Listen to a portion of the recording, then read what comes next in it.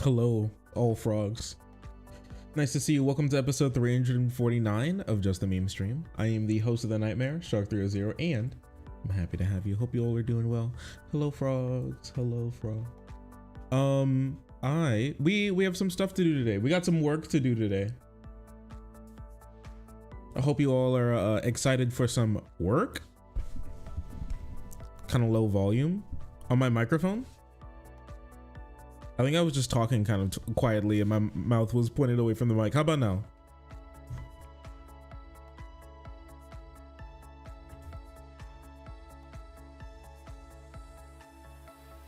We back? This is better volume. I hope so. Oh man. Dicks? Don't you dicks is the second you get here. Also guys, I have an idea. What do you think about for this stream? I pull up YouTube chat and I watch YouTube chat and we'll just see how it goes. What do you think? Like I'll just make my second monitor the YouTube chat monitor and I make my second monitor the chat monitor where I look at all chats. This meme is very real. Cause I have a site chat and Twitch chat pulled up, but I've been told before, apparently YouTube chat is sad. They're saddened. They have depression in their bones because I do not look at YouTube chat. Do you think I should change that? What do you think? I hopped over to Twitch from YouTube. Okay, well, nice to have you. But they're inferior to us? Good Lord. Let my YouTube chat people, let my people go.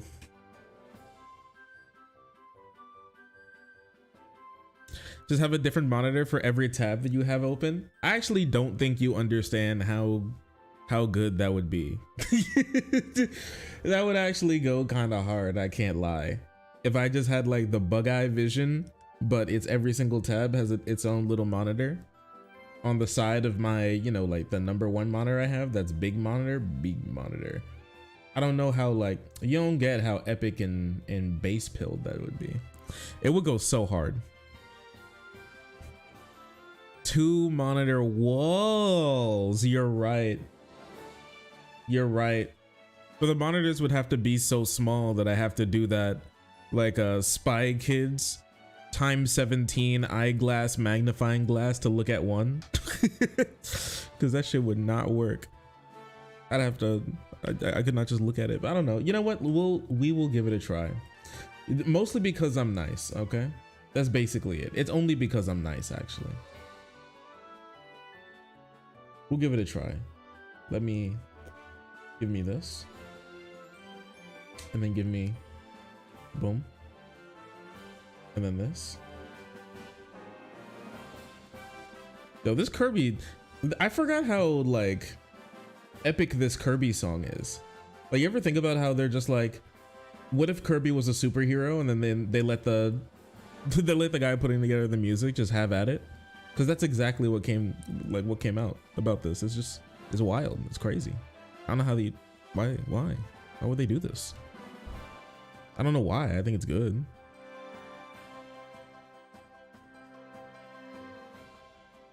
You know what? Okay. We should replace Twitch chat. Okay. You know what? That goes kind of crazy. I can't lie.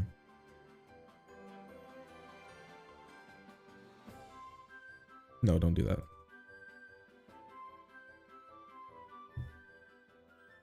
I don't know. Well, let's just take a look. All right. Well, can I pop out? Yeah, here we go. Yeah, let's pop out. Here we go. A little pop out. All right. Well, I got 3 chats up. So let's see how this works out. Let's see how this goes.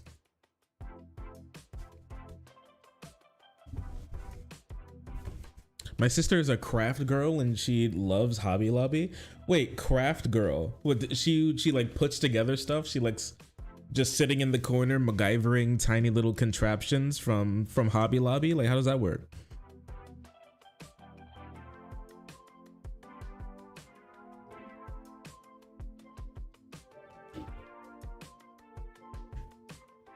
She paints and does arts and crafts. Okay, but what arts and crafts has she made? This is my big thing that I want to know. I gotta know if she's like a Picasso or a loser. Does she build like paper mache dragons? Is it like what level of crafting are we talking about here?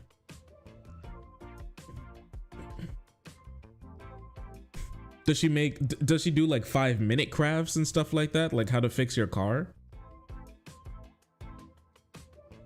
Does she have like, is she using like Elmer's glue inside the toilet, like letting it dry and then peeling it off because it's guaranteed to clean it up in one go or something? Like, what's going on with her?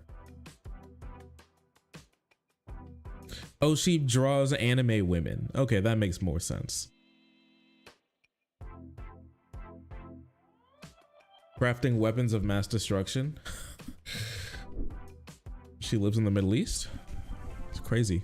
Who could have seen that coming? She's doing her best. That's what she's doing. Okay.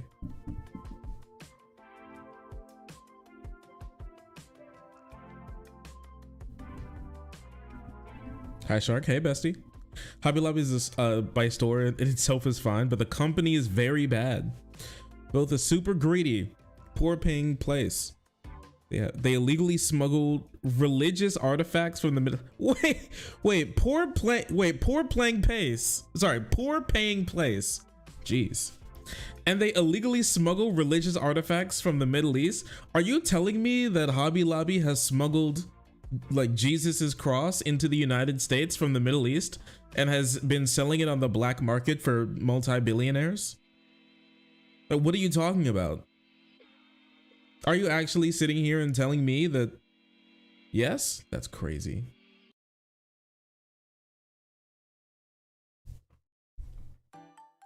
Is this real? Is this for real right now? Hobby Lobby is British? Are they a British company? That's a good question. Jesus Christ? Yeah, that guy. The Jesus Christ. They like have his nails and they're like pawning them off on the black market.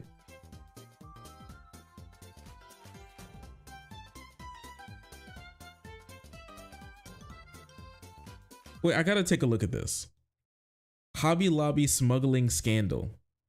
They have religious artifacts. Yo, do they have like the stone tablet? Do they have like the 10 Commandments tablet? is that what is that what's sitting in the back of Hobby Lobby? And like Hobby Lobby HQ, is it like just a massive labyrinth sprawling under a large city of just filled with a bunch of ancient artifacts of olden time? Do they have like the first Bible? Do they have the holy hand grenade? Do they have the Holy Grail? Do they have do they have the Ark of the Covenant? They have the Ark of the Covenant? Okay. All right then. Oh, you think that? Like under Hobby Lobby HQ in the massive bunker where it has to scan your eye to be able to get in?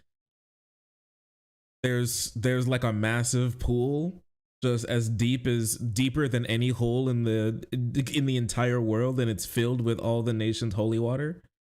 It's filled with all the holy water, and all holy water originates from that hole. Well, that's why they call it holy, right?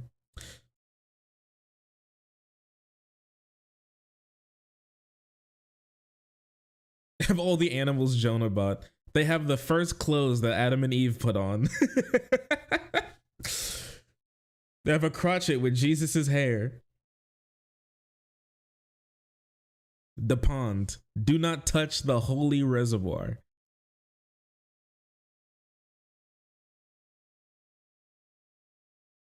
That dude's ear that got cut off in the garden? Oh my gosh.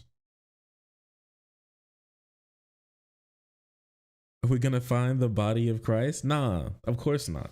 Because he rose after 3 days, stinky. Read your Bible. The Hobby Lobby smuggling scandal started in 2009. Okay, it started in 2009 because that's when they found them. That's when they like knew that they were up to something, or started in 2009 in the sense of like they started collecting the things in 2009. Because what I want to believe is that they found out that they were stealing shit in 2009. Holy crap, does like Hobby Lobby have the last mummies or something? Are they like hoarding 15 mummies down there or something? Do you think that they have the real Mona Lisa? Can you imagine? When representatives of Hobby Lobby chain craft stores received a large number of clay boule? What? Bula. Inscribed clay or soft metal Budamin or wax token used in commercial and legal documentation to form an... What the fuck is this? Huh?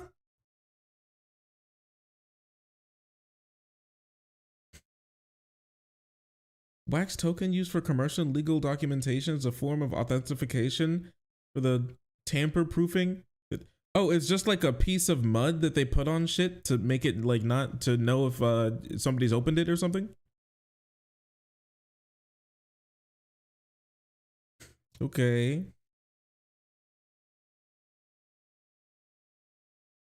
The chain store received a large number of clay boule and tablets originating from ancient Near East. Near East.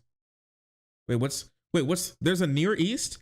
I knew that the Far East has the implication of a Near East, but that sounds like a joke. That sounds like a joke that I would hear somebody make up. That isn't, if you said Near East, I'd be like, hilarious meme. There's a Near East? Like, what's that? Is that just Hawaii? What's the Near East? Well, no, not Hawaii, right? No, that's West. I'm stupid. What the fuck is the Near East? Oh, it's like Egypt? Near what? Yeah, that's what I'm talking about. Because it ain't... and then they bring up goddamn Africa and Saudi Arabia. That shit ain't near us. Anatolia? Brother, that's Turkey. Oh, this is a long ass time ago. Oh, this is back in the day of Mesopotamia. All right. The concept of the Near is home to early civilizations within the region, roughly corresponding to the Middle East, right? In the Turkey region, the Arabian Peninsula.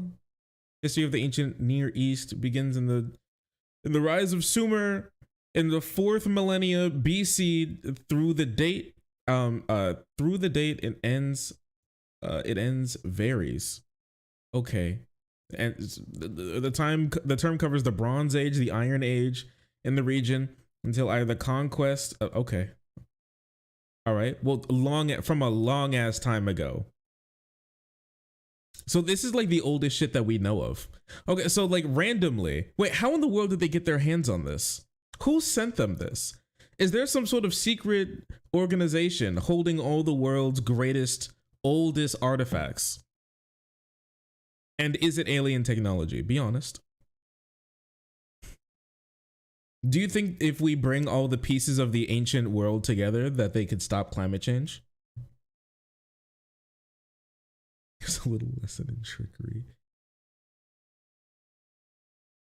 The artifacts were intended for the Museum of the Bible, funded by the Evangelical Christian Green family, which owns the Oklahoma-based chain. Why is it a chain? Why do you have a is the museums, it's a chain? Museum of the Bible chain, like McDonald's. Internal staff had warned superiors that the items had dubious provenance and were potentially looted from Iraq. Had dubious provenance and were potentially looted from Iraq. Snitches, yeah, snitch ass. Archaeological looting in Iraq. Looted head. They just stole it. They just stole a whole statue head, bro. What the fuck? All right. You guys have actually nothing better to do? They're really upping the ante with this stuff. Like first it was Halloween candy, and then it was pickpocketing, and all of a sudden, you think thievery is a little bit of a gateway drug? You know what I mean? You guys ever stolen? Maybe it happened to me. You know what I mean? Because I remember back in the day, I wanted this kid's Hot Wheels car, but he wouldn't give it to me. But the thing is, I had the same Hot Wheels car, but the only thing is that mine had a broken front wheel, but I didn't tell him that. And so it rode kind of wobbly, but his was perfectly fine. And so when he looked away, I just did a whole switcheroo on ours. So I gave him mine with a wobbly wheel, and I took his with the perfect wheel out of nowhere, just like that. I studied it to make sure that it was in the right place, and then I fucking yoinked it. Oh, we took all the Yu-Gi-Oh cards. We all took a Yu-Gi-Oh card as a child every now and again. I didn't just steal shit like that. That's crazy. You took marbles? Yeah, who the fuck is we? Oh, the African thinks he's one of us. Hilarious.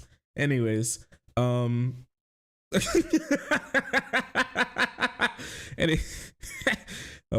on one tonight. Anyways, but like, okay, so maybe I was able to escape it through like friendship and family and whatnot. The power of friendship took me away from the dark side and thievery. But the thing is, you stole a Hot Wheel. I did not steal a Hot Wheel. I unconsentingly exchanged my Hot Wheel which somebody else's Hot Wheel, which was it's the same car. It's literally the same car. I didn't steal anything. How was it stealing when you lose something in return? It's not stealing. Stealing means you take things. Stealing does not mean you give things as well. That's not how that works. Especially if it's the literal same thing. Baby's first heist. Yeah, but like, do you think that's kind of like baby's first heist, and then it moves up to taking mail from people's mailbox, and then slowly ramps up to pickpocketing, or maybe after that it ramps up to you cutting the bottom out of a trash can and then hiding on the side of somebody's house, and then when they leave their home you waddle over Metal Gear Solid style in the trash can, and then you take up the trash can and put it over their Amazon box that the mailman dropped off, and then you waddle away with it between your legs like you're a penguin.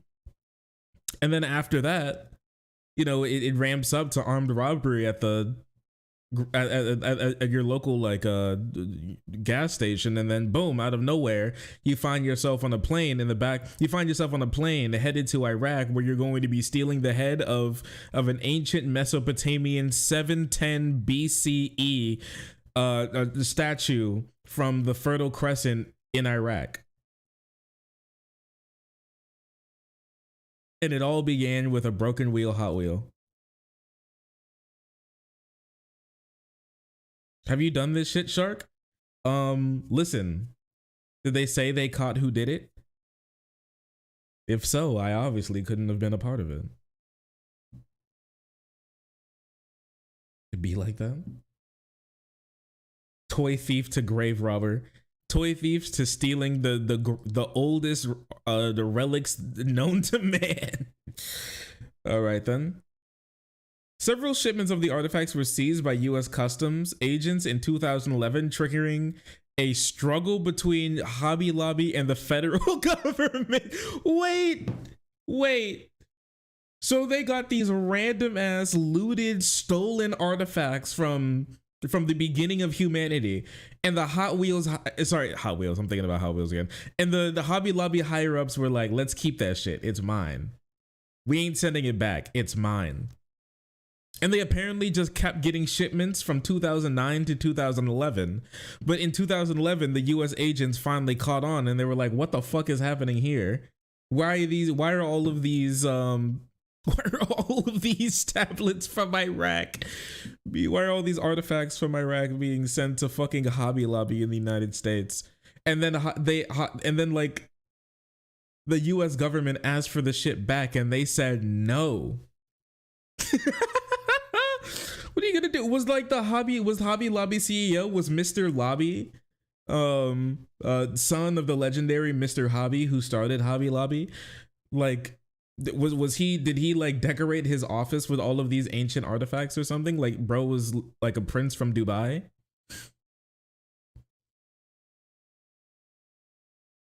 Culminating in a 27. This ended in 2017. 2017? Wait, this is only a couple years ago.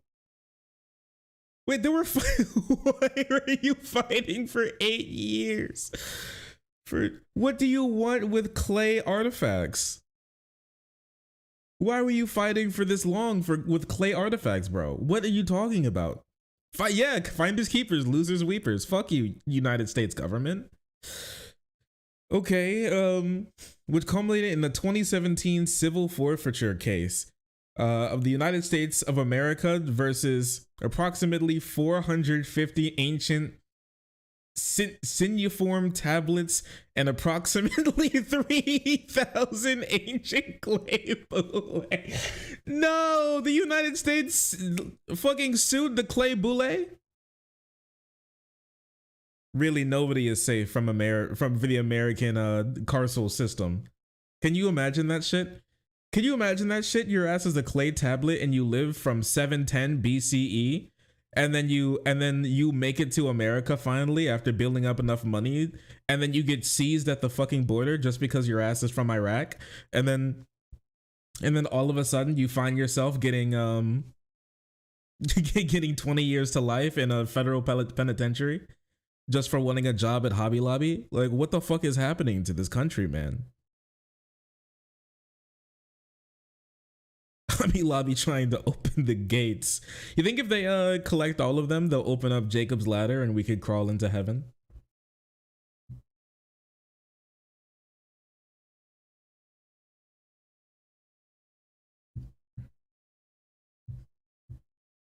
I bet they have the original iron cap of the Pyramid of Giza. It's probably in there. They may have King Tutankhamun's nose.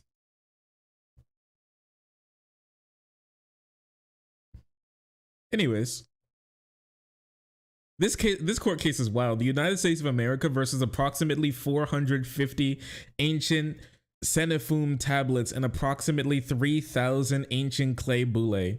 As a result of the case, Hobby Lobby agreed to return the artifacts and pay a fine of $3 million. Bro, was it worth it? Can you imagine that you have to write off a loss of $3 million on your tax forms, and it's not because your business is doing bad, it's because you had a fight with the United States government over, once again, approximately 450 ancient cuneiform tablets and approximately 3,000 ancient clay bullae? Only 3 million? Yeah. Yeah, the U.S. Immigration and Customs Enforcement returned 3,800 items seized from Hobby Lobby to Iraq in 2018. In March 2020, Hobby Lobby president agreed to return 11,000 items to Egypt. 11,000! How many do you have? Wait, the U.S. government was only able to get 3,800. They had another 11,500. Like, what are you doing with the? Yo, what the fuck? Who's okay? What? Okay, they have to have like a double agent working in Iraq and Egypt to be able to get these, like, to get these artifacts, right? There's no fucking way that they don't have somebody working over there to send. To send cuneiform and bullae tablets and shit. Now I do actually believe that they have a couple mummies. Like, look, can we be honest with ourselves real quick? Wait, do you think that it was Hobby Lobby that had this head of an Ieyasu? You think they had the head of the Ieyasu? Do you think that this was Hobby Lobby after all? I didn't know their hobby was burglary. That shit's crazy. You thought that it would be like painting or arts and crafts? That shit's burglary. They got sticky. Hobby Lobby higher ups got fucking sticky fingers. Apparently their hobby is grave robbing. Do you think at the bottom of like Hobby Lobby's vault they just have a bunch of like jewels and emeralds? It's like Scrooge McDuck's chest. They go swimming in it. Do you think they have the knife that was used to kill Caesar? Do you think they have the bullet that killed Abraham Lincoln? Like, they must have everything, right? Yeah, they have a dragon pile. All the artifacts they had seem like crap. That head is huge. Oh, they had garbage. This is garbage. Okay. All right. I think they might have Noah's Ark.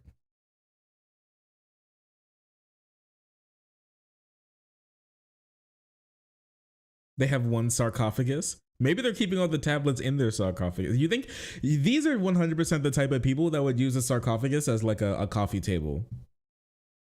The deepest level of storage and XQC's room in the animation. Return the slab.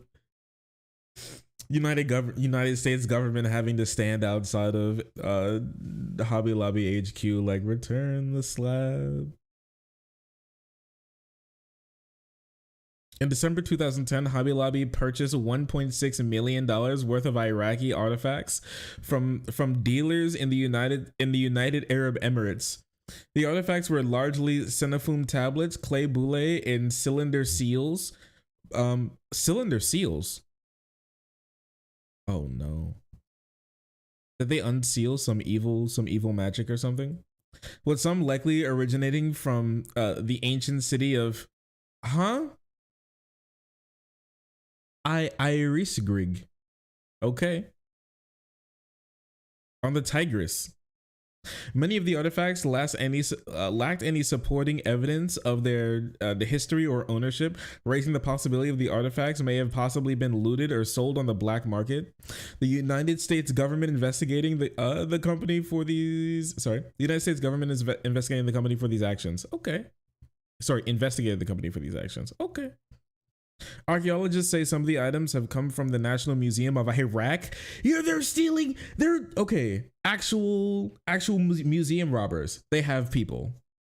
They know people. They're actually on the black market. It's like the cartoon black once a year black market on a cruise ship with all the world's underworld there buying and selling the most fantastical items that are completely illegal. This is national treasure but real. Okay. Which had been looted after the American invasion of Iraq in 2003. All right, well there it is. And it all comes back around. And it all comes back around to us being Islamophobic. Hobby Lobby made mass purchases with few pieces of vague documentation and scant descriptions, and having commissioned inexperienced scholars to analyze ancient texts according to Bible scholars from the book Bible Nation. Museum chief and curator 2017 summarized, "We can't tell sometimes which particular item belonged to which acquisition because it wasn't documented either at the acquisition point." It's actually just a guy who was like, "What you buying, what you selling?" And he opens up a fucking trench coat, and then it's just a bunch of these goddamn stone fucking tablets hanging from the inside of his coat, and he's like, "I'll take 2, please." Honestly, oh my bad. They had 11,000. They said, "I'll buy your whole stock." Which slab you on? I'll buy your whole stock, and they just put them in Tupperwares. They just put them in plastic tubs and take them back home. We are not liable for any curses. I thought this was an arts and crafts store. What the fuck are they doing? Good question. What are they doing with all of these? I need to know. Were they just like hanging them up on their walls? Were they like, "Look at this shit that I got"? Like, what's going on here? What is happening? Neat animal themed baskets. Yo, cool. Did you see the sick new seal that I got? Money laundering? I don't know, maybe. But these are actually important artifacts. This isn't just like, this like the stone tablet that Jesus's bartender wrote his tab on is not. It's not necessarily I mean, it's not the same as, Tempur-Pedic mattresses. You know what I mean?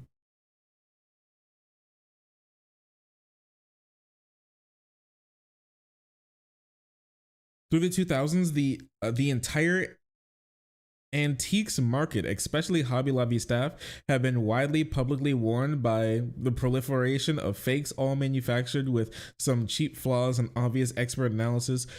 Further scholar, so some of these may have even been fake because they didn't even hire the people correct enough to be able to decide whether or not they were real. That shit is so funny.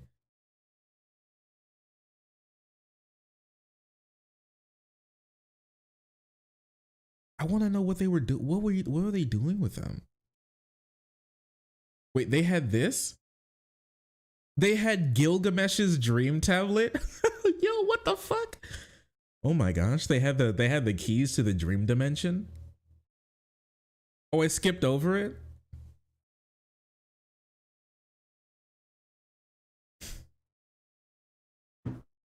Let's see, photo. Then Hobby Lobby won the company in the acquisition culture from Iraq.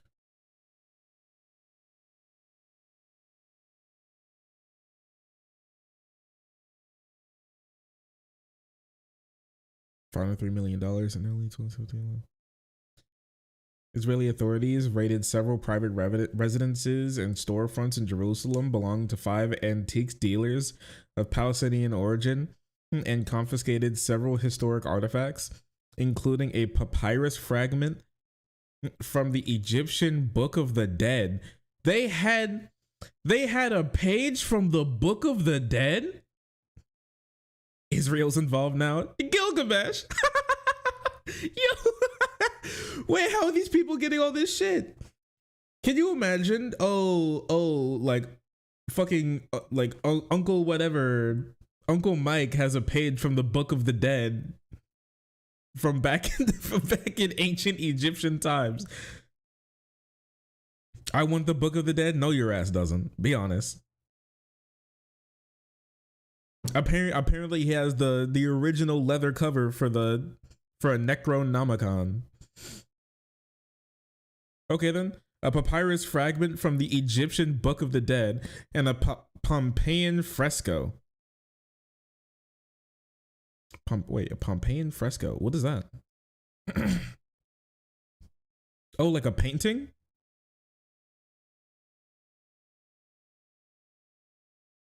Oh, they had like a painting from Pompeii and more than $200,000 in cash. The Israeli Antiques Authority had been contacted in 2016 by the United States Department of Homeland Security and provided Israeli authorities with the evidence and money transfers between Green and Israel licensed antique dealers. And all five individuals were arrested for tax evasion. Biblical, they always get you on tax evasion. It's always that.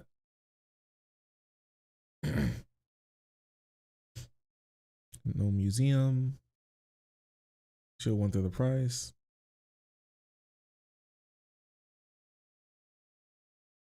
Were studied for over 4 years while the company, the Oklahoma storerooms, defined shows that the company Hobby Lobby, whose co-owner Steve Green helped found the Museum of the Bible in 2017, had far more Centifume tablets obtained possibly illegally from this city. This is another city Iraq had previously believed. Wait, were they? Okay, wait. They were buying stone tablets from like 700 BCE because the guy who co-owns Hobby Lobby also runs this like chain Bible museum.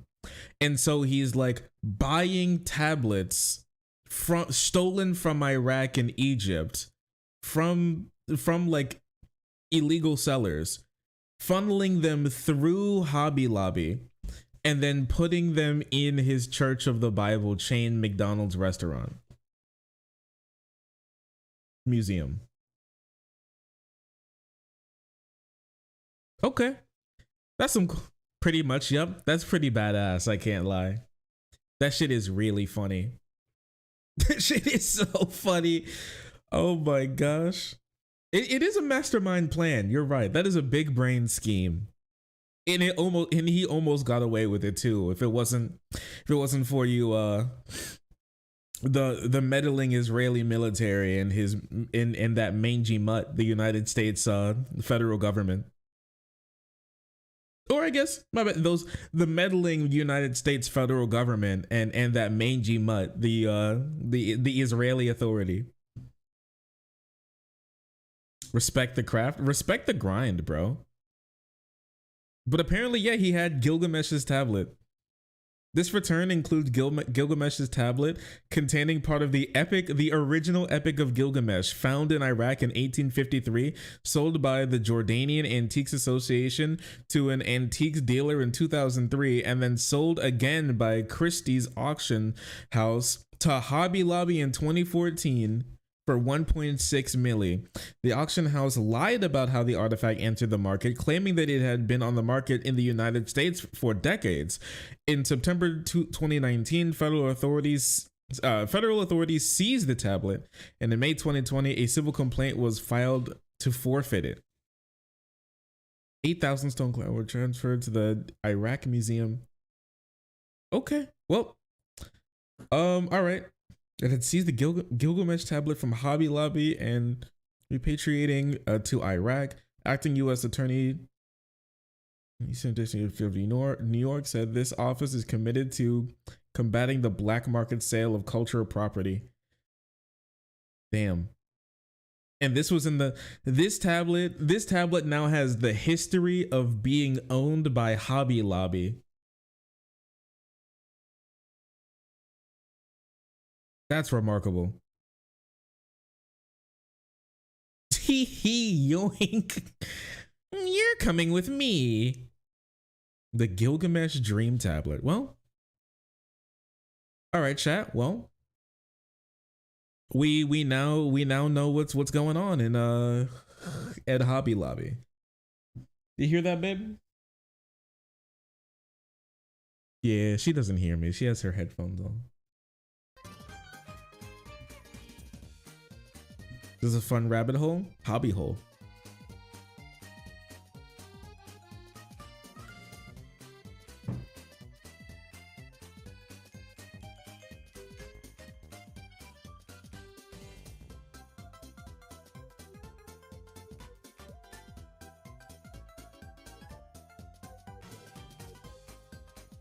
She's a Hobby Lobby spy. Watch your artifacts. Oh no, don't steal my artifacts. Don't steal my artifacts. I love my artifacts, bro. You can't do that to me. Also, Dylan, who's in Ukraine right now, doing on the ground journalism in the Ukraine war, asked Ukrainians what they thought of Hassan's of like some of Hassan's takes. It was like Ukrainians react to Hassan Pecker's comments about Ukraine. And my thing is like,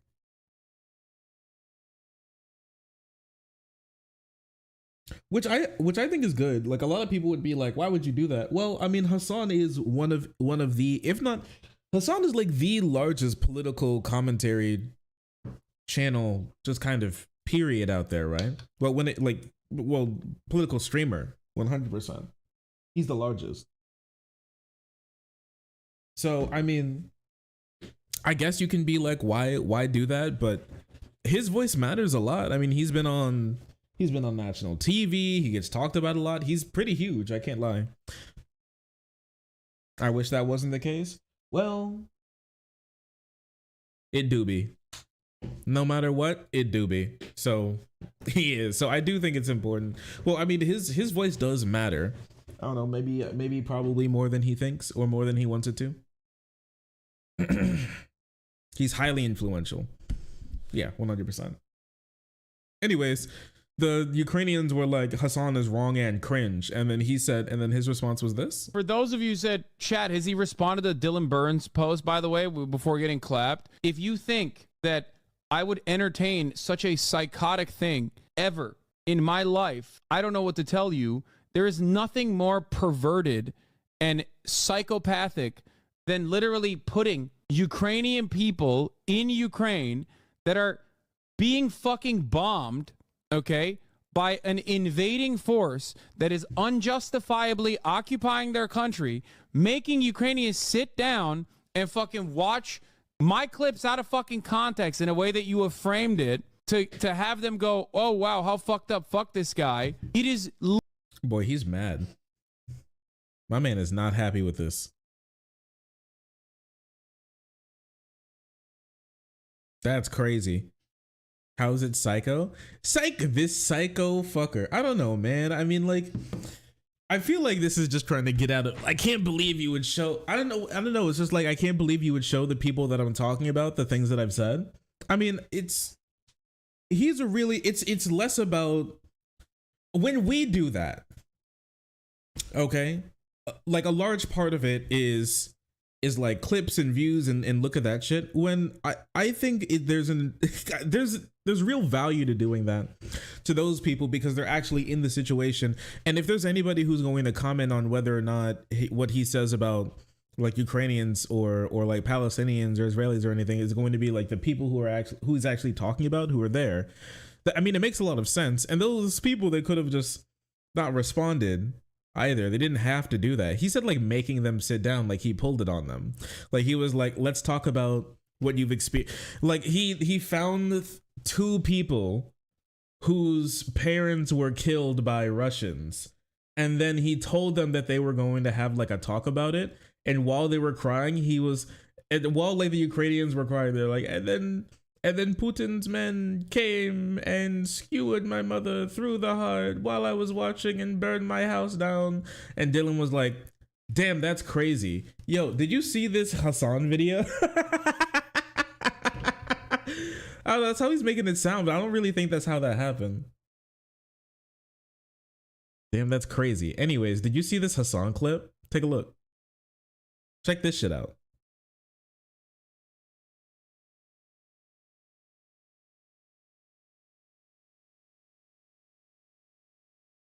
Do you condemn Hassan?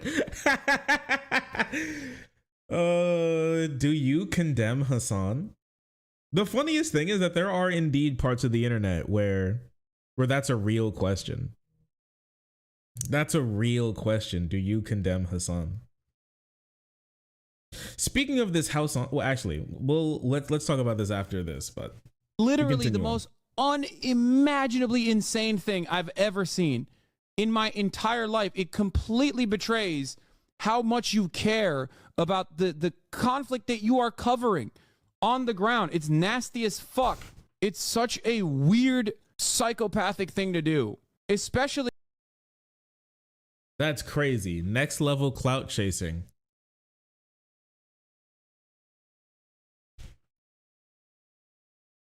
Considering that I have time and time again. I saw that. What the fuck? Nasty propaganda. I saw that. Again, over and over again, repeated my position, okay, that it is completely unjustifiable to invade Ukraine. Russia is cruel for doing such an act, and that Ukrainians, of course, have a just cause for emancipation. Not only that. Did he watch the clip? Because he's like, why would I entertain the clip? And then he's like, all the clips were taken out of context. Did he watch them or did he not watch them? But I've also raised money for Ukrainian refugees. This community has raised $300,000 for Ukrainian refugees. It is so insane to do a Jubilee video on this, okay? I don't know what to say. It basically betrays the position that you have. Like, oh, I genuinely care about this. That's why I went out there, not because I'm like a fucking war tourist pervert, but I went out there because I care about these people. So what am I doing? I'm like fucking using this as an opportunity to be like, yeah, look at how bad this guy is. Like, what the fuck? I don't know, man. It's really not all about you. I think what he's made while being in Ukraine for. Dylan's been in Ukraine for like a year now, right? He's been kind of like traveling in Ukraine and doing on the ground reporting in Ukraine for like a year now. And it's not about him. I think he's asked 4 people about Hassan his entire time for a year. Like the largest independent media, largest independent political figure in the country. My thing is, would he feel the same way about asking? My thing is, like, I don't know. He can answer that, but like, would he feel the same way about asking asking Ukrainians about Tucker Carlson and things Tucker Carlson has said?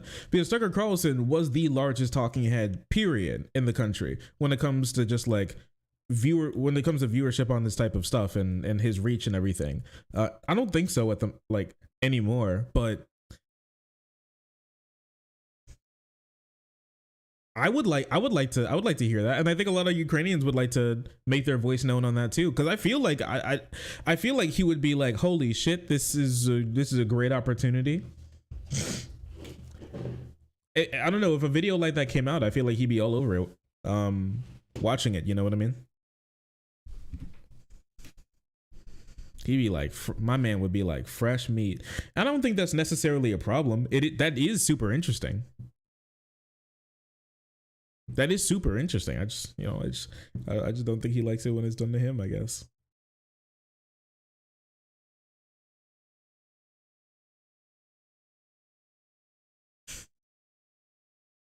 Carson has fallen off hard. Great. You think we should do a segment on that?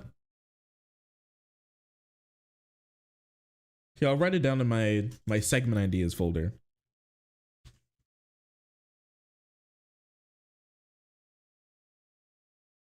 You know, we'll do it. Tucker Carlson falls off / cons fall off. Like Crowder. Because there's been a couple that have been falling off recently and it's been really nice. Crowder has fallen off. Tucker has fallen off. Now, unfortunately, there are other demons who have taken their place, but I would say they're either as bad or not as bad and don't have as much reach. As bad or maybe or slightly worse, but a lot of the times don't have nearly as much reach.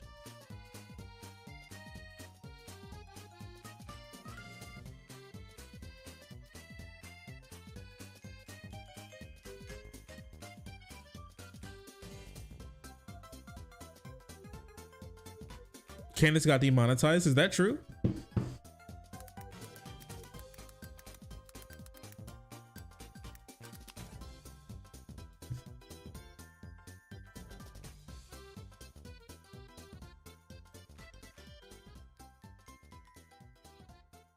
Oh, Walsh and Candace got demonetized, but I don't think they're still demonetized. I think Candace I think last time I heard, Matt Walsh's videos aren't demonetized anymore, or the channel isn't demonetized anymore, and I haven't heard anything about Candace. A lot of Daily Wire people have gotten demonetized. Yeah, because they don't belong on the platform. The shit that they say just does not belong on the platform.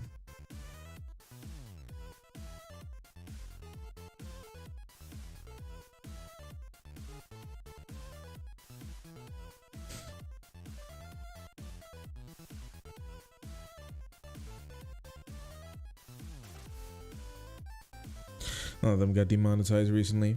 There needs to be more. All of them. Wipe them out. Wipe them out.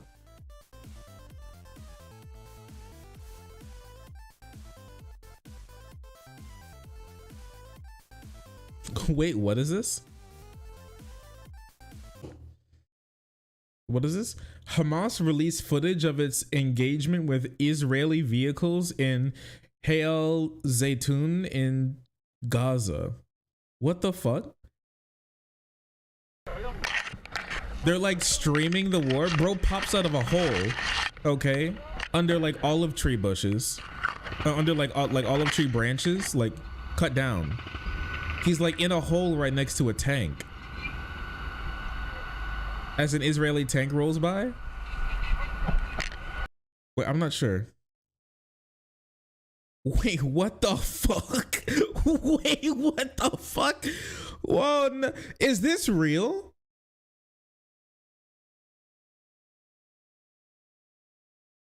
I don't know if I could show this.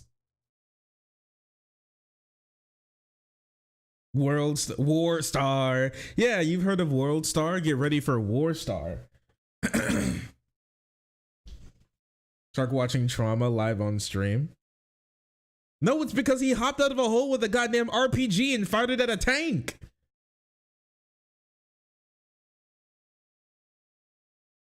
Like, this shit's crazy, dude.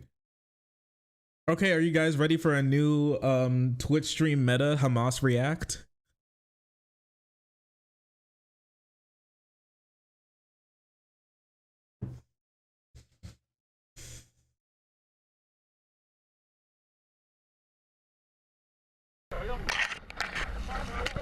Look, bro hops out of a hole.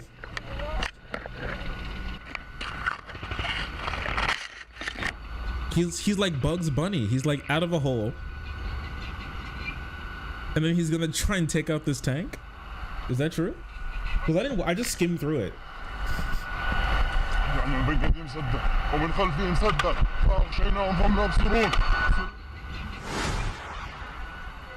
Oh hell.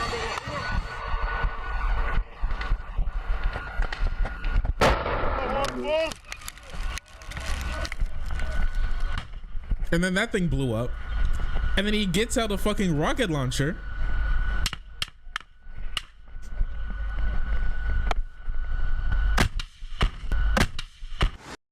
Okay. All right. All right. So this is where we are now. This is where we are now. This is just what we do now. Live streaming the war. Putting out war videos. Oh yeah, and if you're on YouTube, listen. Don't forget to leave a like on the stream. You can also become a member of the channel if you so choose to get emotes in chat.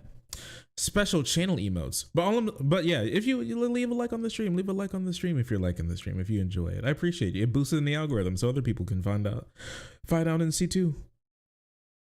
Warring. Yeah, war for the gram. What's with the zoomer ass editing though? What, you thought there was gonna be like a Vine? Can you imagine that? Hamas war videos blowing up Israeli tanks with a fucking Vine boom on it. and then it like snap cuts to like snap cuts to TikTok dancing. That'd be wild. Hamas war footage with Subway Surfer on it. Only in Battlefield. Can you? All right. We live in the times where people are posting like Arma 3 footage and claiming that it's actually like real life war footage. Can you imagine the time where people are posting real life war footage and claiming that it's video game footage instead? Like, wow, Unreal Engine looks great, and what they mean by that is then they post like this fucking video. They're like, wow.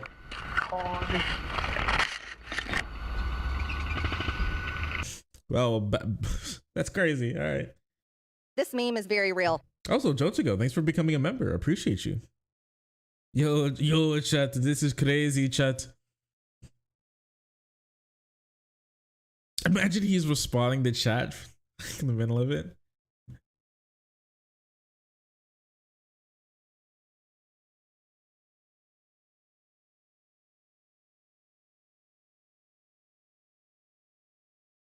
Thanks for the ice cream, Allahu Akbar.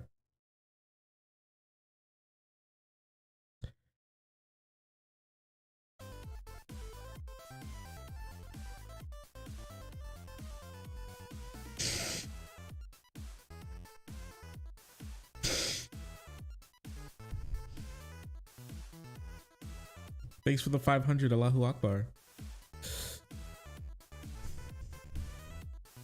Oh, this Battlefield. Wow, the new Battlefield looks insane. Hezbollah released a trailer for its new leader.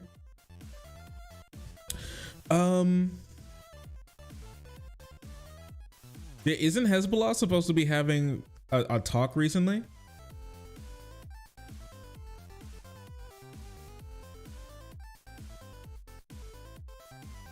Like, apparently they're supposed to have like a whole event tomorrow in Lebanon.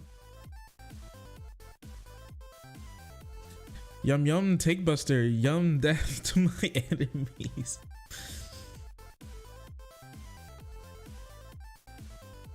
Hezbollah gameplay reveal? I guess so. They dropped an announcement trailer. Crazy. Crazy stuff. Well,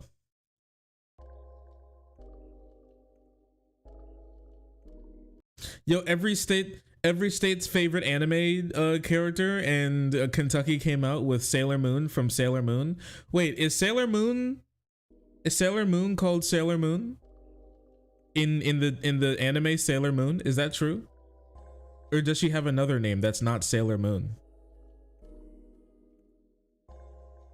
Oh, yes. Yes, her name is Sailor Moon. Are there other sailors like Sailor Sun, Sailor Earth, Sailor Stars? Pretty Guardian Sailor Moon. Is her actual name Pretty Guardian Sailor Moon?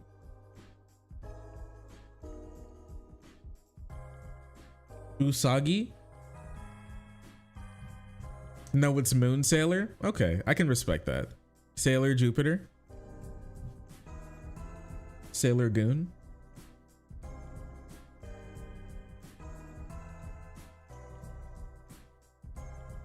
We have sailors for planets, both?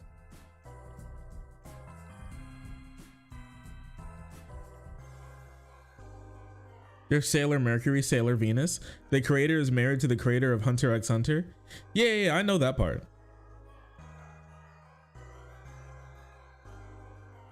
Moon Sailor. Crazy. I don't know, I've never watched Sailor Moon. Hey, yo, babe, you watch Sailor Moon? Yo, her ass can't even hear me. That's crazy. I wish you could see this. She's actually just jamming over there. She's like dancing. She's like dancing all by herself. Her headphones are fucking blasting. She can't hear me. That's crazy. Yo, babe. She is not paying attention. She does not give a shit.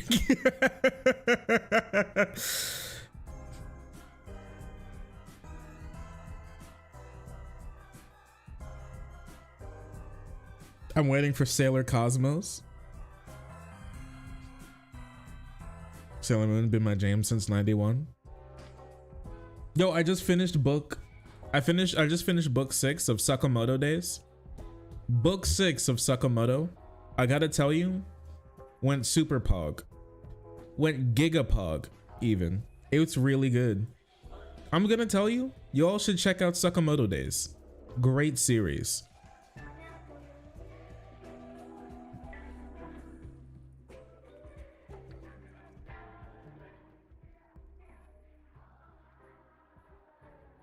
Sakamoto's Days. This is good. Rule of Cool. Isn't Rule of Cool just a justification for bad writing? Is it like, I thought Rule of Cool is usually like, well, it doesn't make any sense and it's kind of weird and out of place, but at least it's cool. So it's still like, it still reaches the like the same level of being good because it's cool.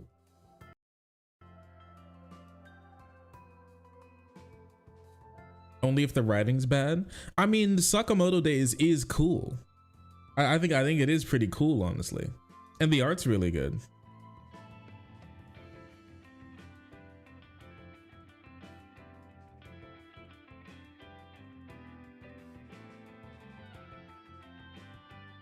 It has good simple writing. You should read One Piece. Listen,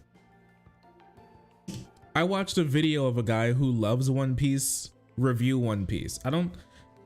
I'll just watch it again if I want to know what goes on in One Piece. Honestly, and some people may say that this is crazy.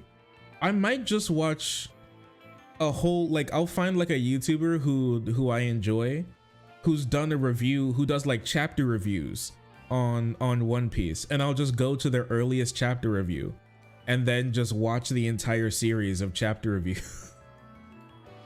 of One Piece chapter review, and then I'll just do that for like 800 chapters or something, you know what I mean?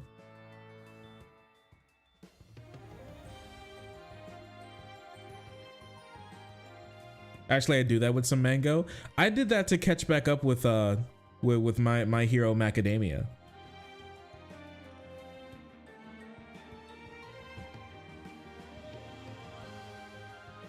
Totally Not Marked did a retrospective on the series up until Kaido. Current My Hero's Wild. It's a little something. It's a little wacky.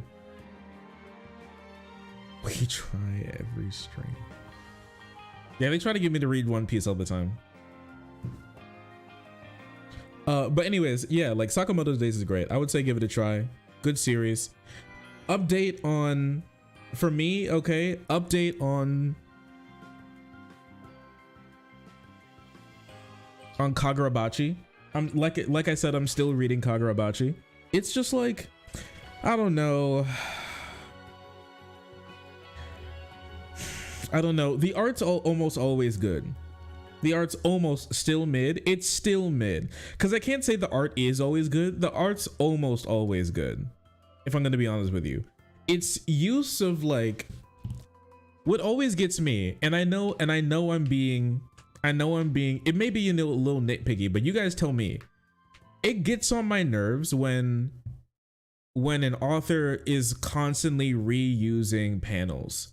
I don't like that, where it's like the same panel but zoomed in. I don't like that. If that was the case, then why don't you just why don't you just keep it as the same panel but then just make it bigger? But no, it's like it's the same panel but then like zoom in or zoom out or something, and I hate it. I hate it so much. I'm like, didn't I just look at this picture? And usually I did just look at that picture. I really don't like it. And early, it's a good trope. It is a good trope for comedic effect. What, reusing panels? It wasn't used for comedic effect. It's just randomly used when I guess he doesn't want to draw another panel. How dare you question my childhood, Kagurabachi? Enough time has passed. 6 chapters of Kagurabachi has come out. It's the world's greatest manga to ever be written.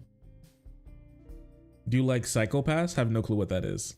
I'm really not a big anime person. or like a manga person. That may the shelf behind me may betray that, but I actually only started reading and watching stuff in like 2020, and I've watched like 6 or 8 anime, and I've read like 5 manga. So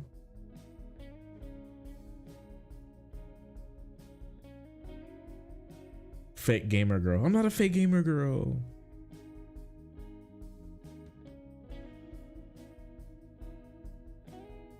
Oh, then it could be lazy. Let me see if I can find let me see if I can find what I'm talking about, besties. Give me one singular memento. But did I read chapter 7? Wait a second. I did read chapter 7, yeah. It's cooled down, but in the last couple of chapters, it was a little nasty with how much it was used. It was used a lot. Like a whole heck of a lot. Actually, here we go. Like the tiniest of like mini spoilers, okay? Literally, it couldn't get, honestly, it probably couldn't get less spoiler than this. All right, this is genuinely, literally chapter 2.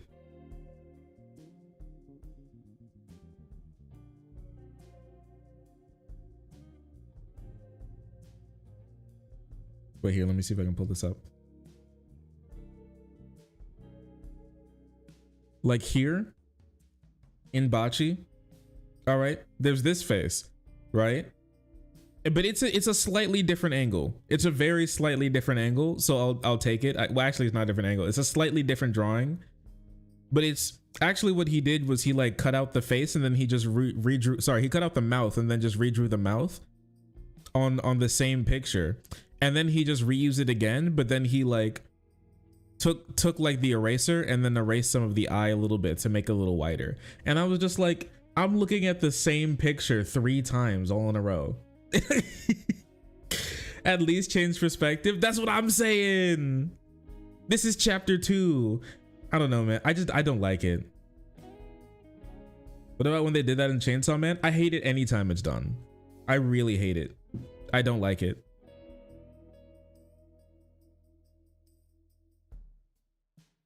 I see. It's just the same. It's the same exact picture. I really don't like it. Wait, and then there was like, here, there was another one. Where is this? I don't know. I can't. I don't really want to show this one because this one's deeper. This one's deeper in, but he uses the same exact picture, but he zooms in. And the craziest thing about it is that the zoom in that he used is actually lower quality than the original picture because he had to zoom in so far. And it actually blew my mind. Looking, I was like, what the fuck is this? Like, you could see some slight artifacting or whatever on the image. It was just like, what's going on here, man? So yeah, I would say honestly still mid. Unfortunately, I would like to say that it's better. The crazy thing is that I want to like Kagurabachi, all right? That's the craziest thing about it. So here, I was able to cut out the words. So here's the original picture that was shown, all right? And then the zoom in of the same exact picture is this. But it's harder to see in this because like it's compressed again. But there was like, these ridges on here isn't from me taking this picture and then zooming in. It's actually on the original image. It's just like it's like he drew it digitally and then zoomed in and then put it in without like redrawing it or anything. It's the same face. Yeah, because it's the same picture. He just cut it out and then zoomed in. And my thing is like, I just don't like it. I really don't. I get it. I'm not a comic book author, and so I'm not under time constraints from Shueisha to get my shit out, or else my entire livelihood will be thrown in the trash. But if I'm gonna be, it's just, I don't know, man. I don't like it.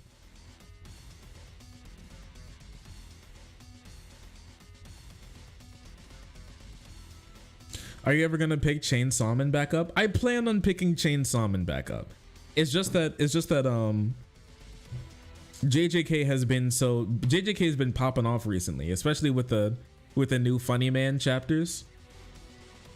Hey, hello, Funny Man. Our new Funny Man chapters, the Taka Goat. I love Funny Man. I love the Taka Goat. Okay, versus Kenny. Like, shit's going crazy. Shit's going insane, right? Anyways.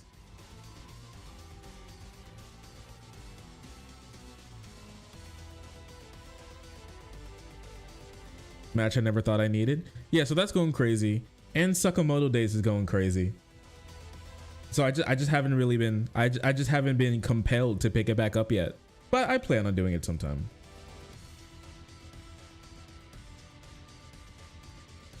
Does he win that fight though? I'm gonna be completely real with you. This is a minor character fighting the main villain. His ass is so dead. It's one of two things, okay? He either literally unironically memes himself out of the fight before he dies, or he dies. That's the only thing that happens here. There's no what I really want, okay?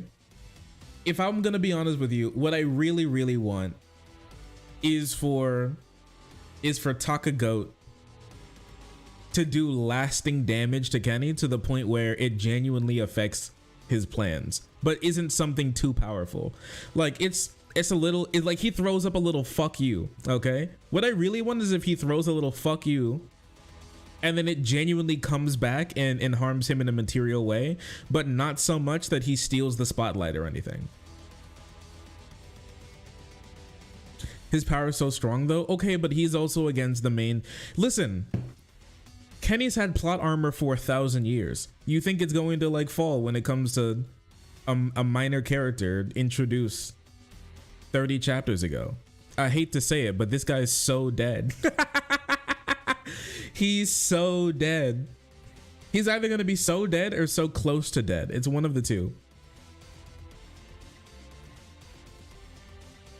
You don't understand. You think it's a 1v1? It's a 1v2. And Gege's on the side of Kenny. It's Takaba versus Gege. It's Takaba versus Gege and Kenny.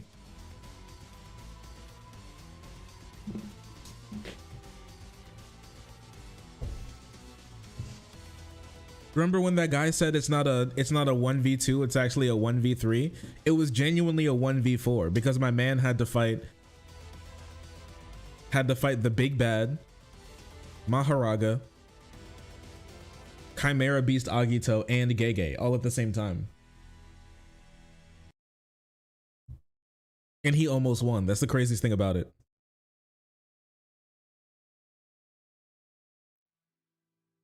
Can he get Kenny's shirt off? Oh my lord.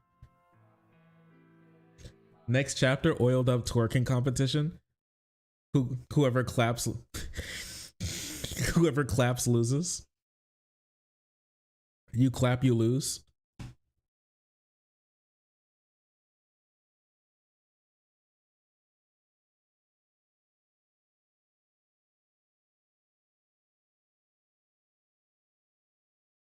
Oh my.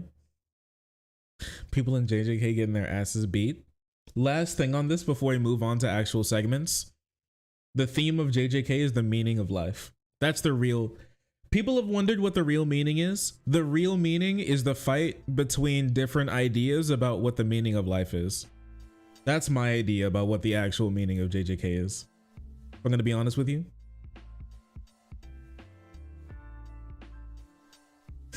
His meme power can break plot armor. Can you imagine? That's based, aspiring. That's what I'm saying. It's a good series.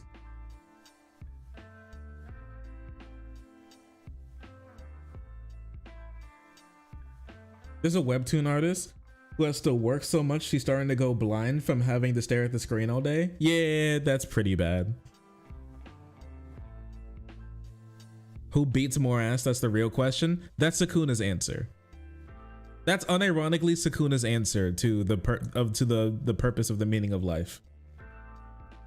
And that's what they have. Beating him means beating that ideology, okay? Who beats more ass? The classic might equals right. Okay, but like, yeah, that's literally his thing. He is the smoke demon. His name is Smoke Demon Rayomen Sakuna. Anyways, you guys want to watch this legal video on all of Trump's friends pleading guilty? Rats are leaving the Trump ship. The rats are leaving the Trump ship. Yes, several of Trump's alleged co-conspirators, or no, I guess verified, admitted co-conspirators at this point, are pleading guilty in Georgia. Our resident prosecutor and criminal law expert Scowlow explains what that means for Sidney Powell and others, but things have been happening just so fast and nobody wants to be the last rat on the ship. So stay until the end where I talk about immunity for Mark Meadows and Jenna Ellis taking a plea deal as well. Sidney Powell, a former Trump lawyer and one of 19 defendants in the Fulton County election interference case, just pled guilty to improperly. Oh my gosh, she looks crazy. She looks like an evil Lazy Town character. That's wild. She looks so crazy. The life has. Is this what happens when you sell your soul to Trump? The life leaves your eyes. She's a sleep paralysis demon. Dude, you're like not. She may never recover from this. Did you know that this lady used to be an actual lawyer? Like after you become a real lawyer, life honestly just seems like it's going up for you, right? All you need to do is just keep being a lawyer for a little while, and then you can retire, and then you can retire at like, 56 and live out the rest of your days on like a yacht or something. Well, not a yacht, but like live out the rest of your days on like with like a boat parked in your driveway of your like McMansion, like. You will have a good life, but she threw it all away for Donald Trump. In the 2020 presidential election. Powell shot to internet infamy after she appeared on Fox Business. Wait a second. Who is this guy? Oh my gosh. Oh my gosh. The actual legal guy is big timing us. That's insane. He's big timing us, bro. He doesn't even show up for his own videos anymore. Oh no, he's doing the binging with Babish thing. He's doing the binging with Babish thing, where he has like a whole multiverse. It's Eagle Jr. He has a whole. It's like the legal Eagle multiverse. We've been foiled. The legal verse.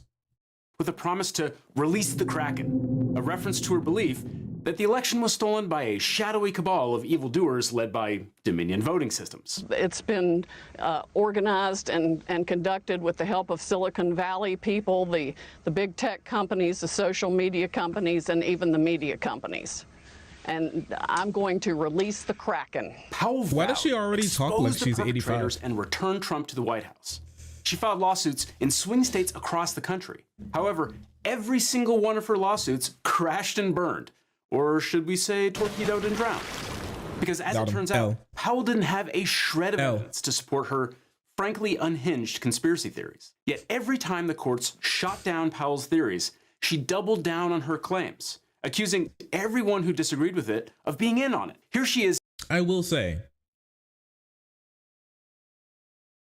if she wasn't crazy, I would want her as my lawyer, because I would also want my lawyer to put their life on the line for my case. Their whole life, okay? I want my lawyer to help me break into the judge's home. Die for this case, bro. Come on, man. What do I pay you for? Don't say that. It's a joke. It's not real. That's not real. That's a not real thing that I genuinely believe. I wouldn't believe something like that. If any lawyers or if any judges are listening. Is accusing an Australian reporter of being undercover for Smartmatic. What actual research or fact-checking did you do at the time to find out what Smartmatic's actual involvement in the election was? Literally nothing. But let's see what her explanation is. Do you work for Smartmatic? Powell walked out. What research have you done? You know, you have to tell me if you're a cop, right? What the fuck is that supposed to mean? You think so? You think she pulled out the You think she pulled out the fucking Uno reverse card on her ass? She said, "No, you bitch. What research have you done? Huh? What research have you done on me not doing any research on this issue, huh? Now what? Oh, you don't have any? You didn't do any research on me not doing any? You don't have any information on me not doing any research? Maybe you should do your research on whether I've done research, huh? And what research I have. What color is my underwear? Fuck you. I'm walking out."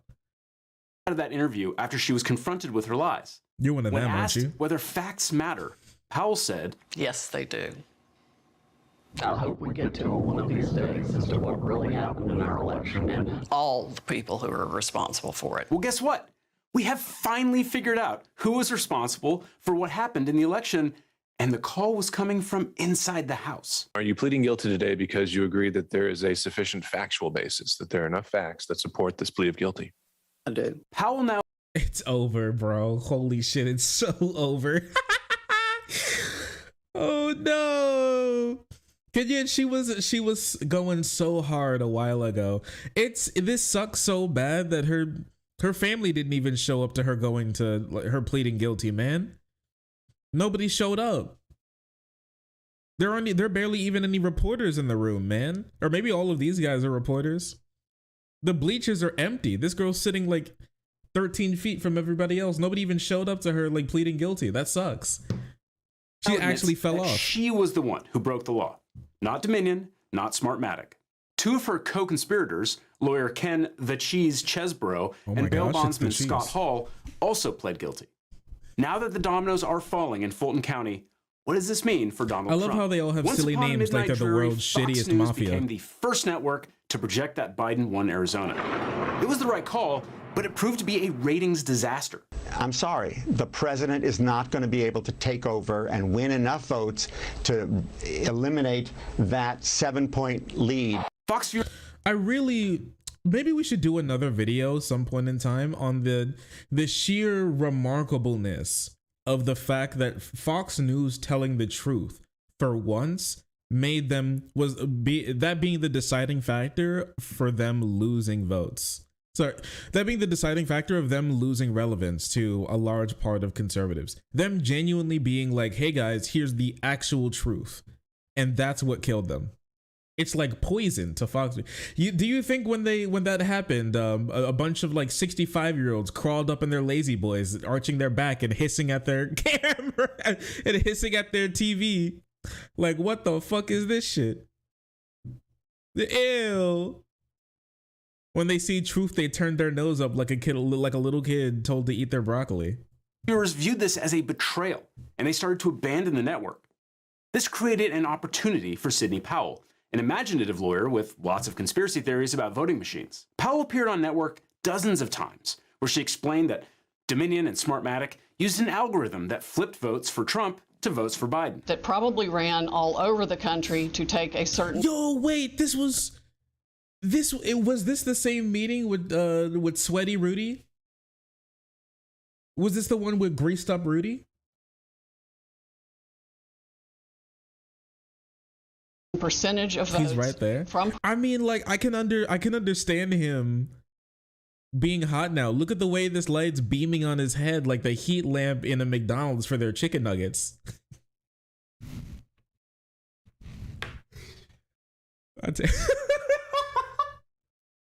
He's getting boiled, bro.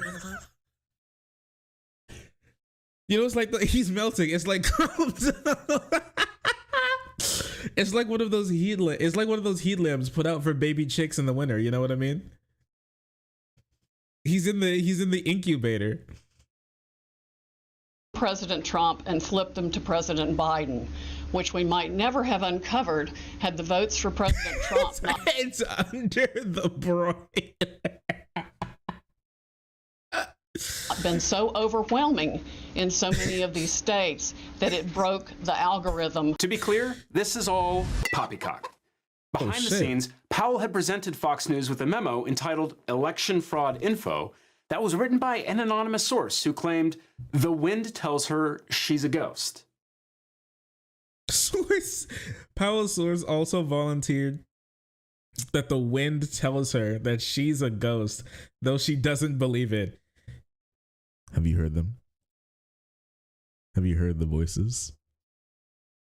The wind. It passes through my ears. It whispers. It tells me I'm a ghost. It tells me I'm not real. The plane for which mortals live and die is not the one from which I am, and not the one where I will ever return. And sometimes they even tell me I was never there to begin with. Do you hear them? They call. Their tittering voices, their clattering teeth, the wind. It tells me I'm a ghost. I hear voices in my head. They talk to me. They understand. I smell them. Do you hear them? They're chanting. They're calling my name. My source, schizophrenia. Yeah, has she taken her pills? Is she all right? Powell was not playing with a full deck. Sidney Powell is Oh my gosh, what happened? a bit nuts. Fox host Laura Ingraham wrote to Tucker Carlson and Sean Hannity on November 15th, 2020, Sidney Powell is lying, Carlson told his producer the next day. Nevertheless, Fox repeatedly turned to Powell to win its viewers back. She teamed up with Rudy Giuliani to promote the theory that the election had been stolen. In November, Powell met with other Trump loyalists and lawyer Lynn Wood's South Carolina estate, which happens to be a former rice plantation called Cotton Hall. The group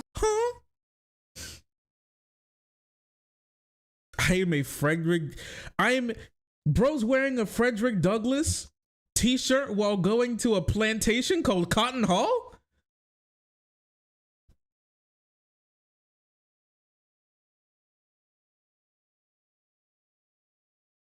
Is this real? Chat, is this real? Can you even imagine that? It's so theoretic. It's so poetic, you know what I mean? It's painfully real. Why go to Cotton? We love Cotton Hall. Included former Overstock CEO Patrick Byrne, Mike Flynn, and Doug Logan, the CEO of cybersecurity firm Cyber Ninjas. Oh my gosh. Logan would later be known as Individual 25 in the Fulton County case. The Trump gang enjoyed Thanksgiving dinner at Cotton Hall, where Mike Flynn was given the honor of carving the turkey.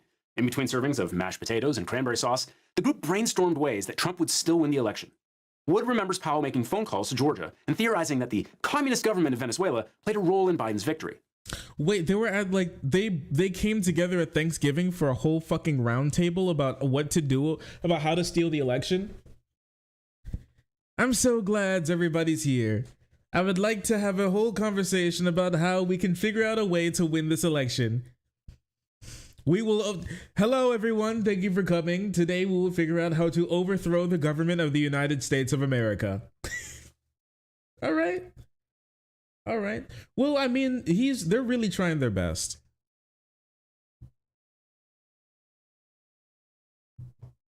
Sidney Powell says it was the Kraken.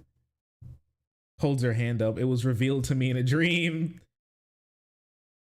It was revealed to me in a dream. Everyone. I know Trump won. They should stop. No, they shouldn't. Eventually, they agreed that they needed to get their hands on digital copies of data and software used on voting machines. Meanwhile, down in Georgia, Powell's theories got the attention of election officials in Coffee County, Georgia, a rural county where over 70% of voters chose Donald Trump. Despite Trump's big win, local elections officials decided that someone had tampered with their voting machines. These officials included Kathy Latham, Misty Hampton, Eric Cheney, and Ed Voiles. They all agreed that the election had been rigged. Later, they would participate in an alleged conspiracy to give unauthorized people access to voting equipment. In December, Powell cited Coffee County to make her case to Donald Trump that the federal government should seize the voting machines.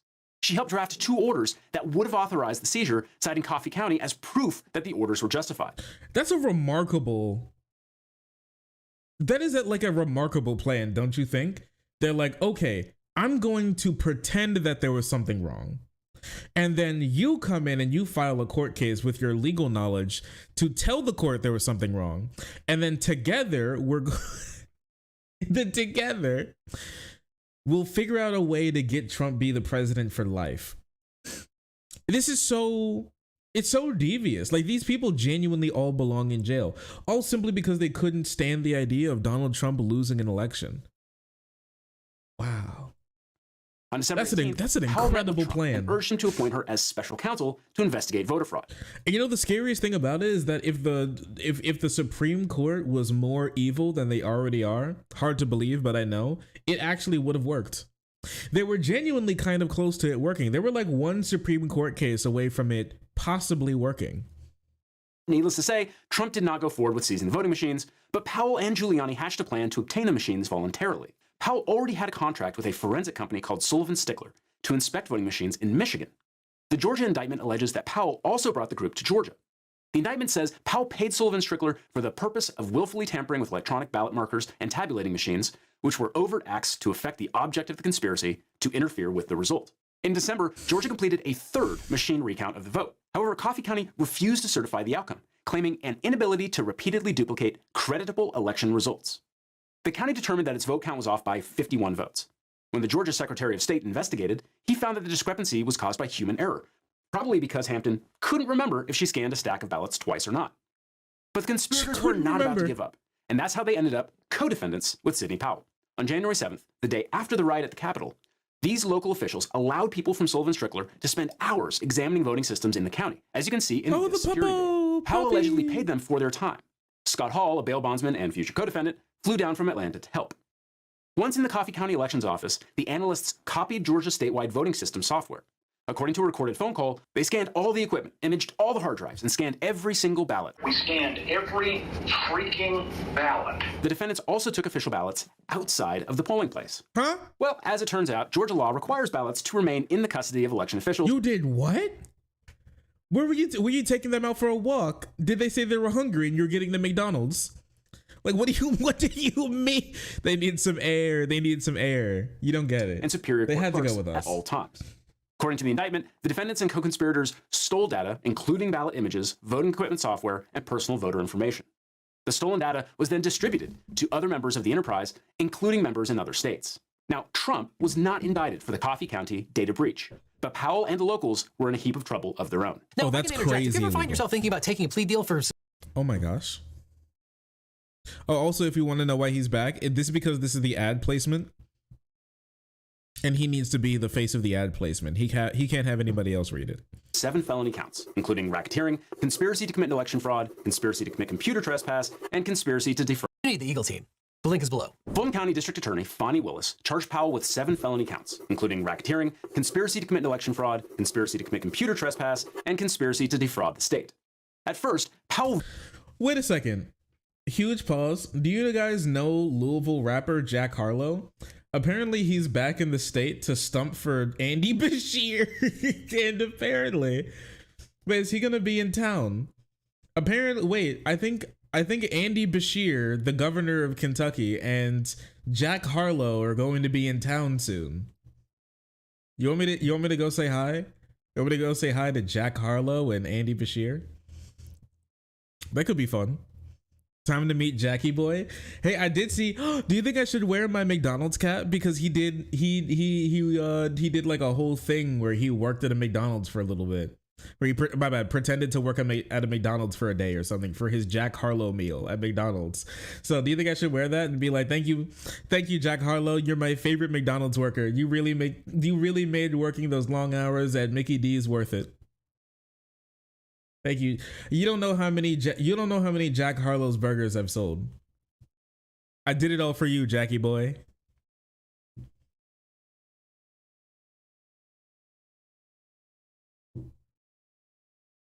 Hello, chatters. Hello. Yo, also, if you want to be a part of Cool Kids chat, ! site if you're in Twitch chat, and you can see right here. You can type this in to join chat. The incredible, fantastic chat, site chat. Go show them why apparently your best chat in your own mind, I guess.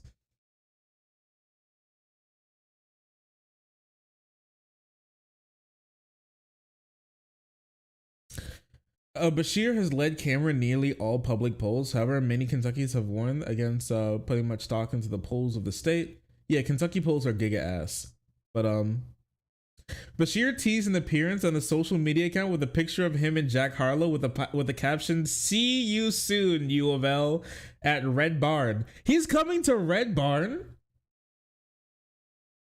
Wait a second. I remember being at Red Barn. Red Barn is it's basically like a stadium kind of thing in the on the campus of the University of Louisville. What the fuck? See you soon, U of L at Red Barn. Standing crowd or waiting or U of L. Both said they plan to vote for Andy Bashir. Oh no, I missed it. Oh no, I missed it. Oh no. Wait, they'll probably do it again. That shit is so funny.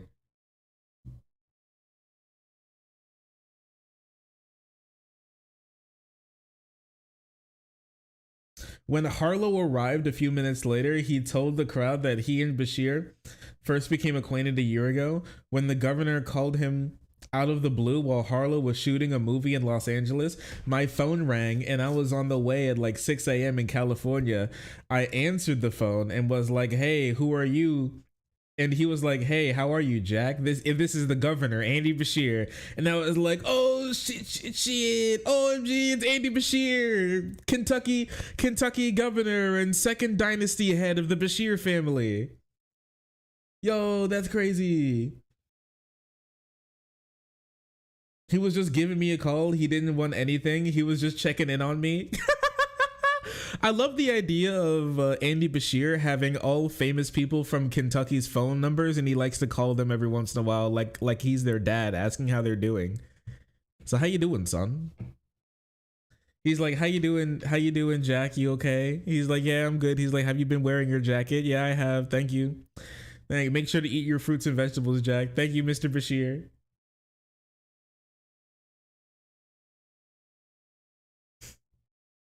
So you meeting Jack? Are you winning, son? Yeah, he's like, you liking your movie, son? In May, with the release of the song It Can't Be on the album Jackman, Jack Harlow name drops the governor. Okay, apparently they're buddies. They're friends. They're besties now. Jack, I didn't know about this. I didn't know he moved like that. Jack Harlow and Andy Bashir, besties forever. Best friends forever. Apparently in the song he said, "It can't be that I simply make ear candy, especially when the industry could just plant me. Especially when I didn't grow up on brandy, especially when I'm having dinner in Frankfurt with Andy." Yo! Frankfurt is the capital of Kentucky, if you didn't know. Harlow says in the verse. Thank you, Jack. Very cool. Wait, can we get an Andy and Jack Harlow? Thank you, Jack. Very cool. I really wish. I really hope.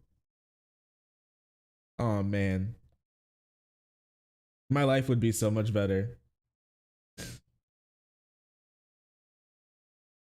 Were those supposed to be the bars? Those are the bars. Vigorously contested the charges, arguing that it should have been removed to federal court. Now, she lost that argument, and trial was slated to begin in mid-October on her own request. However, instead of going to trial on 7 felonies, Powell pled guilty to 6 misdemeanors. Powell pled guilty to 1 count of conspiracy to commit theft by taking, and 5 counts of conspiracy to commit intentional interference with performance of election duties. The plea agreement calls for her to be sentenced to 6 years of probation, pay a $6,000 fine, pay $2,700 in restitution, and to write an apology letter to the citizens of Georgia. The agreement requires her to provide truthful testimony. I love that. You have to write an apology letter to the citizens of Georgia. I think not only do you have to write an apology letter to the citizens of Georgia, you have to specifically go around the entire state and put the apology in their mailboxes. Every last one. Oh, you have to write each and every citizen their own personalized "I'm sorry" letter. It's only right. And other proceedings. I think so. Have no communications with co-defendants, witnesses, or the media until all the cases have concluded, and to give a full proffer and provide documents. In other words, Powell has promised to give Willis the whole enchilada of evidence against her co-defendants. Since Powell pled guilty before the Coffee County locals, she actually might end up getting a better plea deal than the people who followed her off the cliff. In addition to the breach of voting machines in Coffee County, the prosecution will ask her about the White House meeting, where she encouraged Trump to give her the power to investigate voter fraud. In addition to the breach of voting machines in Coffee County, the prosecution will ask her about the White House meeting, where she encouraged Trump to give her power to investigate so-called voter fraud. Co-defendants Jeffrey Clark, John Eastman, and Rudy Giuliani will be the hardest hit. Why did Powell plead guilty now? Well, Many of the co-defendants in this case were trying to pin everything on her, especially Rudy Giuliani. In August, Rudy's lawyer said, "You can't attach Rudy Giuliani to Sidney Powell's crackpot idea." So one way of viewing this is that she turned on him before he could turn. Guys, please. Guys, please. I promise you, it's all that crazy broad's fault. I promise you, I didn't do anything. Yo, I promise you, man. It definitely wasn't me. Please, I'm begging you. It wasn't me.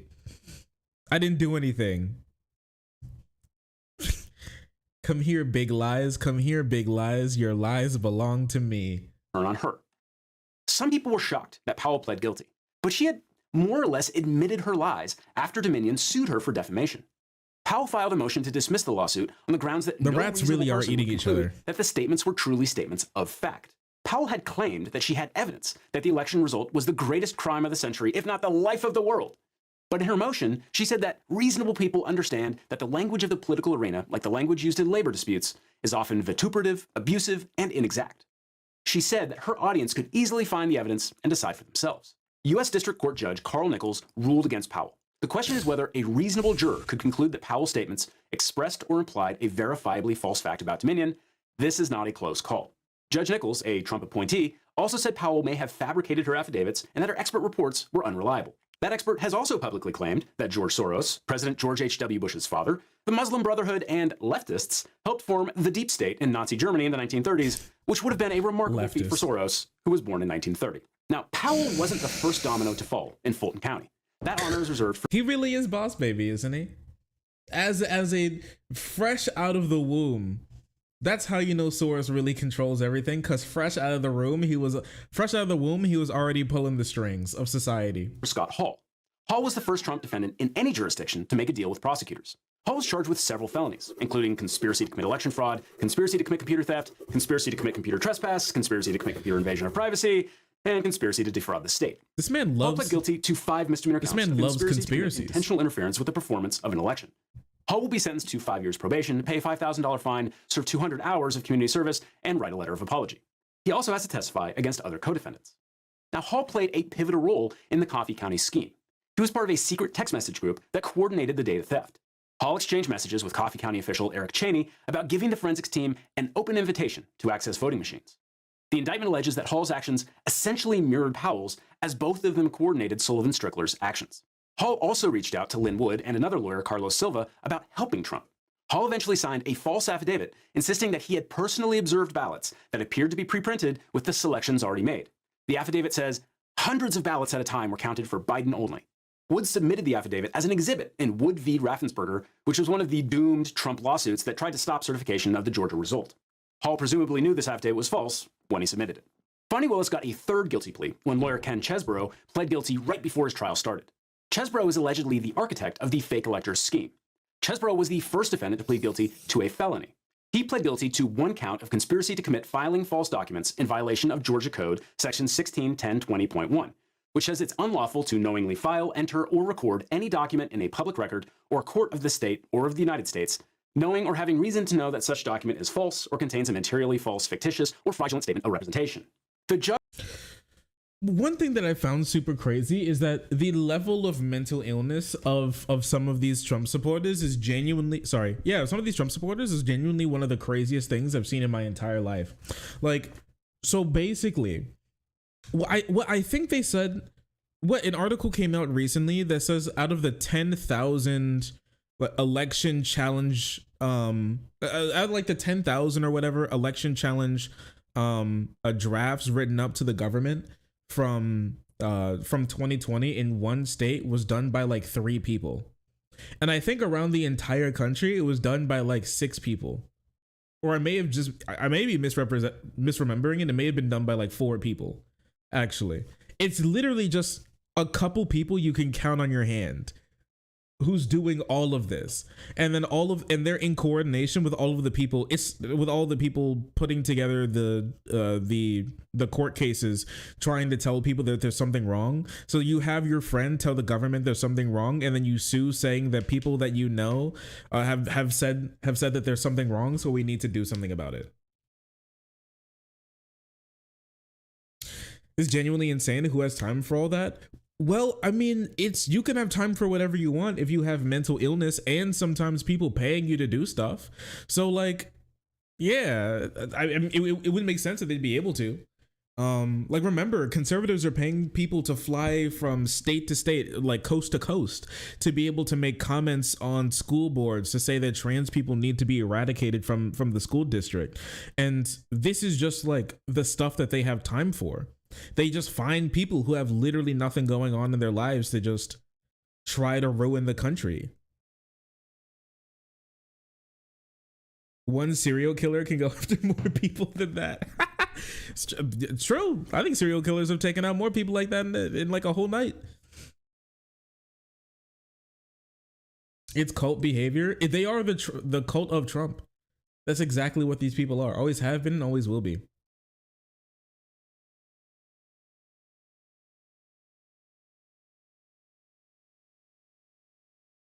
Well, there you go. There you have it. That's a remarkable thing. That is an insane thing if you think about it. All right, then.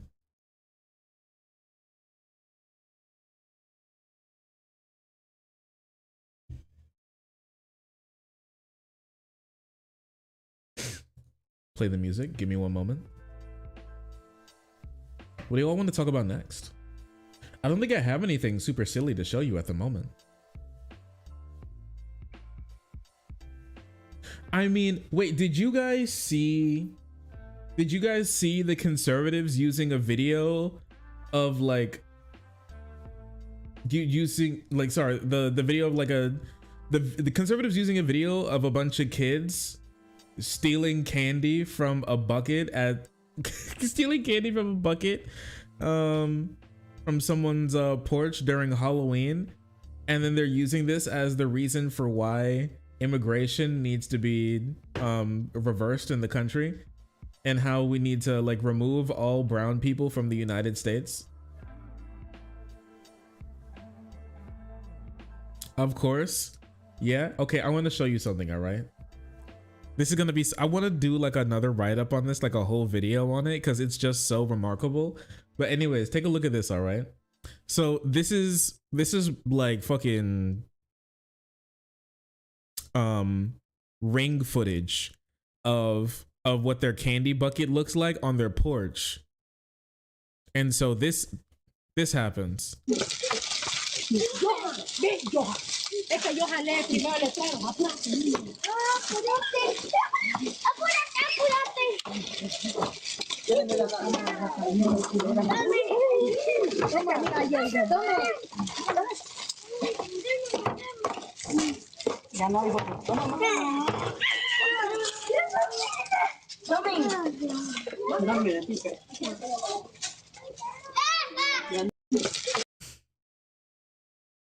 They're saying fast. Do I have any Spanish speakers who know anything about what they said?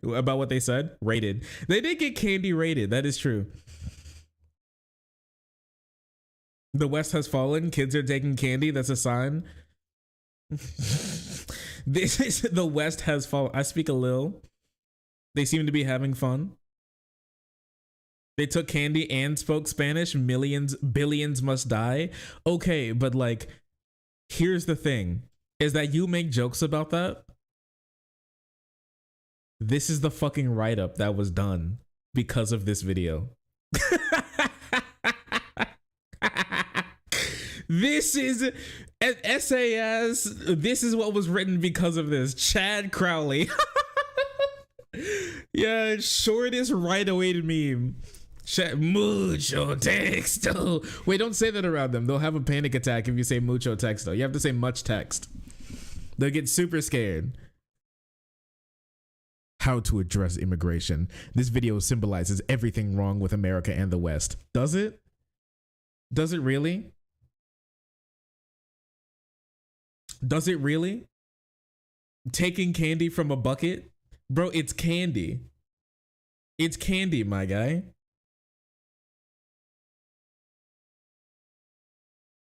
Unironic West Has Fallen meme. This is not a joke. Actual unironic West Has Fallen meme. Look at this. The generational capacity forged by the blood, sweat, and tears of our forefathers is whittled away piece by piece by groups of people from the global south and beyond. What's beyond the global south? Holy shit, do we have poor people? Are there darkies from the stars? The conservatives' greatest fear. New horror movie, Darkies from the Stars. There's a new breed of brown just dropped on planet Earth in Idaho, slowly changing the state from red to blue. It's holy shit, it's like the symbiote. New Darkie just dropped. Is the new breed of brown fuckable? Boy, I hope so. Ah, hell yeah. With little or no regard for anyone or anything beyond their own self-interest, ethnic, economic, or otherwise. It also highlights the desperate need for the deportation, repatriation, settlement, and expulsion of these people. What the fuck?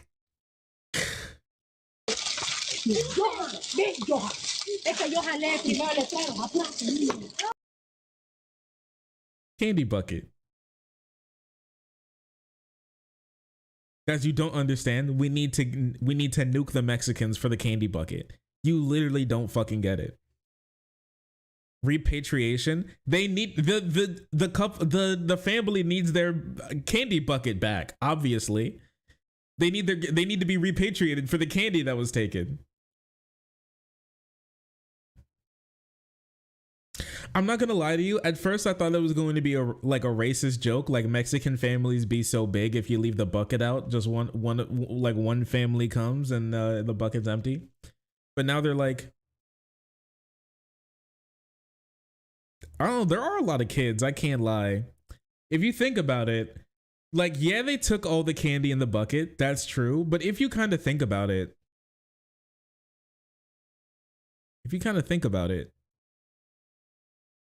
they probably would have gotten all the candy anyways. That's a lot of kids. The West has fallen. Billions must die. I'm just wondering why they left their candy unattended. I don't know. Some people like the idea of putting just a bucket of candy out on their doorstep, and they think with like a little note that says take one, or with no note at all, and then people walk up and take a piece of candy. I think the implicit idea that they want is that one person just takes a single piece of candy each, but like every single time it happens, at the end, there's like some person who takes like a big ass handful, or who just dumps the entire thing into their sack. It just happens, okay? You leave candy out, people take the candy. It's literally free candy. It's pretty lazy. Like, is it really that hard to just like hand people candy all night? You could just shut off the light when you don't want people to take any more candy. Setting themselves up for disappointment.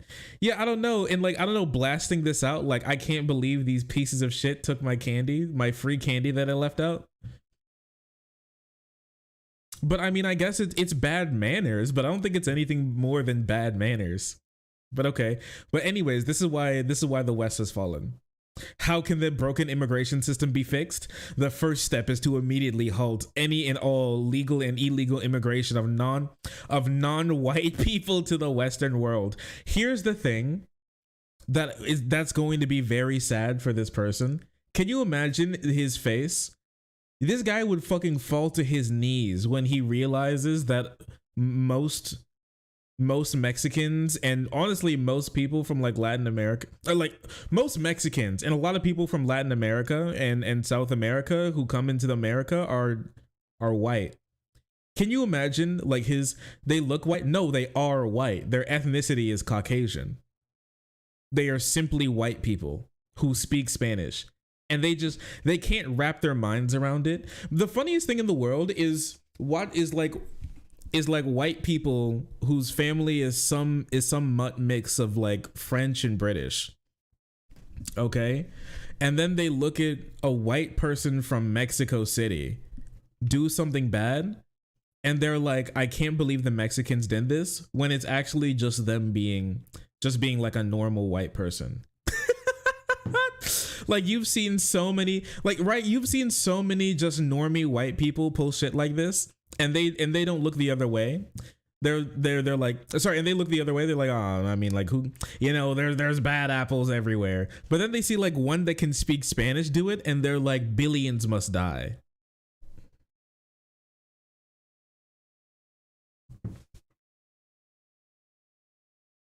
They could literally be from Spain. I think they really forget that, like, Spanish did come from Spain.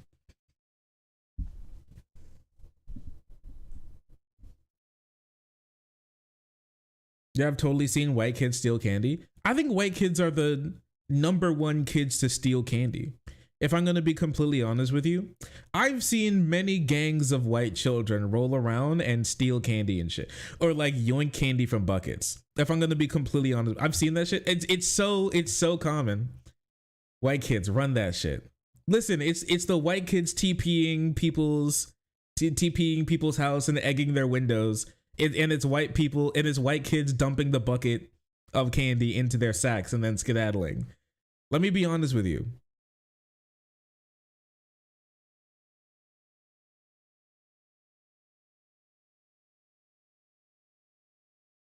In a lot of black neighborhoods, the people aren't trick-or-treating a lot of the time. As someone who works retail, this is factual.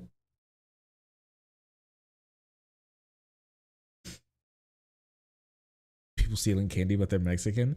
And then this guy's like a literal fucking neo-Nazi, okay? The shit that this guy's like tweeting and retweeting is insane. And then after that, he goes under historical examples of physical removal. He pulled up the list of successful genocide, and he's like, it can be, we have the technology, we have the power to do it. We just need the strength to follow through. That's all we need. White advocate. Successful. It can be done. And he lit #1 expulsion of Jews from various areas in Europe. Bro, what the fuck? He cites the Holocaust. Oh, and okay. He said What's up, guys? Welcome to my list of my favorite genocides. #1. Welcome. Okay, hello, guys. Welcome to a list of my favorite genocides. Thank you for watching the video, and make sure to click the like. #1, Operation Wetpack, U.S. 1954. Number 8. Soviet deportation of 1.5 million Crimean Tatars. Number 15. Number 15 is not the Holocaust. #1's the Holocaust. #1, expulsion of Jews from various countries in Europe.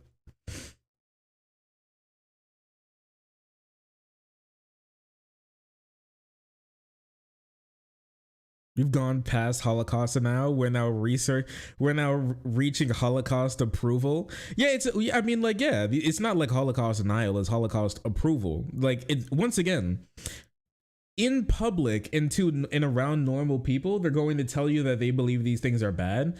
In private, around themselves and to their buddies, they're going to tell you that they love that shit, and it's a template for what to do next and how to do it better. They look at things like the Holocaust and go and do like a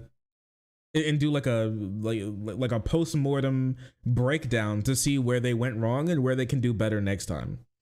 It's Holocaust glazing. You know the craziest thing about this?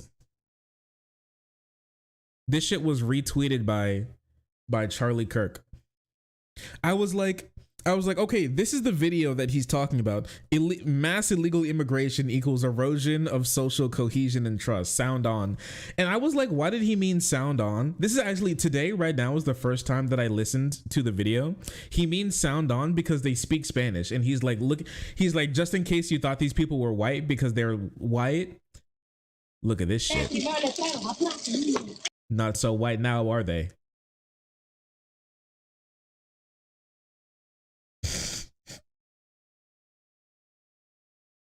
Okay, so what, Charlie? And this is the guy. Apparently, Charlie Kirk just likes this guy. So this is literal neo-Nazis are showing up on Charlie Kirk's page. Like, these are the people that that Twitter recommends to him. Genuine neo-Nazis. And I wonder why. And he wonders why people think that his organization is like a weirdo Nazi organization. Who could have seen that? Genuinely, who could have seen this coming? Not me. Not me, my frogs. Not I. This is where he got the video from. I wonder if he follows him. Do you think he follows him? We know Charlie's a fascist. Yes, but it's always good to reaffirm it.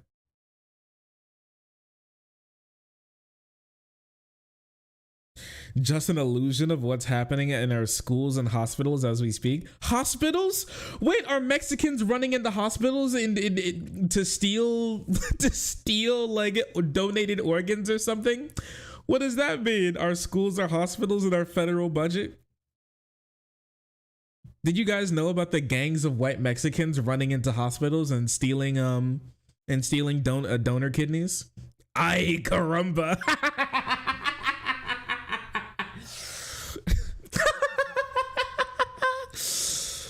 Ooh. So true. So true.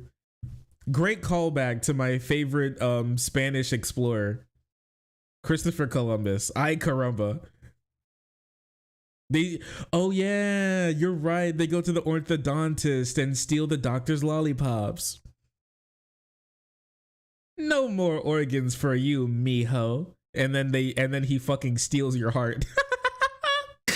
and leaves you to die on the operating floor because they can't find a new matching organ fast enough. This is literally the world of your average white American, okay? Can you imagine if they were actually Cuban? Can you imagine that? Can you imagine how crazy it would be if that family was actually Cuban? And here's the thing, okay? I saw some racist ass shit in this. Let's see if I can still find it.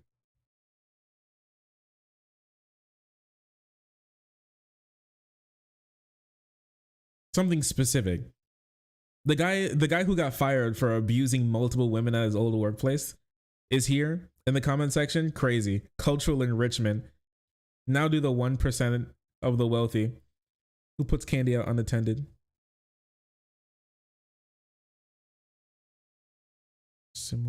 Assimilation. Oh, I don't know. I may not be able to find it. Anyways, somebody said, judging by the columns, this isn't their neighborhood because they're not rich enough to be in this neighborhood. So it's definitely not them. My thing is, like, here's the thing. And many people don't want to believe this. Families that live in McMansions do this shit. And I'm going to be honest with you. I think families that live in McMansions are way more likely to do this than just like your average poor person, actually. The entitlement, the uncaring nature for like other people, and to just take like a whole thing of candy. Is anybody who's ever served people who live in McMansions and have like big yards with a checkerboard cross like mow lines on them and everything with columns and shit like that? Oh, 100%. 100,000%. Like the family's got a lot of money. They live in a McMansion and they drive two lifted F-150s.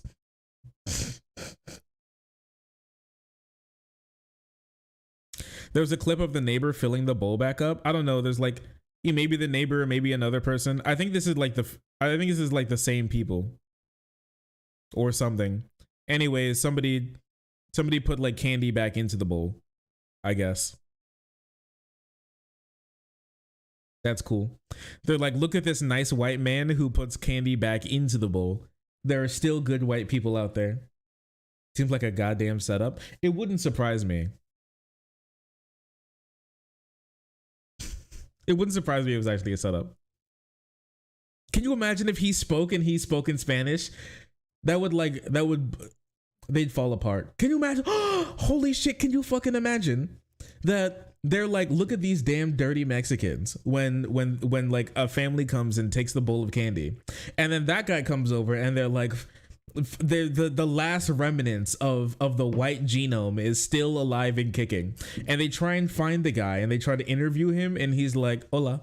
He's like, hola. Can you imagine? They'd fall to their knees, dude. They'd fall to their knees. They wouldn't know what to do. Scott is Latino too. Hola.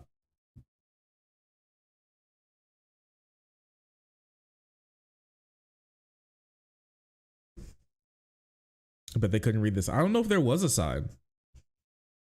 Anyways, wait, I kind of want to read some of these comments. I don't know, they look white to me. So fucking true.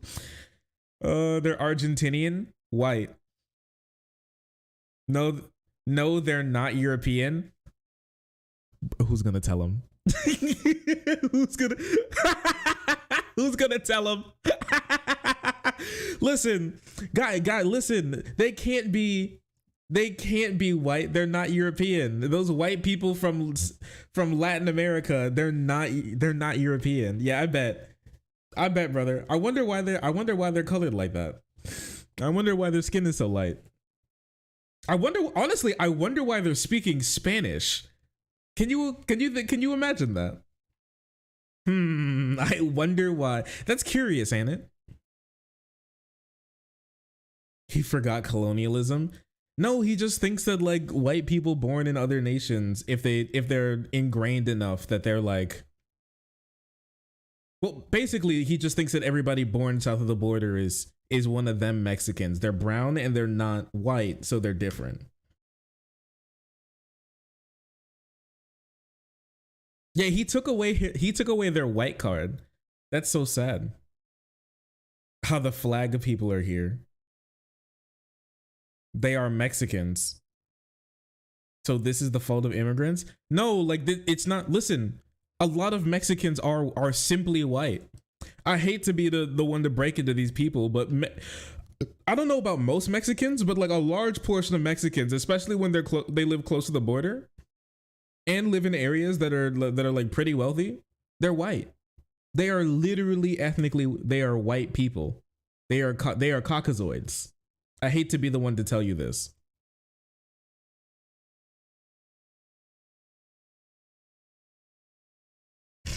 Apparently white means born in the United States, but white means being born north of the Rio Grande or born in Europe. And you don't speak Spanish unless you're from Spain. Then it's okay, I guess. All right. Then you must be blind and deaf because they speak Spanish. Ooh, you don't get it. You don't get it though. They speak Spanish. They can't be white. White people can't speak Spanish. Do you think they think that's part of the genome? White people have the inability to speak Spanish. They just can't do it. I wonder what they speak in Spain. Who puts candy out unattended? Wait, I kind of want to see this one. I do. Of course you would. Damn, kind of roasted. He's gonna be like, because I live in a neighborhood of my people who I know are going to be good to my candy.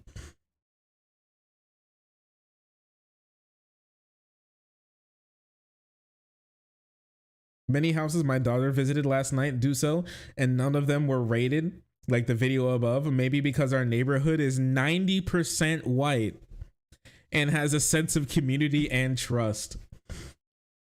That shit's insane. Nobody took candy. Listen, you have no clue if nobody took candy from the bucket. Somebody could have. Listen, Somebody could have stolen the bucket and they could have just refilled the bucket. Do you know that, right? Well, I didn't see people actively rating. I have. Hey, yo, babe. Have you seen Halloween candy buckets rated before? Like they leave them out unattended and someone just like takes candy and then takes the candy and throws it in. Do you go trick-or-treating? Oh yeah, your ass has never gone trick-or-treating before.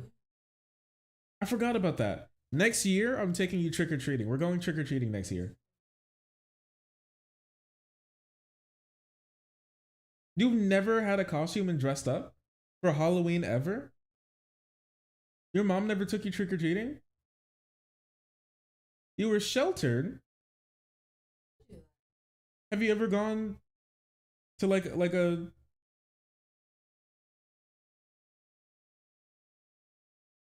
Have you ever gone to like a Christmas like parade or anything? No! Like with the lights and everything and like the really elaborate Christmas decorations in a park? No.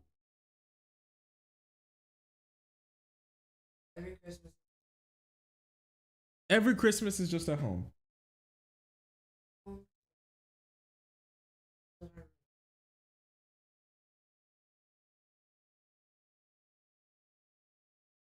Yo, same. Me and Miss Shark are one and the same. What the hell? Are you people alright? I was Jehovah's Witness, so I never did. We're going trick-or-treating next year. Fuck you. What do you want to dress up as? You want to dress up as a cat? Yeah, you know, like Halle Berry's cat. Halle Berry's Catwoman. You still want to dress up like Zendaya? Who's Halle Berry? Oh, you don't mean the Zendaya Catwoman. Yeah, Halle Berry's Catwoman. That's what I said. Who's Halle Berry?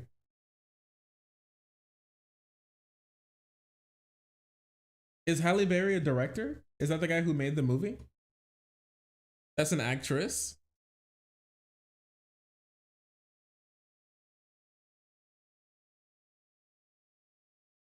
She's an, oh, it's a woman.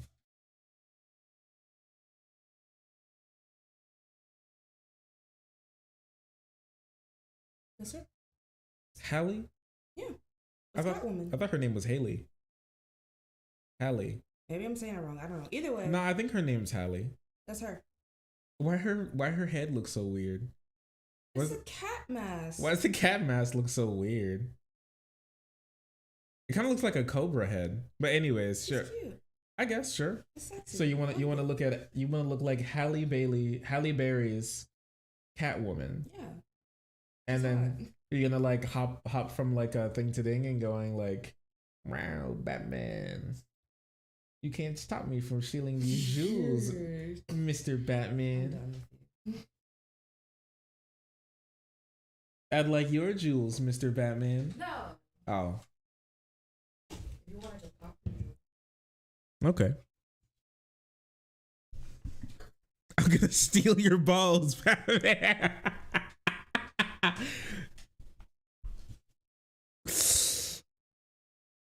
She is Catwoman. Is that true? I don't think that's true. She steals jewels from museums and art expos using her cat-like reflexes and whip. Watch this and understand. I can't watch this shit. I'm streaming right now. Catwoman is Hobby Lobby. You think Catwoman works for Hobby Lobby?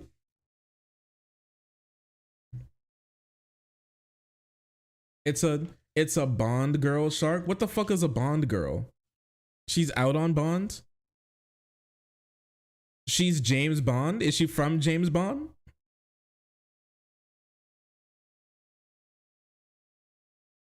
Is she like Jamelia Bond?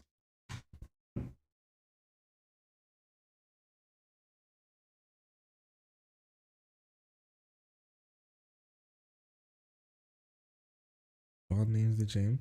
The girl in a James Bond movie. I've never watched a James Bond movie in my life.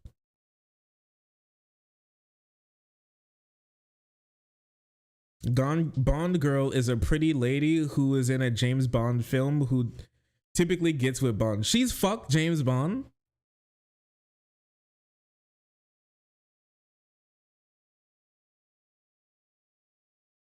Halle Berry is an icon, bruh. I don't watch icons. I don't watch movies. I don't do that.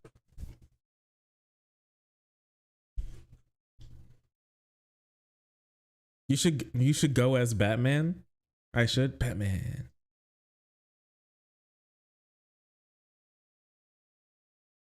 I have no idea what anyone's talking about. So true.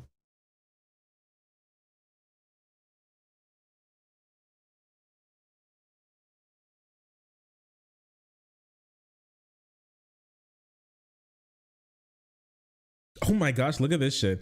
Yes, on average, whites have higher intelligence and sense of morality, and this bears out on publicly available crime data. Bro's like FBI crime data posting about leaving out candy during Halloween. That shit's insane. Lazy people. I don't want to be too mean, but you should. That happened when I was a kid in the 80s every Halloween by white people. Wait, I want to see. Probably libs. It was liberals by white. Liar. Bro, you lie. A white kid has never stolen candy before. Oh no, what's this? Oh no, he takes all the candy. Wait a second. He has to be Mexican too, right? He's just not speaking Spanish right now. You don't get it. You don't get it. He's just not speaking Spanish right now. Probably lives by white adults. Have you ever been to a trailer park? Ooh, have you ever been to a trailer park? Honestly, probably not. Probably his ass has never been to a trailer park. All by design. Soros products. If you behave like this, you are a thief. It doesn't matter where you come from. Appalling. Oh, this one's super interesting. I clicked on this one. I live in St. Augustine, Florida, gated community, and candy buckets got raided by white kids constantly. We want video. Can you imagine staking your whole life on like race realism being true and your racism hinging on white kids not stealing candy from Halloween buckets? Oh, here's another video of white kids stealing candy. Can you imagine that they actually genuinely live in the world where white children have never stolen candy from a bucket before?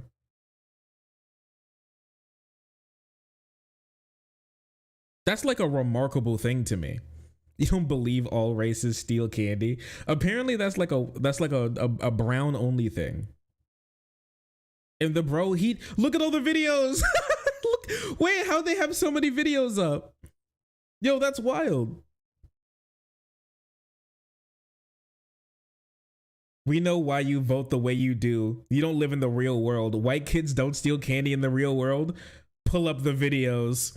Not my house, but here you go. I like how you show proof and then they're silent. It is pretty crazy, isn't it? Show me proof of them stealing candy. Here's the proof, and then they just don't. They never reply. Show your proof of these white kids taking every single piece of candy, please. Not a handful, but one group of white kids taking every single piece and then doubling back to make sure if there's any crumbs left to take. And it looks more like older kids and adults to me. Bro, ain't no way. Please check yourself into a mental asylum immediately. Can you imagine being so racist that you're debating about whether or not children have ever stolen candy before whose families come from European consent? They're Caucasoids by heart.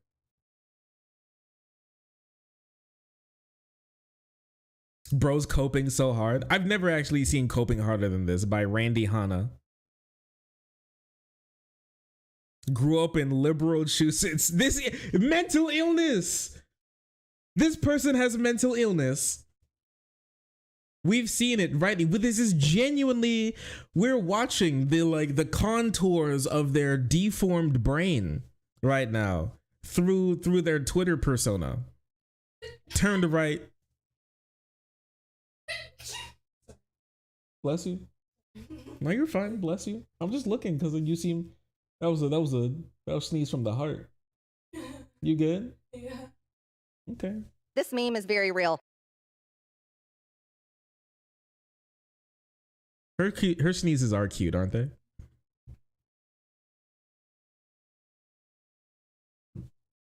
Racism smooths the brain. It's just like filing away at their at their wrinkles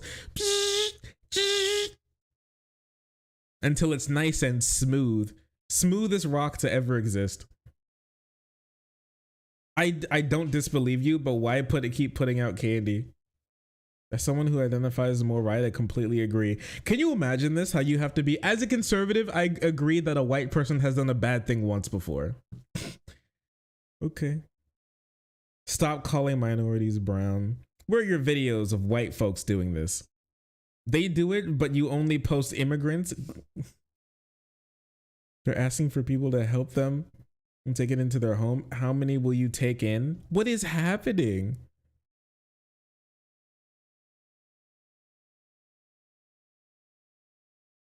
Why aren't you personally housing some of these poor illegals, Rick?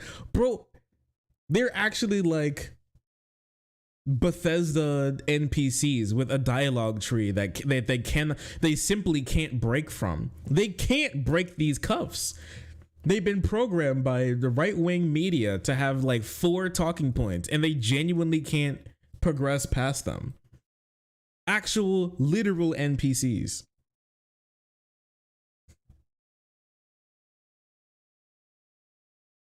Frictionless surface. Hey, yo, babe, I'm gonna go pee. Can you watch chat for me? Come here. No. Watch chat for me. I need to use the bathroom. No. Just watch chat. Babe, please. No. It's literally not that hard. You're fine. No. I'm not doing that again. Come here. No. What's the problem? I don't want to. Was anybody here when she hosted chat before? Please, Shark Girl. They want to talk to you. Please. Eat your cookie and then look at chat. That's literally just sit in the chair and like comment on what you want. Just like chill. That's all I'm asking you is just keep the seat warm, babe. Please. Come over here. You're gonna take a million years again. I'm not gonna take a million. It didn't take a million years. It was like 3 minutes. No, that's too long. Oh my, come over here. Who pisses for that long? Me, I gotta pee. It's like pulling teeth, I swear. Come here. Come here. Come here. You can eat your cookie in the chair. Just come on. I gotta pee. Come on. Okay. Bring the cookies with you.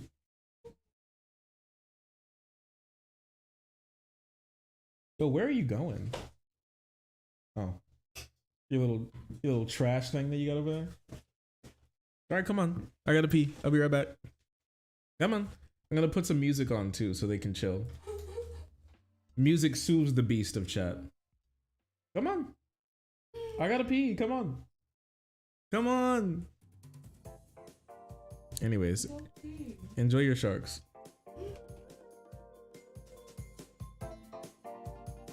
Right, here you go. Oh, thank you, baby. Oh, give him a chair.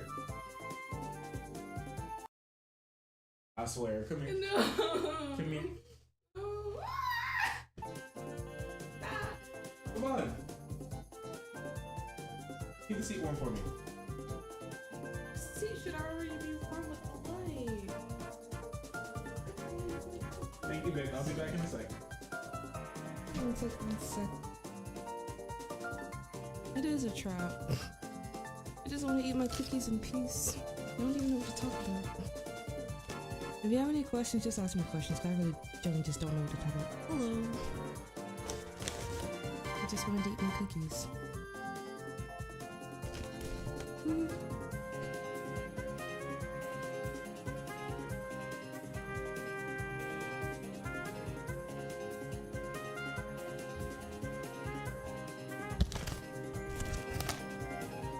I have those cookies. I like these cookies. I only eat, well, I haven't got them in a while. My mom used to get them all the time, and so I would eat them from her. And by eating them, I came to like them, so I would get them a lot. But I stopped eating them as much.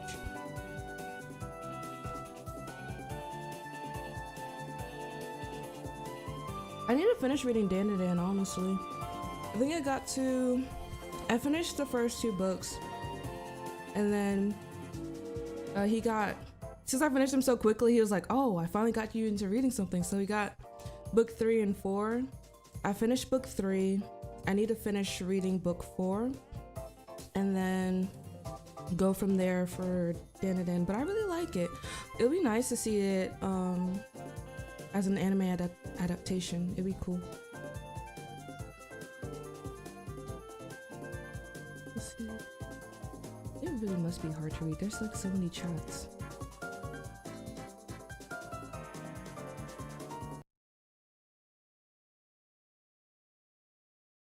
What? I don't have a favorite. Honestly, I don't really read manga like that. This is probably the last manga I read was Attack on Titan, and I wasn't even consistent with that. So I guess the other manga I read was Dan to Dan, so if I were to choose it, it would just be Dan to Dan, because I'm more so, I just watch the anime. I don't really read manga. He's not a big reader. No, he's trying to get me into reading more manga, so we'll see how that goes. Have you taken your multivitamin today? Did you take it yesterday? Can someone please help me, please? Hi. You take that multivitamin? Have you been taking your multivitamins recently? I don't really. No, I'm good. They're really good. It's just like a simple question. They're really good though. Listen. Take the cookie. Have you been here? Have you been taking Here? You're asking too many questions here. Take the cookie. No, it's okay. It's okay. Take the cookie. What time is it? No, just take the cookie. It's 9:50. Just take the cookie. Please. What you need take the cookie. Just take the cookie. Just take the cookie. What you need to take is your multivitamins. I don't put You that. also said you dropped the cookie. You made you drop the cookie yourself.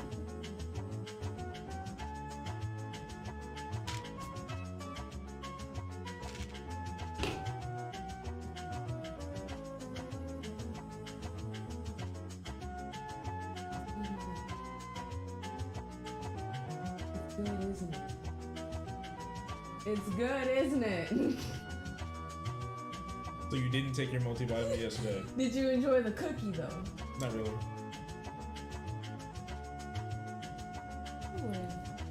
Actually, no, I'll go away.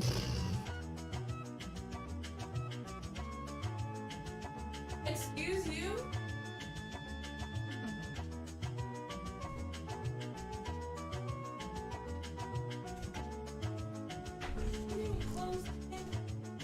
Those are what?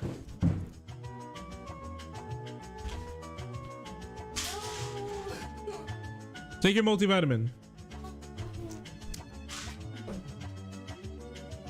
How's your urination? It was alright. Was it frothy? Always.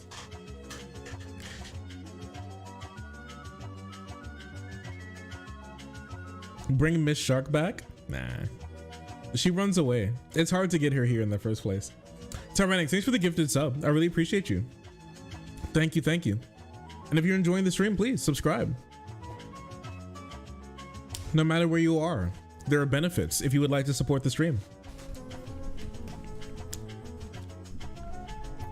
Esta El Beno, so true. She leaked your social security number? I expected that. That's why I gave her a fake social security number.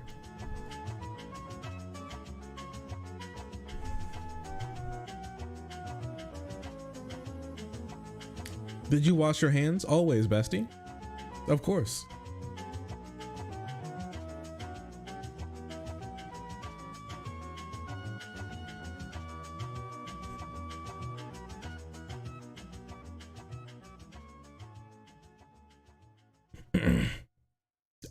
I hate AirPods. They're more sensitive than Matt Walsh with your confrontation with him. They do get pretty crazy, don't they? I've never actually had AirPods in before.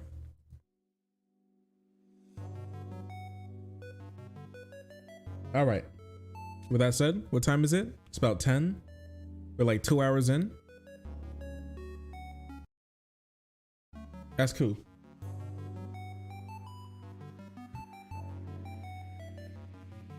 Oh, like ideas for things to do tomorrow?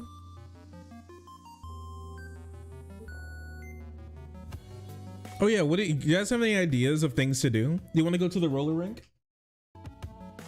Want me to put your ass on the roller skates?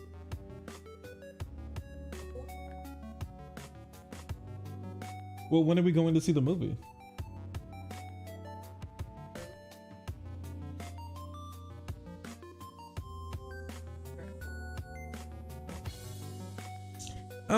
I don't know. Do you guys think it's better to watch a movie in like the AM or the PM? Or I guess like while the sun's up or the sun's down? If I'm gonna be honest with you, I feel like a movie is like a sun up is a sun down type thing. PM for sure. I want to skate. Huh. Well, you know what, babe? We're going skating, bowling, and then to mini golf, and then we're gonna do a walk in the park, and then we're going to go watch a movie, and then we're gonna go to a bar. We're waking up early at like 8 a.m. And then, yes, you said you want to do shit. We're doing shit, okay? Skating, bowling, restaurant, movie, bar. Oh, and walking in the park. Okay, I'm gonna tire you out. All in one day?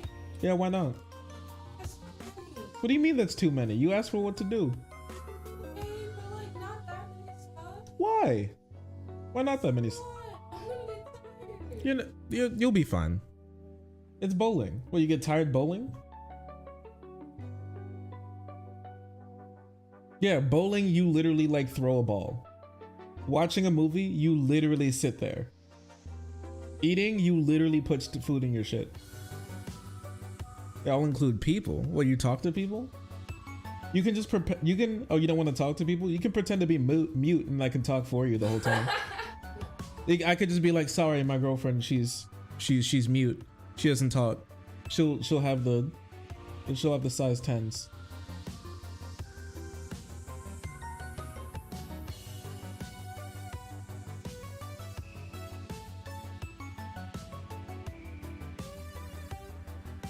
Shark, that's too much? How's it too much? Thank you. How's that too much? Average conservative free thinker opinion, right? You force introverts to be social? Nothing I said had anything to do with speaking to anybody besides like a waitress. Because I said we're gonna go eat. What do you mean be social? What do you talk to the balls or something at golf? It's not about talking to people, it's about seeing people. Being around those people. It's about being around people. What the hell? Especially if there's a lot of them. Because it's Friday.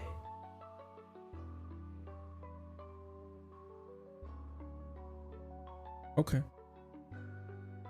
We'll talk about it later. We shouldn't fight on stream. We shouldn't fight on. I love you. What do you mean fight? There's no fighting. It's like we're talking. Yeah, okay. I'm messing with you. Love you, Stinky. I love you.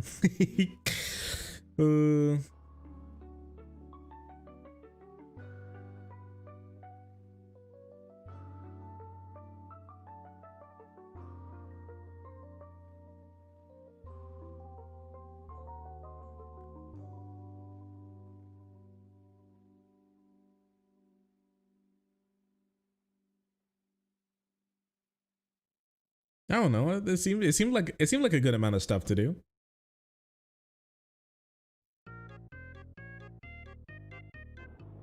Shark.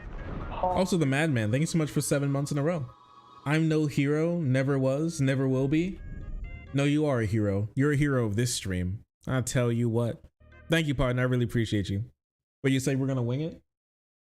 All right. You know what? I've broken her, and now she says we're gonna play by ear. So you love to see it.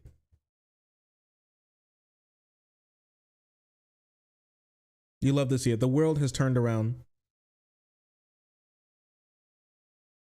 Would it be better if I get like a little, like one of those little wagons, like a little red wagon, and you can sit crisscross applesauce in it, and I can take you around in it? I could do that. It sounds kind of funny. Please? It sounds kind of funny to put my girlfriend in a wagon and then take her around town. Do it. Do it? Yes, please. Would you chill out on the wagon? Would you like it? Yes. Would you like to get like a little blanket in the wagon and like a pillow? All right. Do that. All right, we're at our next stop. And you're like, okay.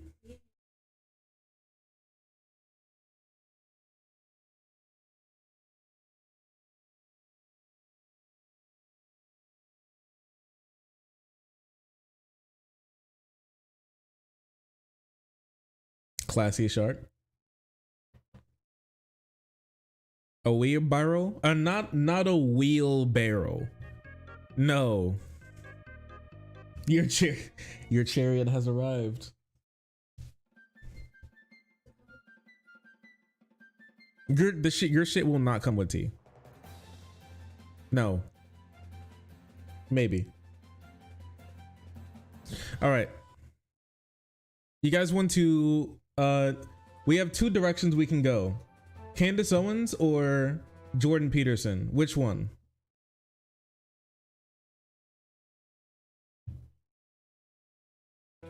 Inside of you are two wolves.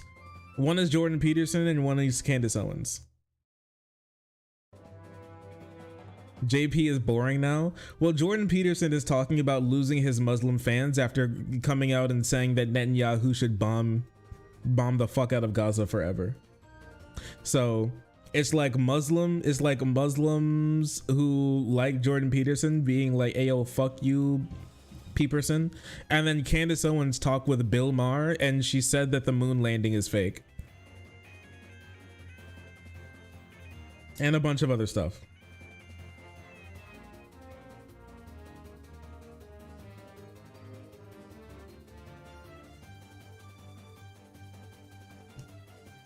Let's go with Candace. Okay, chat. So now that we have all of the understandings, 1 in chat if Peterson, 2 in chat if Candace.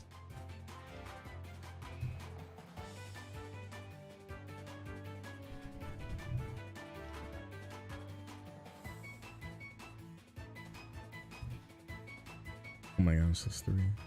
There's a lot of Candace, I can't lie.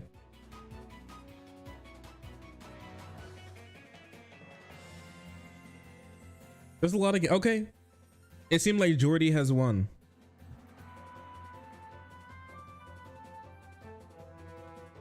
I died in a game for my vote.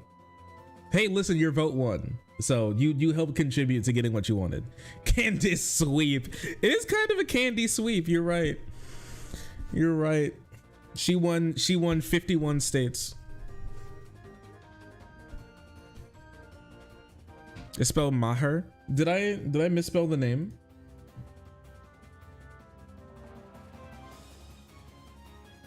No, Jordan. No, I took his name out. It's just Candace Goes Pharaoh. Not use someone else? Okay. Maher.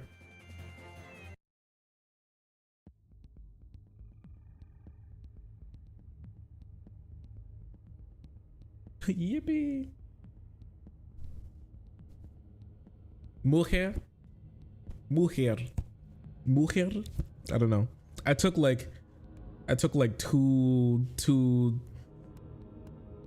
Duolingo Spanish classes in my entire life.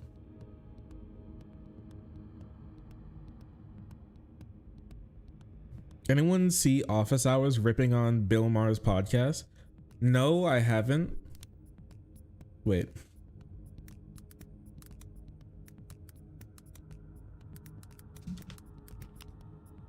Mahi?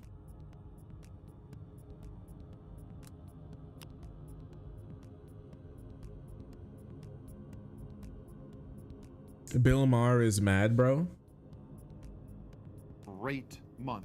Listen, we had a great month here at Office Hours, despite being on the road. And then, of course, the big story was the secret release, the surprise release of the Bill Maher Club Random episode.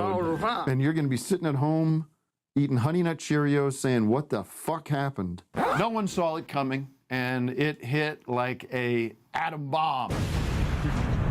As soon as it landed, I started doing these Q&As on the road before the show. Right away, that day after it aired, that's where the questions were going. Well, how did you do it?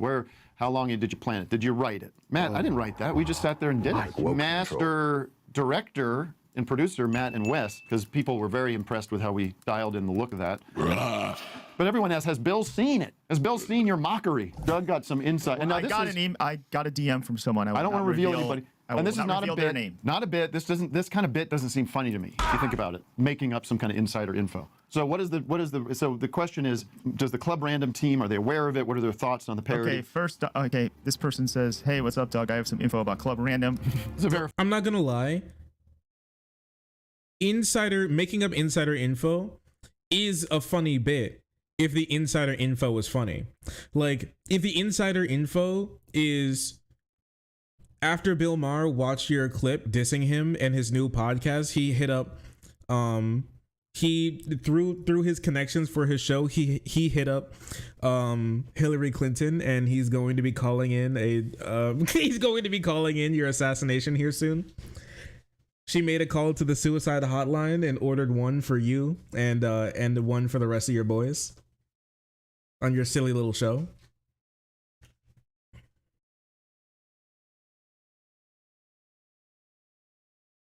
That sounds very illegal for what Hillary Clinton did, or the info. Verified source. Yeah. First off, in classic Bill Maher Bill Maher form, they're pissed off at your satirical version. His producer's angry about it. Wow. I would love to hear why. I mean, what is the harm in, back in the SNL days, they would do the McLaughlin report with Dana Carvey goofing out. Like, you do goofs on things that are. We get silly. We get silly. How are you exempt from that? Do you get some kind of pass? For a comedian, Bill Maher can't take a joke. No. He loves his own jokes, though. My only self-criticism of my work is I could not muster that self-satisfied laugh that he does at his own shit. Exactly, those fucking nerds. Well, you should be reaching for the water to take your multivitamins. I already did. You took it? Yes. Good. Producer he's got some self-reflection to do, because whatever you're angry about, the source of that anger is coming from the show you're producing. All we're doing is reflecting back. It's like, what am I supposed to do?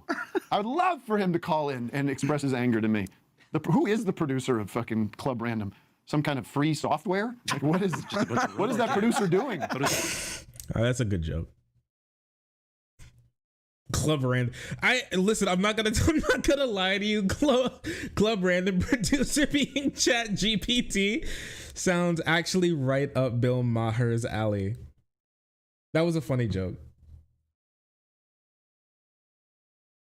He sends you the picture that they took of see the picture of Bill Maher on set with another guest in the email to try to get you on the show, and Bill Maher has 16 fingers on one hand.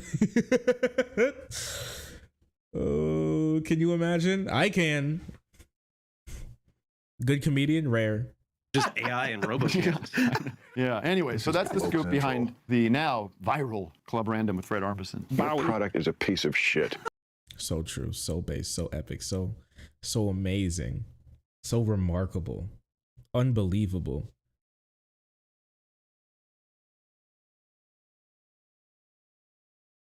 I hate to be the one to say it, but Club Random is not a very good name. It sounds exact. It's like random, like XD so random. LOL so random. I can't take Bill Maher. I can't take him anywhere. He's gonna make a joke about a female Jill Stein voter.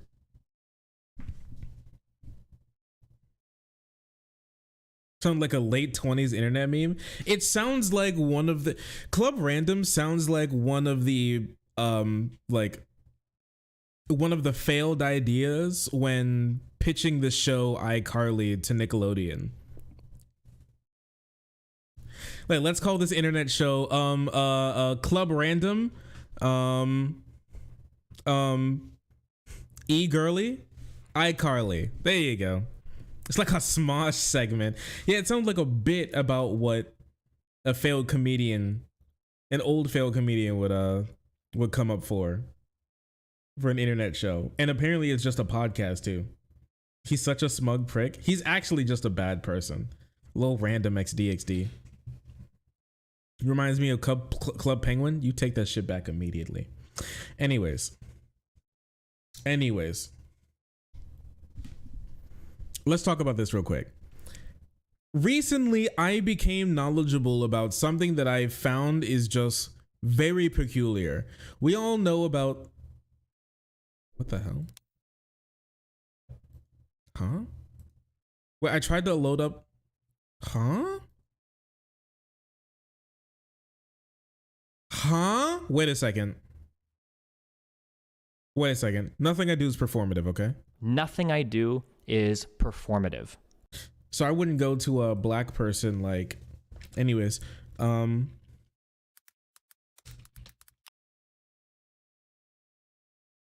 what's going on? When I click on Club Random's... That's so weird. When I click on the YouTube channel, the link to his YouTube channel, it just comes up as a 404 link. That's so strange. Anyways, it's not. I thought he deleted the channel. I thought him getting clowned on made him delete the channel, but apparently not. Anyways, Bill Maher, that weird I hate my wife comedian guy for geezers on live TV, who's like Biden's #1 supporter, except for like the whole weird trans thing, I guess. And too many, and like these minorities are getting a little too uppity. That type guy, Bill Maher, has decided that he was going to follow the footsteps of every other weirdo online personality who finds out that they can make more money by sitting around and talking about nothing for people who are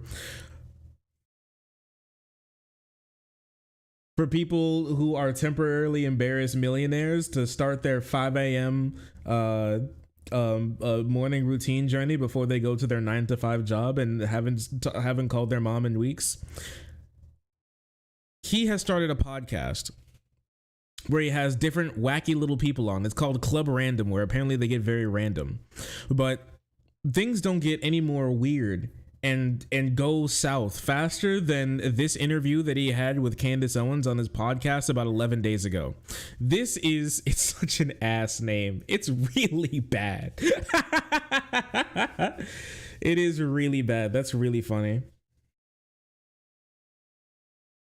I had a family member said that it's fine if Maher says the N-word because he's fucked enough black women to get the pass. Yeah, that person and Mar should both be in federal prison, just so you know. They should both be in federal prison.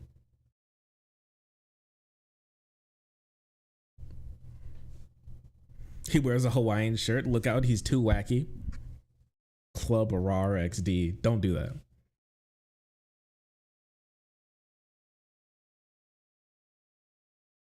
Fuck me, what did he say about transing genders? Well, you'll hear about it.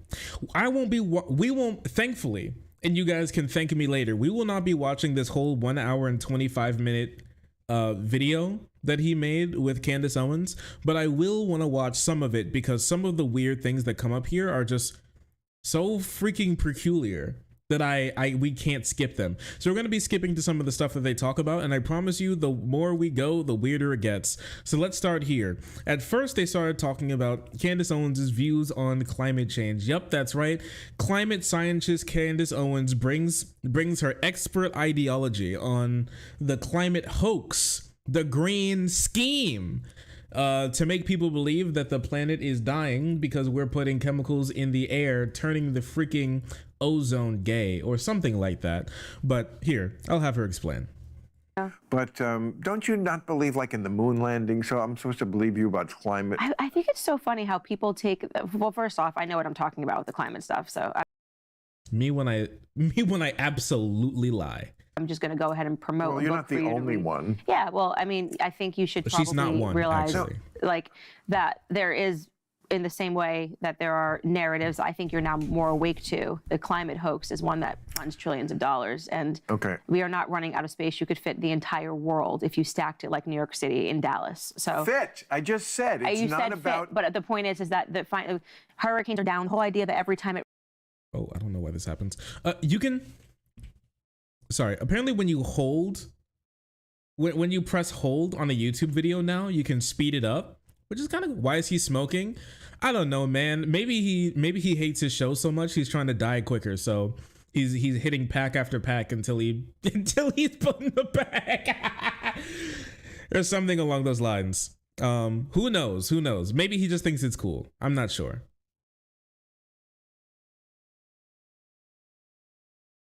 It's not about. Fit, but the point is. Oh, sorry. But this idea about being able to fit everybody in, like every human being in the size of Texas, sure, I guess, but we wouldn't actually be able to live like that. Every human being can stand in Texas, but living in Texas and doing something like that, it doesn't mean anything. Yeah, human beings are kind of small. The things we build aren't. We burn a lot of fuel. You know that, right? You know that, like, also every human being could eat. Like, if you had to feed all those people, you wouldn't feed them enough apples to fill up one layer on the entirety of Texas. It'd be much larger than that. It's just weird.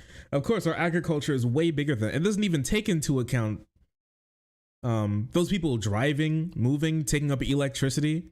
It just doesn't make any sense.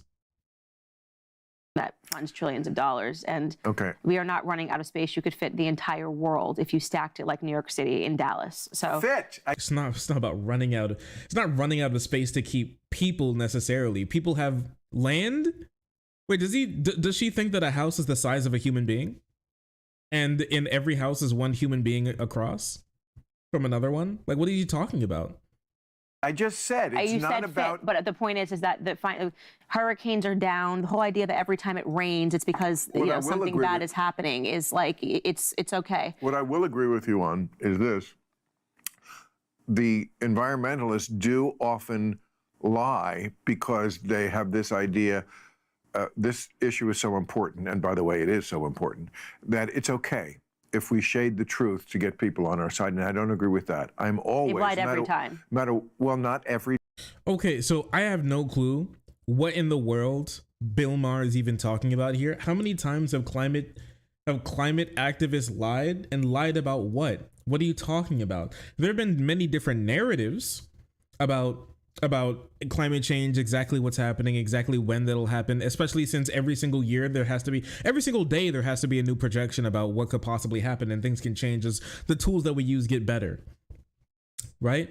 But the idea that they're just like lying all the time, I'd love to hear some proof for that. What was your climate disaster growing up? Mine was global warming. They don't even say it anymore. They don't say global warming anymore? No, they don't. No, they say climate change. They went from global cooling. Maybe not in your bubble, but in the world they do. No, they don't. They went from global cooling to global warming. They never were in global. No one was ever talking about. It was one. That's such a stupid talking point that you keep repeating. It's a zombie lie. It was one article in one magazine in one day. 1 week in Newsweek or something. Nobody was talking about global cooling. Yes, we understand that the planet is always changing. That's a different story. No, there was a whole climate alarmism via the IPCC for global cooling. No, there wasn't. Okay, here's the thing. I don't care what the name is. There are different names for many different things. All right? There are many different names for many different things, right? Like, think about it. Some people call it Christian nationalism. Some people call it patriotism. Some people call it conservatism. We here call it mental illness. You know, there are many different names for the same exact thing when it comes to these types of issues, depending on who you ask. With that being said, throughout time, people have been talking about this same exact thing. The slow change of more erratic and worse climate patterns as we keep pumping chemicals into the air. That's what we know it as, all right? Whatever the name specifically is, that's a completely different thing. And yes, in some places, it is getting cooler. Here's the thing that she doesn't understand, that she just can't wrap her mind around. As the climate gets worse, in some places it'll be much cooler, in some places it'll be much hotter. It's less about things being much cooler everywhere and much hotter everywhere. It's more about more erratic weather patterns that are leading to more disasters everywhere. That's the thing that's happening. Sure, some years there may be less hurricanes, some years there may be more tsunamis, but what we know is that the climate is changing and that baseline is moving in a direction that's worse for the planet. It doesn't matter what its name is. It doesn't matter exactly which part of it people are talking about, but this is just the idea of, as our understanding of something changes and gets better, she sticks on what we believed a while ago and then comes forward and says that, well, you believed that a while ago. Why don't they were just lying about it? No, our understanding changed. Bless you. It doesn't make any sense. Can you imagine if she's like, oh, you know what? Oh, a man sneezes on a woman and that's how she gets pregnant because, scientists back in the day used to think that a sperm was just a tiny human that grew in the belly of a woman to become big human. It was a really tiny human piloting a cum cell that was like flying through the uterus to be able to reach the egg. And then when it hits, it's able to get in and he breaks out. And then becomes big human inside of it. That's what people genuinely thought. Like back in the day, we used to actually believe that rats and flies just magically spawned from cheese that was left out. But we know that's different now. This is so disingenuous. She wants to believe the things that we used to and then hold it against people now for those opinions changing when we had more information. She's saying that's like negative for science when that's actually how the scientific process works. And for somebody who apparently loves the Western world and like the Western world and our enlightenment and whatever, and being a much more advanced civilization than those shithole countries. Apparently, she's completely devoid of the scientific revolution that many Western nations had back in the day. But whatever, I guess we just pretend like that shit doesn't matter. Sure. Okay. There was. But do you believe people landed on the moon? Well, let's just back that up. Because if you don't, then I think that's no. I think that really sets a standard for this. So I was going to give a little intro here, but they move into it so quickly, so we'll just talk about it here. After this, Candace Owens then like tiptoes around the idea of her conspiracy theory that we actually didn't land on the moon, and that was all a hoax by Big Moon to make us make us think that we did something cool when we didn't actually. Here, let's have her explain it herself. You are taking something that was a Twitter You can't answer it? joke. I'm going to answer your question, Okay. but I'm just trying because I think you should add context, because what you're doing now is you're jumping away from an actual meaningful discussion about climate change and the hoax that's surrounding it and making people fearful to have children. We're gonna skip forward to the moon landing. Actually, you know what? Cut talking about the moon landing. Cut talking about we're going to talk about the moon landing. We won't talk about it yet. We'll finish the climate change stuff and then we'll move on to the moon landing stuff. A theory that almost got you and that you think like could possibly what I that's surrounding it and making people fearful to have children. And you're like going, well, didn't you once tweet? When I said, literally, I said in the tweet, let's have some fun today. What is one conspiracy theory that almost got you and that you think like could possibly be real? And I said, the one that always gets me every time is the moon landing. How come we haven't gone back? So you're taking this one tweet where people then shared the things that they think that were not really serious or political on this long thread to now apply to a conversation about climate change. Okay, but just to That be feels a clear, little like, people did land on the moon. I don't know. Okay, there we go. I don't know. Actually, never mind. We will actually be talking about the moon landing. Oh, I do know. I just want to know why we didn't go back. We did go back. What, did we go back? What year? To the moon? We people on the moon? Okay. I'm asking Now a serious who's question. When did we go? When did we go We back to first people walking landed- on the moon? Oh. 69. Okay. July 20th, 1969. Yeah. We went back like 10 more times. Who went back? Who walked on the moon? America. You know, No, but like, what were the astronauts' names? Educate me. Why who are the you? fuck remembers what the astronauts' names were? That's a pretty big deal to walk on the moon. The first guy, and then after that, yes. Who else walked on it? I How don't many? remember the name. Like another dozen. Okay. Yeah. Are you? She's so fucking stupid. She's actually really stupid. If you didn't know, because some people were like, oh, there's no point in going back. There was a point in going back, and we have gone back multiple times. We landed on the moon about 10 times. Apollo 11, the one that people know, that was the first one to land on the moon in 69. Then there was Apollo 12, and then I believe there were a couple of Apollo 11s. There were a couple Apollo 12s.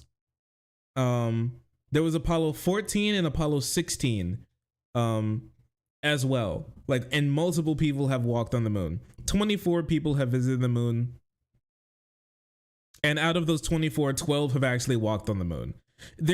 They went to the moon multiple times. All you have to do is just look at it. This is a good look into the conservative psyche of weaponized stupidity and weaponized ignorance. She's going to frame this as she's like just asking questions when you could simply go list of missions to the moon on Google and then pull up Wikipedia and you can find all of the missions to the moon that actually happen. You can just look at them and you can just find them. You can literally see them.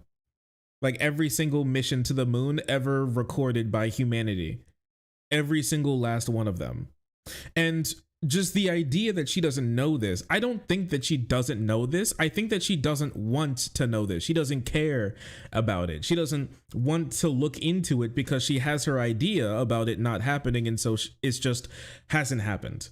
And that's just simply it. That's just how it works. She doesn't believe it happened, so it just didn't happen. Is she going to do any work to prove that it hasn't happened? No. And she's going to use people's ignorance on one of the most esoteric topics ever to make herself seem smart about the idea of her just asking, well, you don't know exactly who landed on the moon, even though you say that you do, even though we know for a fact that people did. And now she's going to, what next? If he knew their names off the top of his head, what next would she ask? Would she be like, oh, do you know their social security number? Do you know how old they were? Do you know exactly when they stepped on the moon? Do you know exactly what they felt like the moon felt like under their moon boots, huh? Mr. Bill Maher, sir? It's weaponized stupidity to make herself look smart. It's dumb. And to some people, it actually works. Because they praise the idea of being able to continually ask childish why after every question more than they do in the intellectual pursuit of becoming a smarter person. It's just stupid. Another dozen humans walked on the moon? Yes, Americans, all Americans. Okay, we don't remember that. We kept going back. Apollo 13 was the one they made the movie about. That was the one they aborted, but that was after we had landed. Apollo 11, I think, was. I'm not talking about space missions. I'm talking about actual people walking on the moon. Yes, landing on the moon and walking on it. First of all, it is an impressive scientific feat. It's not out of the realm of like how. Didn't India just land on the moon or something? There are many countries who have sent things to the moon. But like putting human beings on the moon is something that I believe only America has done, if I remember correctly. How could that possibly happen? It's only 250,000 miles away. They had figured out enough to be able to do it, even with these shitty computers that they had in 1969. Yes, it's risky, and we did lose people doing it. But we did do it. I mean, plainly. I mean, the idea that you could think that this was some sort of hoax, I'm sorry, but it colors everything else. I'm just saying that, like, I'm just not, like, I feel like you're just trying to find this one. Like, I've never talked about this on my show. You're literally talking about one funny tweet It's thread. relevant. It's really not that relevant. It's relevant because you're stupid. I think believing something as absolutely insane as the moon landings are fake or not real or we haven't gone back, just it betrays your idea of not doing research and not thinking about what you say before you speak. It's easily disproven by just looking it up. Because it proves to me that you believe things that strongly without even beginning to look them up. So thinking that you found the secret sauce to an idea that everybody else doesn't want to believe in because because you just lack the wherewithal to even begin to question whether or not you're right about something.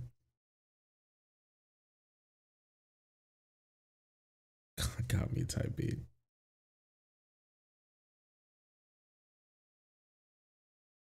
All right, but I want to skip this one really quickly. I want to skip this one really quickly, and we're going to skip ahead to them touching on trans people for a moment. What I love about this. And that's why I completely understand why people move to places like Austin and Nashville. Yeah. And this is what they attacked me for so vigorously when I did my editorial about trans, which, you know, I feel like, again, a great demarcation between what liberal is, old school liberal, and woke. Liberal believes trans is, of course, a real thing, and they should be protected and respected.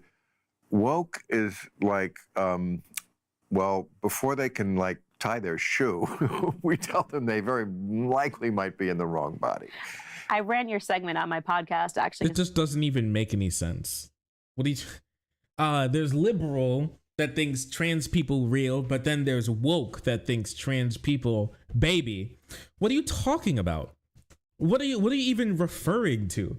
What, they just like, they also believe trans, but they just go too far on the trans thing? Is that just it? I mean, I'd like some proof for before they can tie their shoes there, they should be getting, what? Okay. All right, buddy. And that's the difference between, apparently woke is when you take your children to the doctor to see if they're to the doctor when you think that there might be a psychological problem that needs addressing by a medical professional, like gender dysphoria. Okay. Because it was brilliant. Great. Yeah, on Real Time, you did the segment talking about, okay, if this is a real thing, and why you is sort it of showed regional? this geography. Why is it regional? Brilliant point. That's what I was saying. Yeah, Why is it so brilliant. regional? Yeah. What is it? The water here in California? It might be. I've been to dinner parties, more than one, where there's 12 people and they're all talking about their trans kids. They're all. Scary. It's almost like that's the norm. Yeah. And that can't really be the norm. I mean, bro, look at you. Nothing that you people do is the norm. You're not normal people. I hate to be the one to break it to you, but you're not normal people. Your friends aren't normal friends. The people you talk to aren't normal. Nothing about you is normal. You all, honestly, for their jobs and their connections and all that type of stuff, they're connected to abnormal people, and that's simply why they're popular, because they're talking about the smallest of the smallest of the smallest portion of people.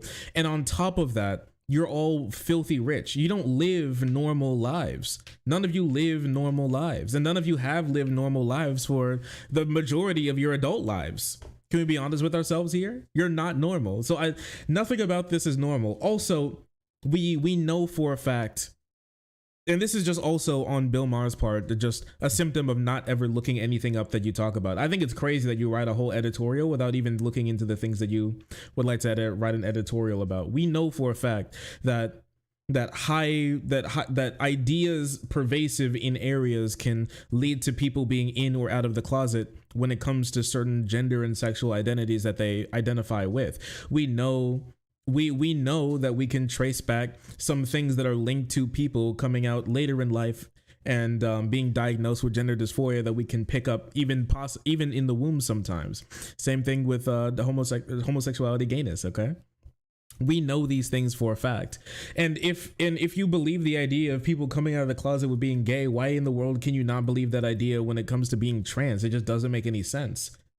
You know, it just seems like you just want to believe that people are inventing transgenders when the real reason is it's the same thing when it comes to people being in the closet. Why in the world are there more gay marriages in California than there is in Alabama? Oh, is it because they're inventing gay people in California? No, you baboon in a Hawaii shirt. Monkey.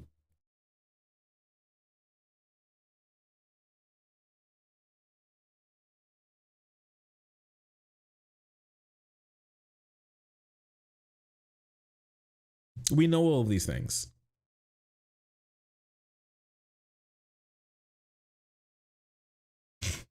It's just strange how you would try to believe it, how you think anybody would believe any of this, but okay. I mean, people who are bought in already, I would imagine they completely believe it, but yeah.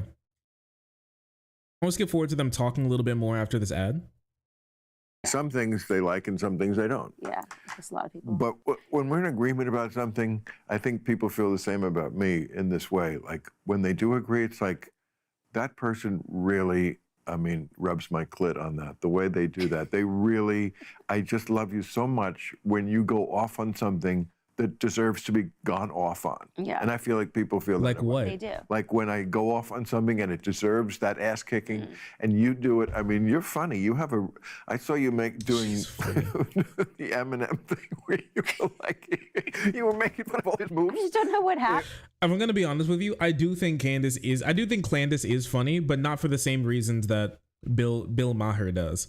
I think she's funny because she's stupid. We're uploading a video on Candace Owens like earlier. Like we're uploading a video on Candace like today. So I do think she's funny, but just not for the right reason. I think she's funny because she's stupid. I think she's funny for how she's so confidently wrong. It's just a spectacle to watch. She's a clown. But outside of that, she doesn't seem to do much that's very funny actually. She's like a bad person outside of that. From what I've been able to tell from her online persona. Clowndice. Yeah. little bit of a clown situation. Moving on to that, they go on to talk about January 6th, and Candace comes out as a complete January 6th denier, basically saying that there's no possible way that the nation was threatened or that Trump supporters really did anything wrong. It went from they went from this is 1776, we're going to take the country back, and then we went to and then we went to, oh, it was actually Antifa and leftists posing as Republicans and Trump supporters to make them look bad. And then we've gone to, it was conservatives, but it wasn't that bad, to actually, it was bad, but they couldn't actually do it because they were old.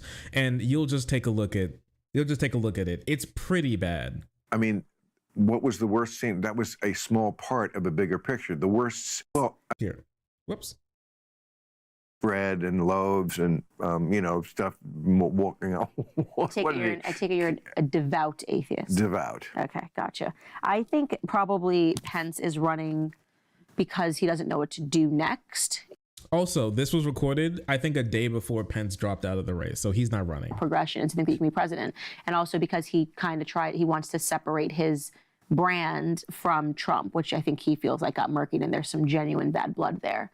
So there's definitely bad blood. Yeah, but I don't think any of them are running to be Trump's VP because they all trashed him on the stage. Vivek is the only one that Trump would consider. Trashed him? Trump. They kissed his ass. Trump? Yeah. The only one who trashed him was Chris Christie. Chris Christie trashed him. DeSantis said nothing. To be fair, DeSantis didn't say anything the whole night. They all raised their hand when they said DeSantis did the. Well, okay, but they raised their hand, except for Christie, when they said, would you support him as the nominee? I mean, that's pretty amazing for a guy who's, probably going to be convicted for what he should be convicted for. And I'm sure we agree on this, Candace. Definitely sure we agree on this. Absolutely not. Absolutely not. Candace is one of the Donald Trump should be able to be God, King, Emperor of the United States type girls. Listen. This is the failing of libs like Bill Maher. He thinks that he's like, oh, I want to get to the human in Candace, right? He thinks that she's cool, she's funny, but they have some disagreements. He's completely unaware of the insanity that is Candace Owens and how absolutely just unimaginably stupid that this person is, and the depths of which their, in some cases, genuine evil actually goes. He actually simply doesn't get it. He does not get it. Candace would push for laws to put that could easily put people like Bill Maher in jail, and he just doesn't get it. He's actually lucky. A lot of these people are genuinely lucky that they live in a country with such strong institutions that something like January 6th has been stopped, and other attempts of overthrowing the nation has been stopped, because the way they pal around with these same people, but Bill Maher pals around with the same exact people who are championing January 6th. It's just weird. It's just weird behavior. Trying to overthrow the government of the United States. You're just not like, you're not a weak enough person to really like. I don't buy this. I think you dance this way because you think you have to placate. Okay, first of all, no chance. Just you think educate that we almost lost America on January 6th. Like, I just don't buy that you're that soft. Yeah, I do. And just to educate you a little on this, I was saying this for 5 years when everyone was laughing at me for saying this, that Trump would never concede the election and he would never go away. I was all alone on a raft. But I mean, you saw BLM riots, right? Yeah. The summer leading up to this, right? Where like I lived in DC at this time, where you couldn't go outside, cars were flipped, things were burned, people were boarding up their windows. But you thought the end of democracy, you can say this meaningfully, happened when people above the age of like 65 stormed the Capitol. Like, you thought that was the worst thing you've ever seen in American politics. Well, I mean, what was the worst thing? That was a small part of a bigger picture. The worst thing was that finally we had a president, after all this history that we've had, nobody ever did this, not Al Gore and not Nixon, who probably didn't actually lose their elections. They allowed this peaceful transfer of power to happen. We finally had a guy who decided, of course, because he's insane, decided that no matter what happens, I won this election. There's only two things that could possibly happen. I win the election, or if I don't win the election, there must have been some cheating. It was looked at by his own people around him, including the Homeland Security Department, including the... Okay, so I'll stop it here for a sec. Here's the thing. What Candace fails to talk about, because what she fails to mention, because I know she knows it, what they've been doing ever since 2020 has been putting together a very detailed, intricate story to explain why people were running there with why people were there prepared to commit crimes, why people were there with plastic handcuffs, why people were there with masks, with guns, even though those are illegal, with weapons, either makeshift, why people were duct taping knives to flagpoles to make bayonets, why all of these things were happening, why they were doing that, and why they got into the House chamber and Senate chamber, and why they were even really there to begin with, is to overthrow the government, to stop the certification of the election, and to institute Donald Trump as the continual president of the United States for at least another 4 years. But if the institution is broken that much, probably for as long as he wants to live, or as long as he wants to be there, and then install his own guy after that. This is a fact. And this is something that we all know, but she doesn't want to talk about because it makes her look bad. Eliza Schaefer isn't 60. There were so many people who were there at January 6th who were definitely not 60. I would say that most of the crowd is not 60. At most, I would say the average age of the people there was like 45, 50, but not 60. Trying to say that this is some, like, I'm sorry, like, and even if you think that, oh, it was just a bunch of 60-year-olds, those 60-year-olds killed at least like 4 people that day. We saw videos of people climbing the walls and chasing down cops and beating people. None of those people were 60. Some of them were, my bad. Some of those people were 60, but these people doing some of the most vile things at the Capitol were not 60. At the end of the day, what she wants to know, vast majority of the January 6th defendants are not elderly.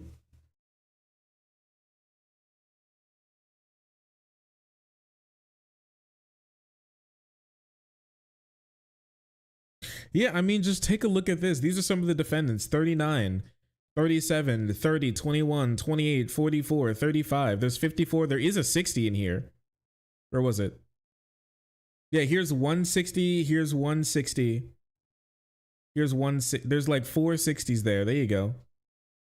There's another 60, 22, 53, 45, 49, 32, 25. These people are young. These people are fairly young. 23, 28, 31. These are not old people.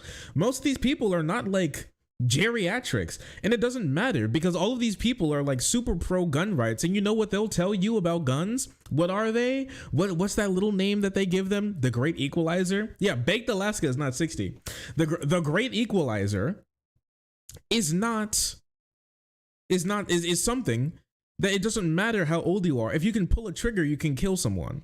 There's a reason that why they were in Nancy Pelosi's desk with guns. At Nancy Pelosi's desk with guns. There are reasons why they were going from chair to chair and looking under seats in the House and the Senate. There's a reason why they were trying to break into the House and Senate chambers. All right, with guns, with makeshift bayonets. All right, with like handcuffs. All of these people were going there specifically to stop people and or kill them. And the idea that that's not true is just the silliest lie that I've heard in my entire life, because even the people that were there and were defendants are going to tell you this. The people that in their recordings that they were taking as they were going into the Capitol will tell you this.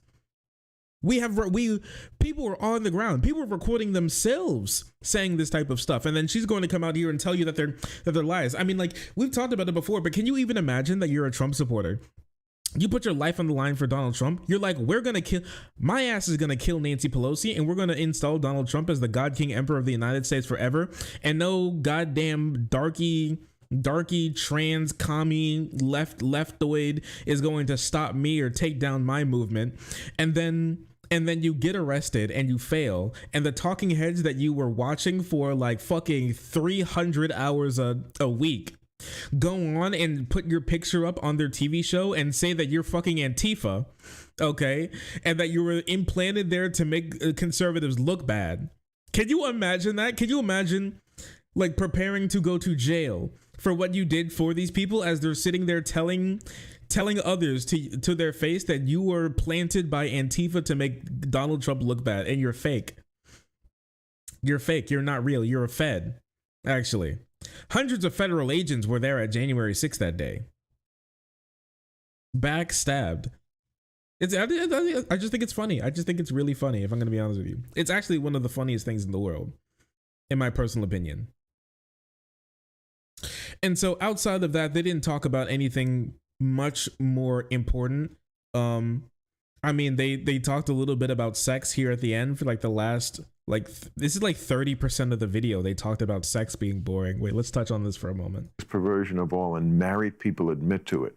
They admit that it's so boring to have sex that they freely think of other people when they're having sex. Yeah. I find that to be the worst perversion of all. My ass is not listening to them talk about fucking. So that's the end of the video. These people are sick. I hate Bill Maher. I hate Candace Owens. They're both very stupid, and it's not surprising what's happening here. But I found it like pretty interesting to talk about some of this stuff, because the absolute continual lies and weird mentions by these people is just, I don't know, it's just too interesting to pass up. I had to touch on it to pick a little bit into the brain of a conservative and conservative liberal. So weird. Thank you, Candace. Thank you, Maher. Very interesting.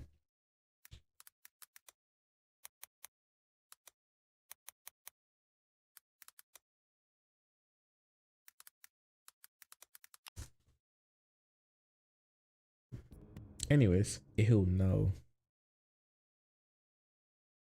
Please do not project your failed marriages onto the rest of us, okay? I beg of you, do not project your failed marriages of not being able to have fun having sex with your partner to the rest of us, because the rest of us are chilling, if I'm going to be honest with you.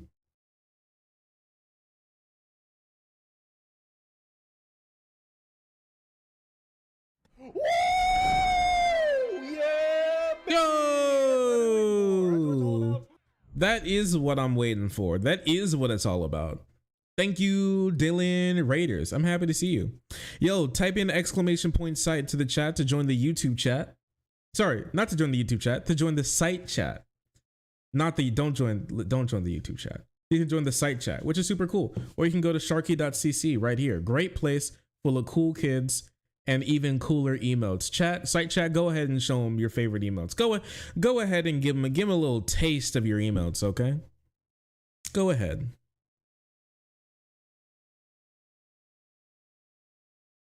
You're being pelted by dildos? Not the fucking dildos. What did you all do in chat today, huh? What you frogs all talk about? Y'all had fun? Did Dylan treat you well? Wasted.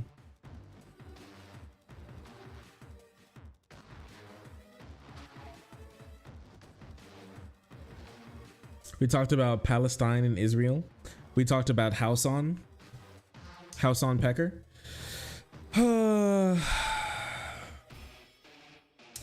Crazy, ain't it? It's a wild world we live in. Oh no, Timpool has Chank on.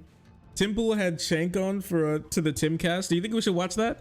Do you think that we should see watch Chank on Timpool to see what happens?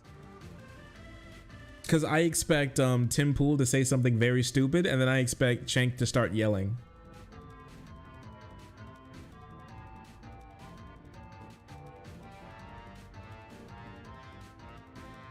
We can do the waffle over whether the extremely obvious genocide is a genocide. Sounds about right. Sounds completely correct. I would not be surprised if that's happening.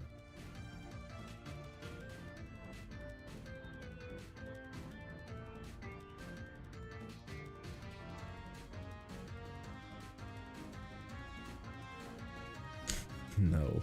The tildos are here. Do you all call yourself that, or does Dylan call you that? Dildo.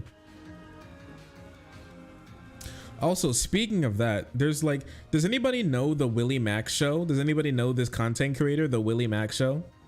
There's a new video. It's called Hassan, the worst politics streamer. Wrong about everything. Bro, wrong about everything, dude. That's crazy. I know of him. Sounds familiar? I've never heard of him in my life. Genocide waffles? Sounds familiar. Hassan is the All right, let's take a look. We give it the lookie. biggest left-leaning political streamer in the world, informing people on news, wars. Baying pig, you bloodthirsty, violent pig dog. Court cases. Psychopathic, bloodthirsty fantasies that they've all had. And cultural debates. You are just a trans person. Sorry, you don't know what the f you're talking about. But he is not informed or consistent on any of it. Making He really arguments did as if body he's the some sort of trances military that missiles expert. Do you think that that is a misfire from a rocket? Because I've shown you the misfires from Hamas rockets. It does not look like that. If someone shares a different opinion that he doesn't agree with, he calls them racist, transphobic, genocidal, whatever will discredit the critics so he doesn't have to actually engage with their argument. You bad faith, apartheid defending, bloodthirsty, genocidal freak. I can ride my boy is going crazy. My boy's going crazy there. Okay, listen. I want to watch a tiny bit of this, but I'm not doing it just sitting here. My ADHD is too powerful for that shit. So instead of that, we're going to be playing Ollie Ollie World as well while it happens. Oh, hell yeah, Ollie. Oh, hell yeah, Ollie. I'm Ollieing. I'm Ollieing. This meme is very real. Oh, I'm Ollieing.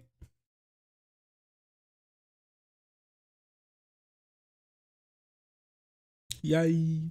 Never heard of that game? Don't worry, it's based. It's based in Pogpilled, okay? That's all you need to know.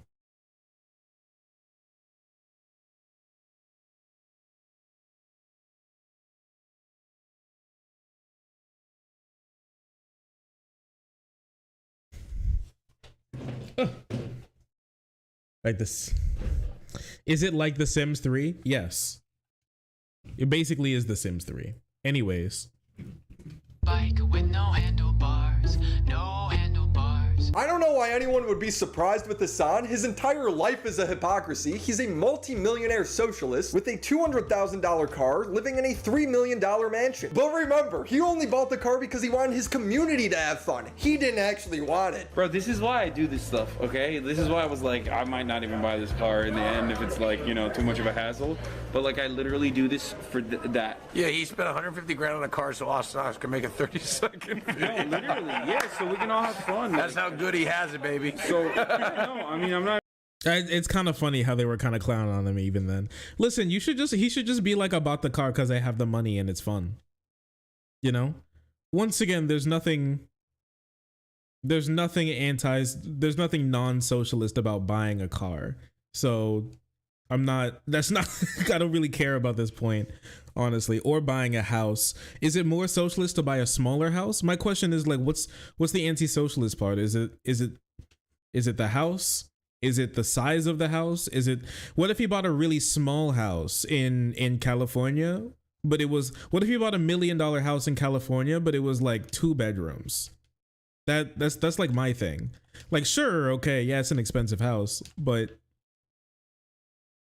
why should I care? In all honesty, that's just me though.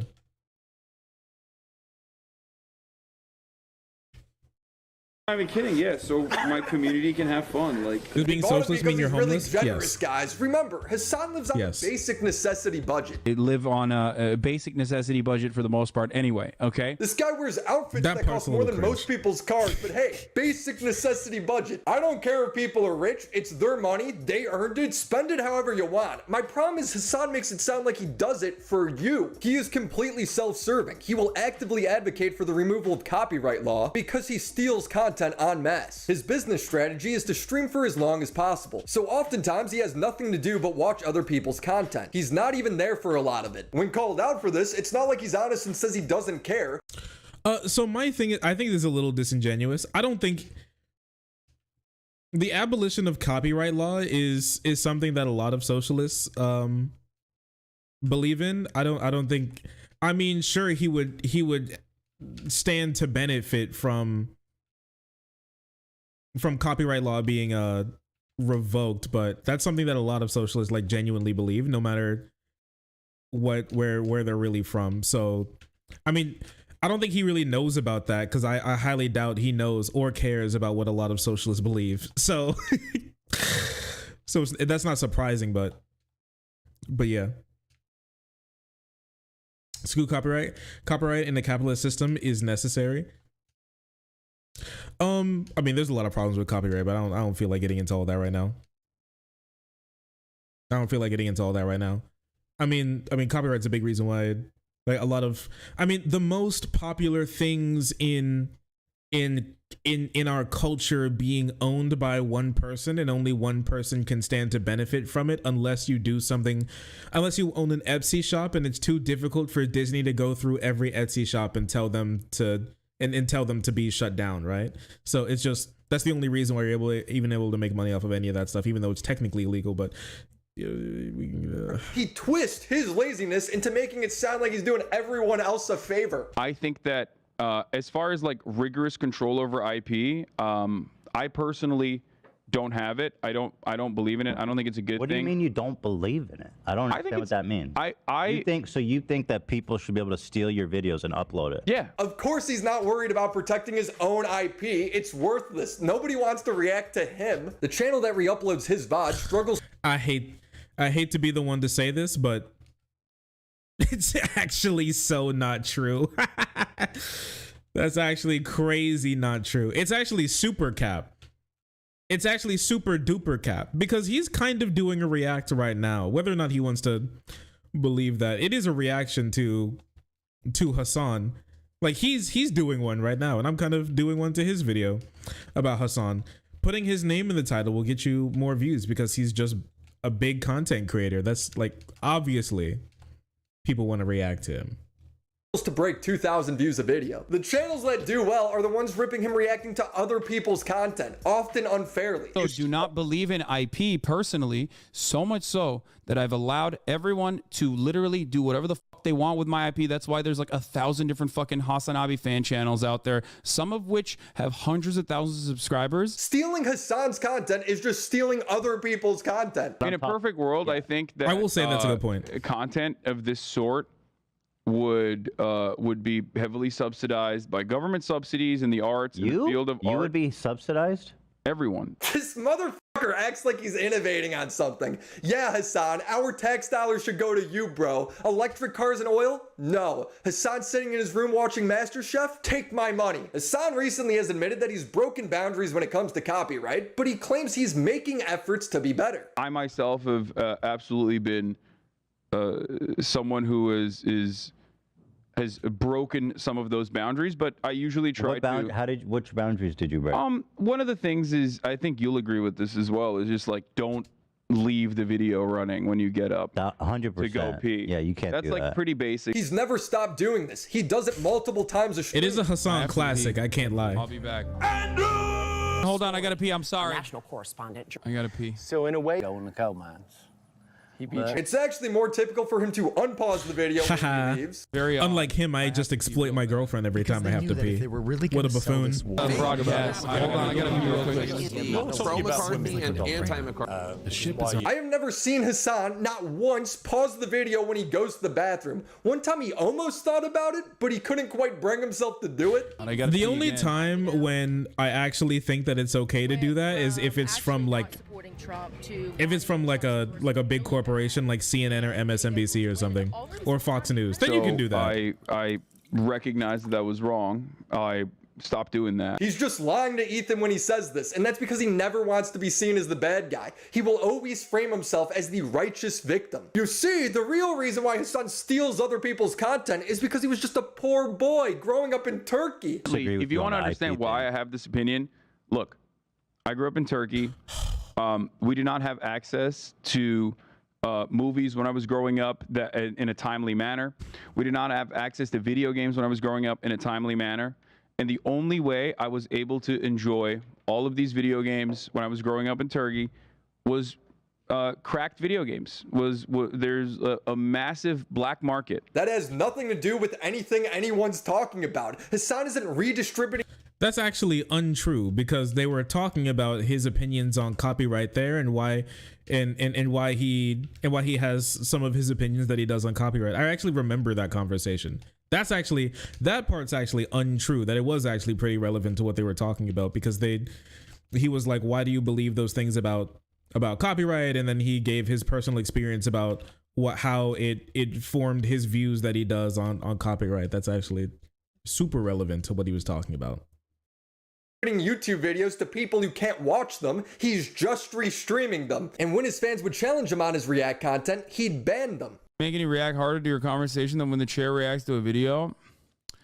Okay, take an hour off. Classic. Got some Skippy. Rub it That part is classic. That is a Hassan classic, though. I will say. Hassan is a socialist, meaning he thinks employees should have direct control over company decisions. Otherwise, they might as well just be slaves. And this process is so inherently undemocratic, which is why it's always weird when we fucking talk about, which is why it's so weird when we talk about like how much better we are than like, you know, older organizations. Oh man, we're so much better off than fucking living in a feudalist society. Like, come on, it's like. Does he really think feudalism was better? Prove it. Run your stream like this. He doesn't because he knows it would slow down his business. And you're supposed to sit there and go, yeah, you know what? Run your stream like what? Feudalism? Like, hey, guess what? I'm too stupid to make that decision for myself. I'm too stupid to make that decision for the entire company. We can't get together as an entire company and make this decision ourselves on where the profits should go. Where should we? Also, capitalism is a social and economic system, so it's not simply just about working. Even though like labor is a large part of socialist doctrine, obviously. Ooh, nice 360 shove. We actually, should we invest it back into the business? Should we invest it back into a better compensation structure? According to him, he doesn't even do the bare minimum when it comes to the people that work for him. Do mods and editors get a say on what Hassan gets to cover on stream that day? Does he profit share with them and provide benefits? No, they don't even get paid. Are you paying, right? a percentage or something proportional to the millions that you're making off Twitch, right? Does that carry over to your Twitch? So sure, I believe you for your podcast. To who? To what? To editors, to moderators. Yes. So you're paying moderators or head of moderation? No, not editors and not moderators. So no one. You gotta love how he's just down to lie if Train didn't press him. He then brags about how he still paid the editor for his podcast, even when his podcast wasn't making money yet. There are a lot of situations where a venture that you get into is not actually making money, right?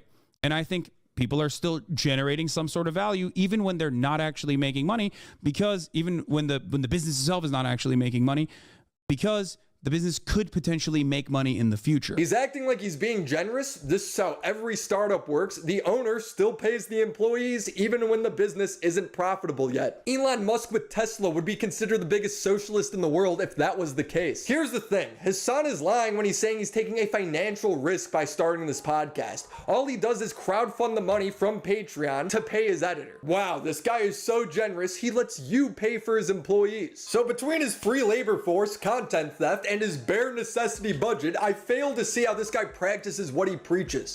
Wait a second. There's a Patreon for the podcast? Is that true? Does he pay the people who's on the podcast? Doesn't he podcast from the same room he streams from? He just wheels out one of those like church potluck tables and then like straps a couple of Shure SMBs to them. Like, sure, the SMBs are pretty expensive. Like, they're $400 each, unless you got them on like a discount. But, do they?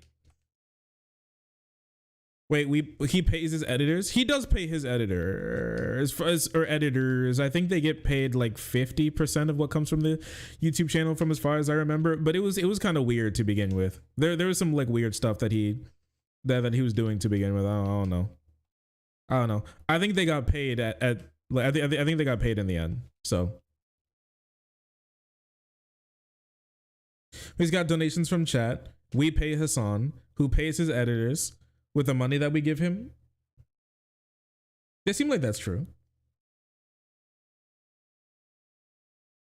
You don't run your stream like a co-op hypocritical socialist. I think I think like, I don't know. I mean, I think that should be decided between every like a channel and their editors, depending on like what happens. Some channels work much more with their editors, but that's extra work though. Some editors are brought on to edit. Their job is to edit videos, and that's just like kind of it. And they don't really want to do, if I'm going to be completely honest with you, I don't think a lot of editors want to do more than just kind of editing and some other background work. But once again, that can be talked about with a YouTuber and their editor. I think a lot of times the editor, in some YouTube channels, the editor is just like a part of the YouTube channel, in the sense that they take like a much bigger role in the channel. Not bigger than the content creator themselves, but Skill Up is a channel where I can think of that being kind of similar. Skill Up's a channel that does like game reviews and stuff like that, and it's hosted by one guy, but there's another guy who's the editor. His name's Austin, and not only does he edit the videos that the original Skill Up guy makes, but he also sometimes does game reviews himself. So he like makes videos and edits those videos as well. For that same channel, and I would obviously imagine that he's getting paid, much better in a larger percent, especially when it comes to those videos that he may make completely by himself, by making the review, playing the game, and doing the editing. So it just kind of depends. Like Hassan has two editors, and both of them just edit, and they also edit for other people. Their job is to just be like a freelance editor who edits. And also like there's like a freelancing thing is on there as well, but I don't know, it just really depends. I don't know how you would run some businesses as being like quote unquote socialist is I think is up. I think the biggest thing when it comes to socialism and like workers' liberation and empowerment is mostly about making your own decisions about what happens. If an editor doesn't want to do shit besides just edit, then I mean, Godspeed, partner. I don't like the idea of, I think it's like a weird, like anti-socialist thing to think that every every single person who has to work for a company, for the company to be socialist, has to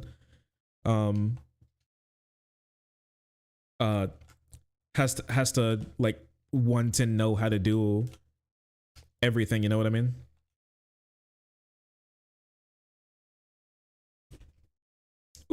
But it's really frustrating that like this is a fundamental thing I believe in and I advocate for and I practice what I fucking preach, and yet motherfuckers still always say that I am actually fake. It's cause you are. Hassan being a socialist is sort of like me being a Catholic. We both say we are those things, but in practice, those words don't carry any weight. I did it my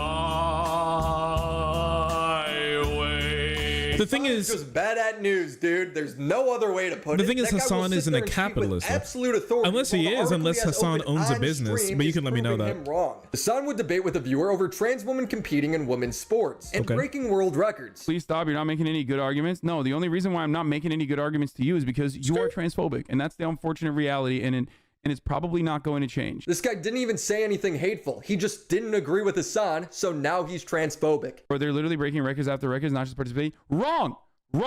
You are wrong. You are making that up. You have read like 3 articles from like 3 random edge cases. You are wrong. Show me. It's right there in front of you. Just read. When one of Hassan's trans fans would chime in and say that Hassan's doing a bad job arguing for trans people, Hassan can no longer just write them off as being transphobic. So instead, Hassan decides to be transphobic. Here's the other part. Like, you, for the record, my issue as a trans person is the fact that you, a guy that isn't super well versed on trans, brought on a known transphobe knowing he might bring up transphobic shit. You aren't exactly a Vosh at trans debates.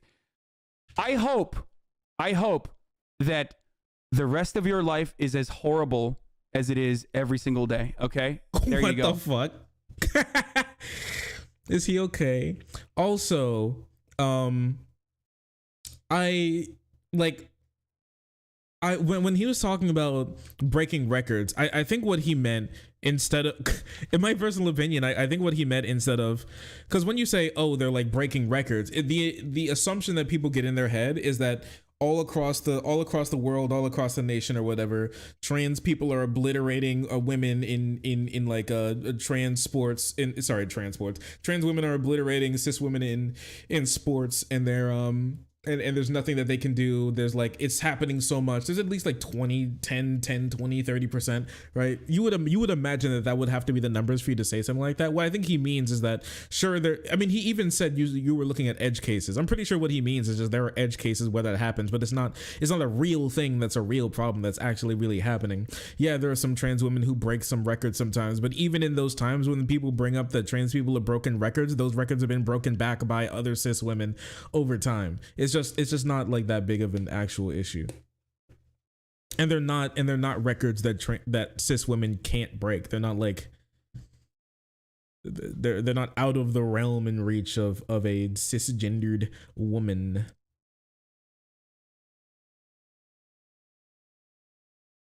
But okay, that's something. I'm not sure if I want to watch more of that, but I don't know. Maybe someday we'll get the hankering for more of that. But for now, I want to finish one more thing, which is the number one thing that I pulled up for today, which is Jordan Peterson having trouble with Muslim fans.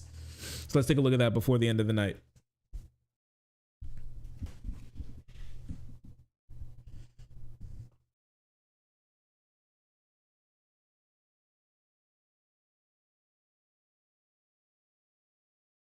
It was a bad look, but he apologized and Catboy forgave him. Okay, at least they made up at the end.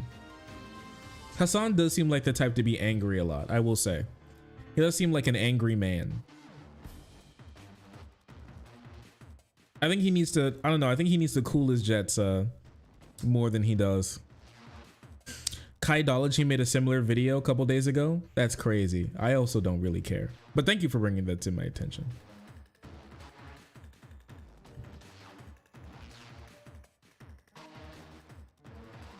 He's more entertaining when he's mad, though. Probably. He got Chank energy, but without any of the warmth. You sure?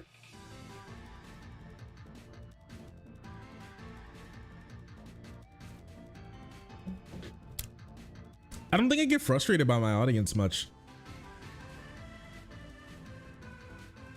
He's compensated his mods. I don't keep up with House on Pecker, so I don't know if that's true, but I mean, I can imagine that it's probably true.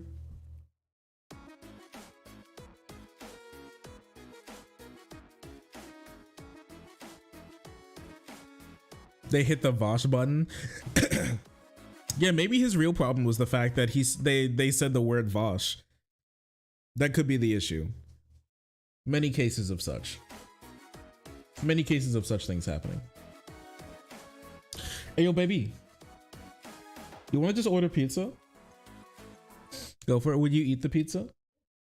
Okay. Well, you know what? Chat, you're with me now. All right, besties. It's time to order pizza. Oh my gosh, what's going on with this song? YouTube loading like crazy. There we go. You know what? We're doing it from Domino's. Pepperoni bacon. Babe, what do you think about pepperoni bacon? You want Italian sausage?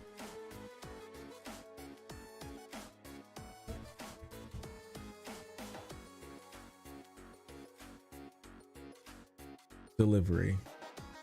Why am I not logged into my Domino's account? Sign in. Let's go.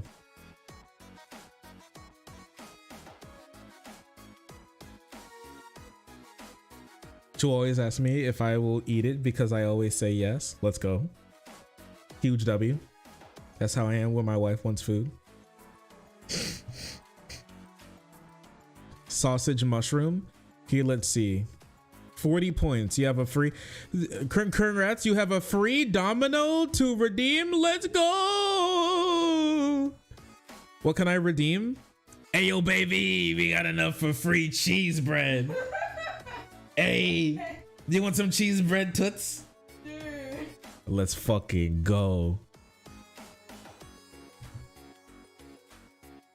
Let's fucking go.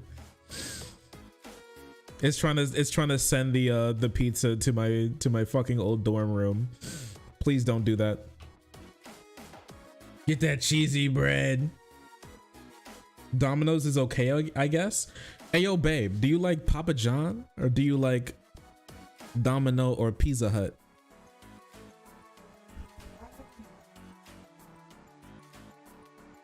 You don't even remember. And not because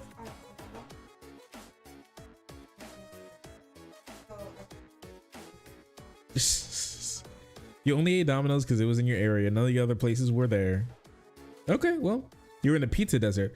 All right, hey, yo, baby doll. So stuffed cheesy bread, pepperoni stuffed cheesy bread, spinach and feta stuffed cheesy bread, or bacon and jalapeno.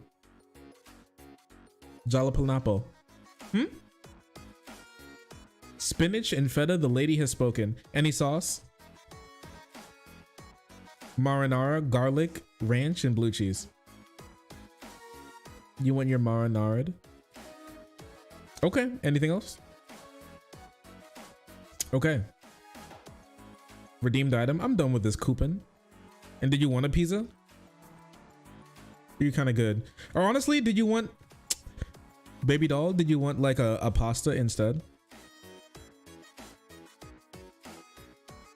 Oh, she wants a pizza. She does not want a pasta. She said, fuck a pasta. Do you care if it's hand tossed or pan pizza?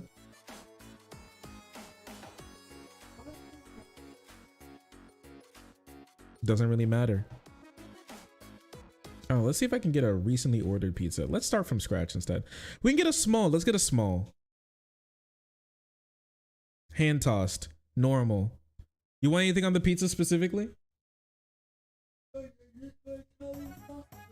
Oh, you don't care about anything but Italian sausage? Would you want it on would you want my bullshit to be on one side if you if I order anything crazy? Okay. Well, is bacon okay on your side? Okay. Shredded Parmesan? Okay. Shredded cheddar cheese? No, thank you. Okay. Olives? Olives are fine. You're crazy. You're a crazy girl. You're a crazy lady. But you can eat some of the olives that I have. Cause I bought some. Onions. You know what? I didn't think that I liked olives, but I ordered olives. So I bought some olives from Walmart the other day, and I made like an olive, feta, cucumber, and onion and tomato sort of salad, and I tossed it, and I threw in some shredded basil, or like some, you know, torn basil in there, and I can't lie to you, it was really good. I became a fan of olives. I can't lie to you.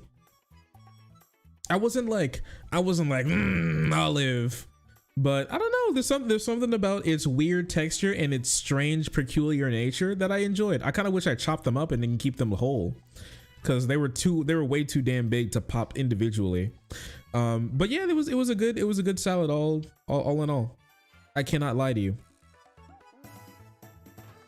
I can't lie to you. I wish I could lie to you, but honestly I can't, and I won't either. I won't do it. I can't do it. Yeah, what about just bacon and Italian sausage? That seems good enough. Or what about pepperoni? I do like pepperoni. We had pepperoni. We didn't have pepperoni. Just get the pepperoni. Pepperoni bacon? You wanted Italian sausage. I'm not removing it.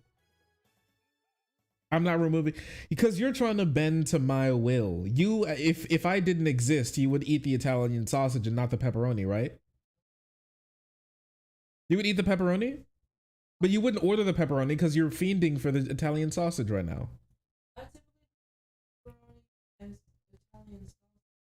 You typically get pepperoni and Italian sausage?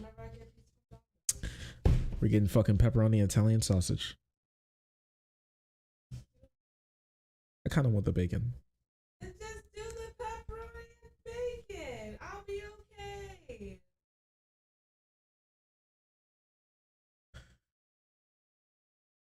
But you wanted Italian sausage. Oh my gosh, babe. Just fucking do it. You want to get another pizza sometime and get Italian sausage on it? Sure. Just load that bitch up. I'm putting bacon on it, but I'm only putting it on half. There we go. We've done it. We've done it. I'm crazy like that. Okay, now extra. Yo, babe, extra cheese. She's a hater of extra cheese.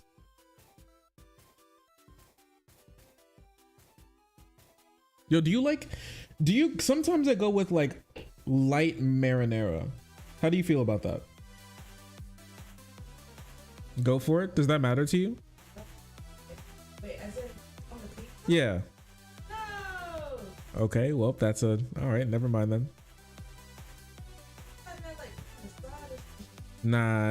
I mean on the pizza. Sometimes I like sometimes, and guys, tell me if you feel the same way, but every once in a while I'll get like a slice of pizza and then I'll just like do the toothpaste thing where you can just like you can just kind of take your finger or something and then just like press the sauce to the end, and then you can just like suck the sauce out, and it leaves like a little just like a light amount of marinara in there, and then you can eat the pizza like normal after that. Because every once in a while you'll get a fucking piece of pizza and it'll be a goddamn sea of marinara sauce with a blanket of cheese, and then your cheese is always running off, and it's crazy. What the fuck? That's the move? You're telling me that you've never gotten a slice of pizza with too much marinara sauce? Are you telling me that right now? That's never happened to you on like ever? I'm red pilled. You can never have too much. Yo, I'm cheese pilled. I want more cheese than actual than actual like sauce, in my personal opinion.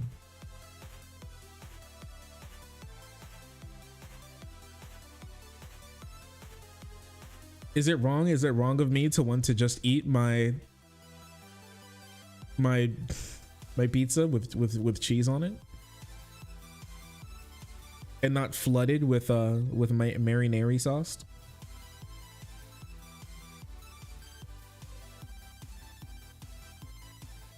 It's about the toppings, not the sauce. Biggie Cheese walks into the room. This man is made of cheese. All wrong. I hate too much sauce. Thank you. Too much sauce is literally like a meal killer. And so I don't do it all the time. Just when I look at the pizza and I take a bite, and the first thing that happens, and the pizza's like a fucking gusher, and the first thing that I experience is getting just a mouthful of sauce, and then I have to like drink the sauce because I'm just like, I have to drink the sauce, and then I get to chew the pizza. I'm just gonna sit here and tell you that I would rather just there be less sauce and more pizza instead.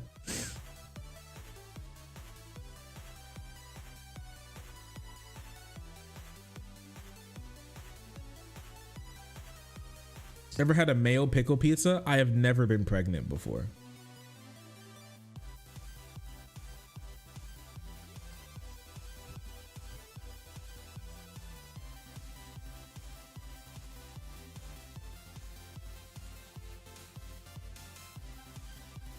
I get extra sauce, chicken or Canadian bacon, extra cheese, and stuffed crust. All right, you're mad. It's absolutely fire, but there's a lot of sauce. Sometimes you just got to suck the sauce out.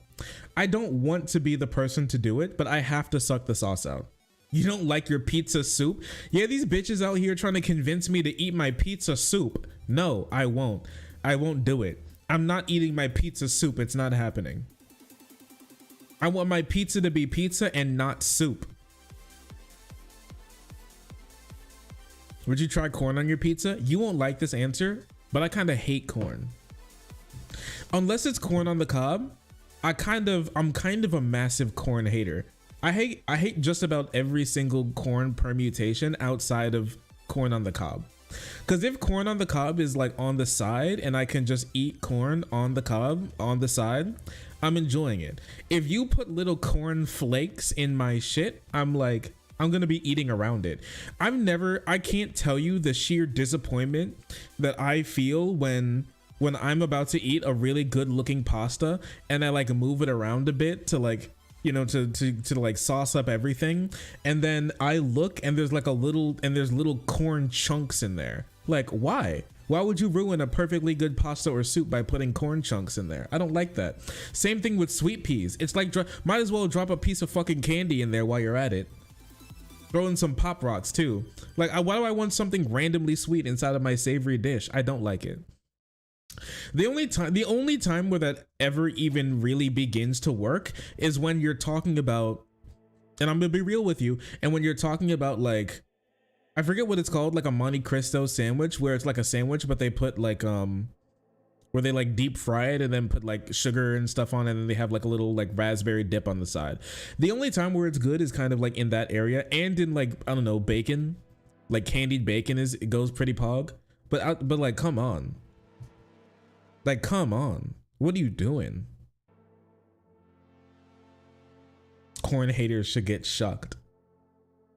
She shuck my cob. Country girls make do.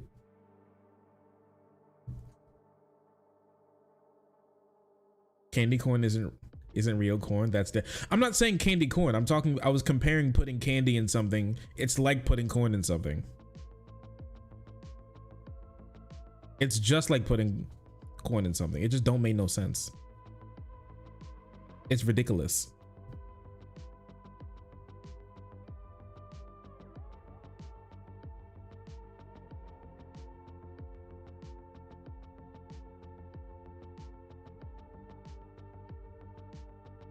Deep dish. Cornbread without corn nuggets just ain't right. We're moving on. I can't talk to you people right now. Not like this. Not like this. Let's finish up today. What do you all say, frogs? Let's finish up for the day.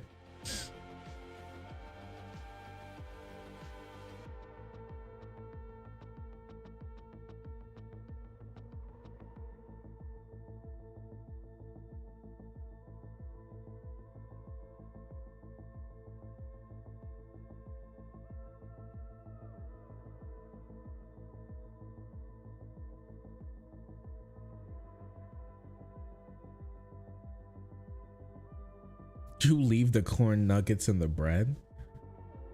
On October. Don't do this. Jordan Peterson.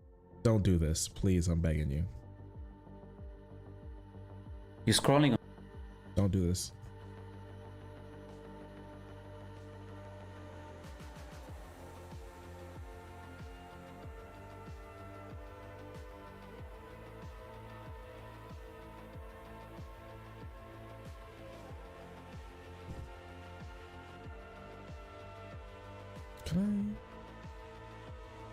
I need to open. I have to use Reddit for this segi. I'm sorry about that, but we are all going to be in Reddit for a little while. I just wish I could. This image is wallpaper print. There we go. I'll take it. Just Southern things. What the fuck is corn sauce? I try not to think about it until it can't hurt me. All right.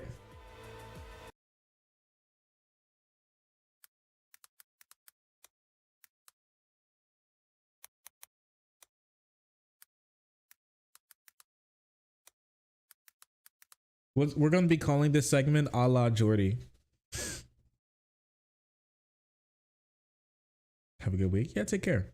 All right, listen.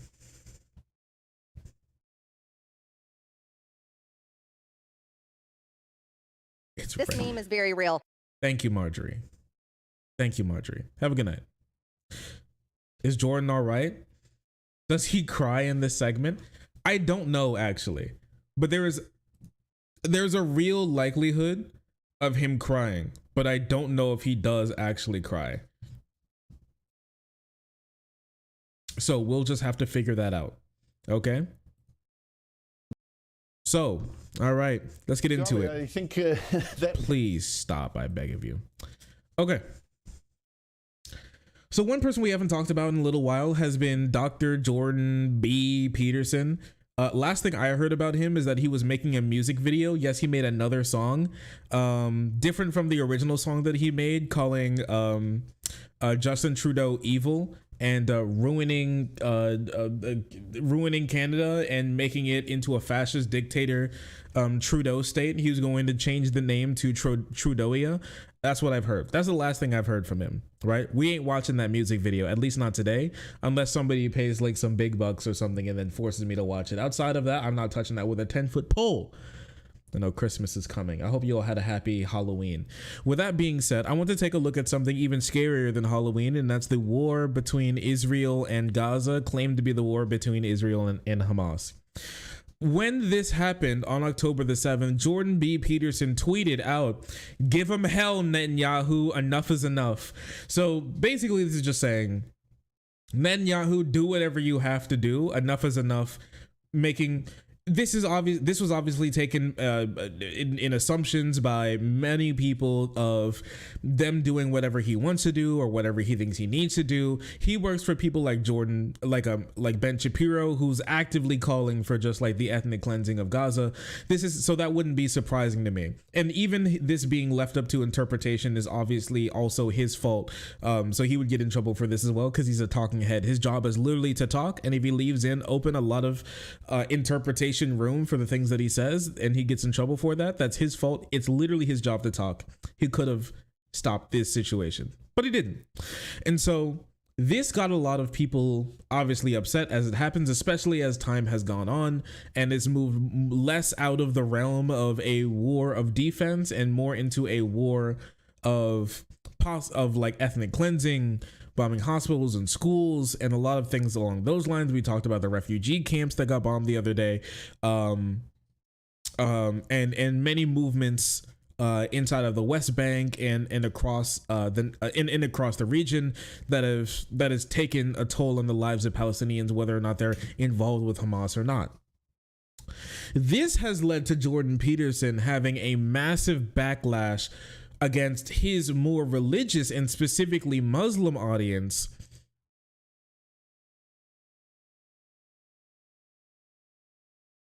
a Muslim audience and people and people who are anti-Zionist that have seen his takes and have started to come out against him. And so there are lots of videos coming out now about people who used to be Jordan Peterson fans, or purported to be Jordan Peterson fans, or like Jordan Peterson, who are like, this guy, he can't be taken seriously and he needs to be stopped.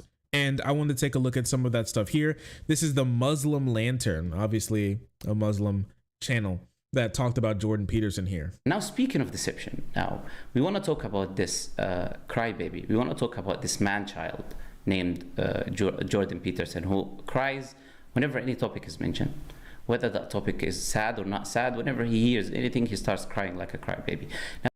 Crazy. He's actually roasting him. Also, can somebody inform me, what are these books? Is this like different books in the Torah? Not Torah, sorry. In the Quran? Are these like different books in the Quran, but like all separated? Because they have the same backing as like they have the same, I hate to say, they have that Harry Potter spine backing, where all of them like flow together to make a whole thing. I don't know what that is actually. It is pretty. They're pretty. Quran and Hadith, probably. Thank you. Appreciate it. Thank you. We'll touch on this a little bit more later, but I want to talk about this as well. Dr. Yasir Qadhi slams Jordan Peterson over Israel. Jordan Peterson has tweeted to Netanyahu, "Give him hell," advocating violence against the Palestinians. What is your response to Jordan Peterson and the like? Allah subhanahu wa ta'ala says in the Quran, قَدْ بَدَتِ الْبَغْضَاءُ مِنْ أَفْوَاهِهِمْ وَمَا تُخْفِي صُدُورُهُمْ أَكْبَرُ. Hatred has appeared from their tongues, and the hatred that their hearts conceal is even more so. This is a person that I have been seeing his videos on and off. There's no doubt there's some issues that are positive, but I have always found him to be an ardent supporter of Zionism against our Palestinian brothers and sisters, and this has shown clearly from the very beginning. This recent tweet of his once again indicates that not just him, but overall, so many of our politicians, so many of our pseudo-philosophers, they're looking at this entire reality from an extremely skewed narrative. How can one ignore 80 years of oppression? How can one ignore 80 years of colonization? How can one ignore 80 years of direct taking over of the lands and the peoples? People that are not even Muslim, Nelson Mandela and others have mentioned that the Palestinians have been treated at times worse than, Nelson Mandela says, some policies worse than the South Africans were treated under the apartheid regime. How can we ignore this reality? And then when Palestinians attack back, what their oppression has been is ignored, and that one attack is highlighted. So I want to touch on this for a second, because this is something that Jordan Peterson talks about, and I think it's remarkable. So here he's completely right in the sense of the years, the decades, almost 100 years of the stealing of lands and the killing of people attached to those lands for a colonialist project set in motion by the British and allowed to continue by the UN and funded by the US. With all this being said, Jordan Peterson, in the small box that his brain resides in, was only able to come up with the idea of, listen, this is just like that oppressor-oppressed thing. You know that same ideology that they use to talk about like trans people and black people in the United States? When they're like, oh yeah, black people don't even have any real the structural problems when it comes to getting ahead in life. He used that same exact logic for the war in Gaza. It's so weird. It's like him saying the word postmodernist in this situation. Like, I don't know if he's capable of expanding his ideas past like internet squabbles. This is the case of being this is the case of being like way too online. He just lost connection with reality.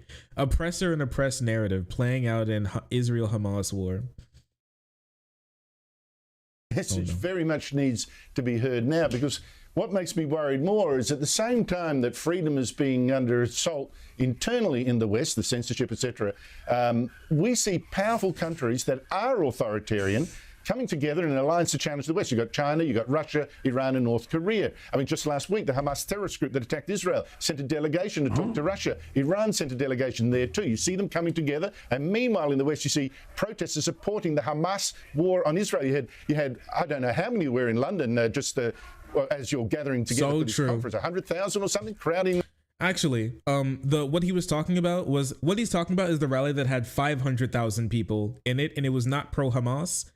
It was actually pro-Palestinians being bombed. The London Bridge, etc. It's just frightening. There's protests too against saving Ukraine. It's frightening that people care about children being bombed. It just seems a weak commitment to freedom inside the West, just when it's being threatened by countries that are enemies of freedom.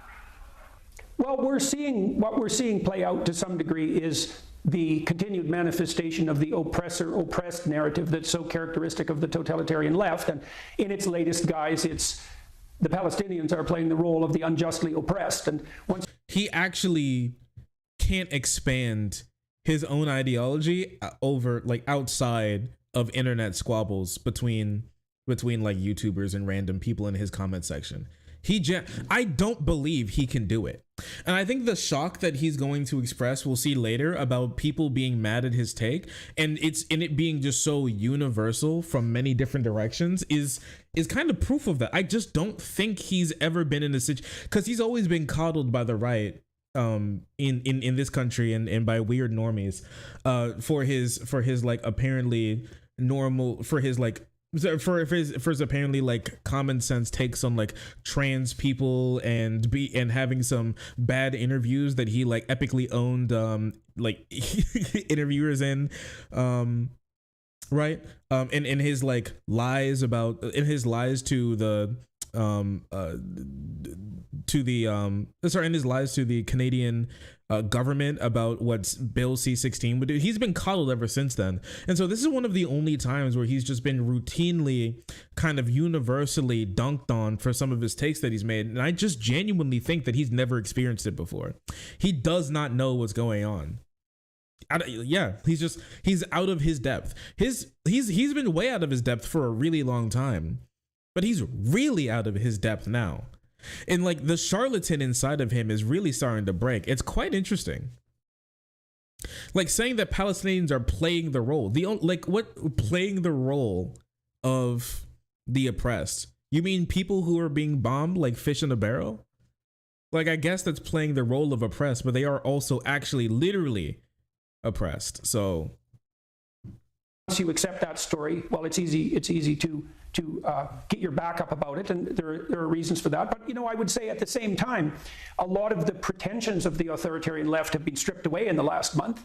Institutions like Harvard have taken what might be permanent stains on their reputation as a consequence of being a little bit too ideological in their approach. And then I would also say, you could also view the current conflict that's emerging in the Middle East as the last gasp of the totalitarian dictators, even in the Islamic world, because my sense is that, and I believe this to be the case, that Iran fueling Hamas did that out of desperation because they know that peace is about to break through with the Abraham Accords. And it isn't obvious to me that the countries that signed the Abraham Accords, making peace with Israel, are going to retreat from that, even in the face of these large-scale public demonstrations. I don't think Iran is going to be successful in its attempts to manipulate the Arab world back into permanent enmity with the Jews in Israel and with the Western world. Now, okay, here's the thing.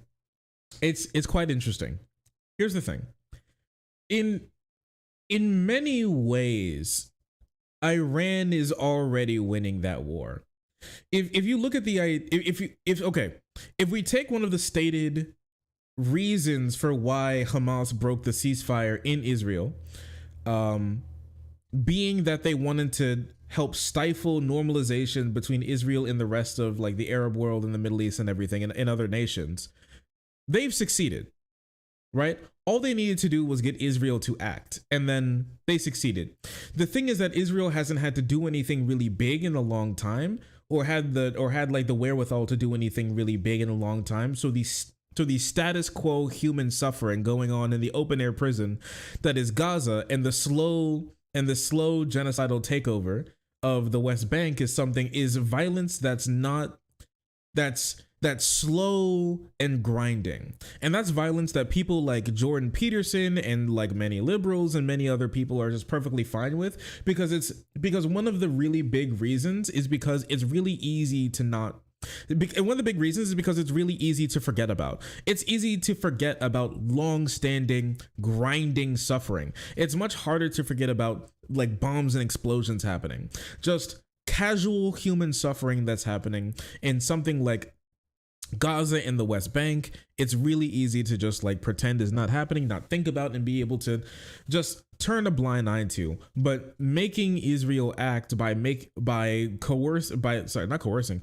provoking them to commit more war, to show their ass and show that they're perfectly happy committing an egregious amount of war crimes. And all you need to do is just have one day to commit massive crime, to do like big crimes, and then you can have Israel do like some of the biggest crimes.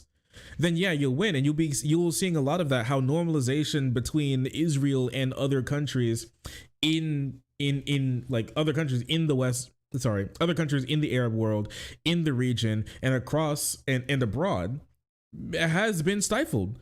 Like Bolivia has cut diplomatic ties with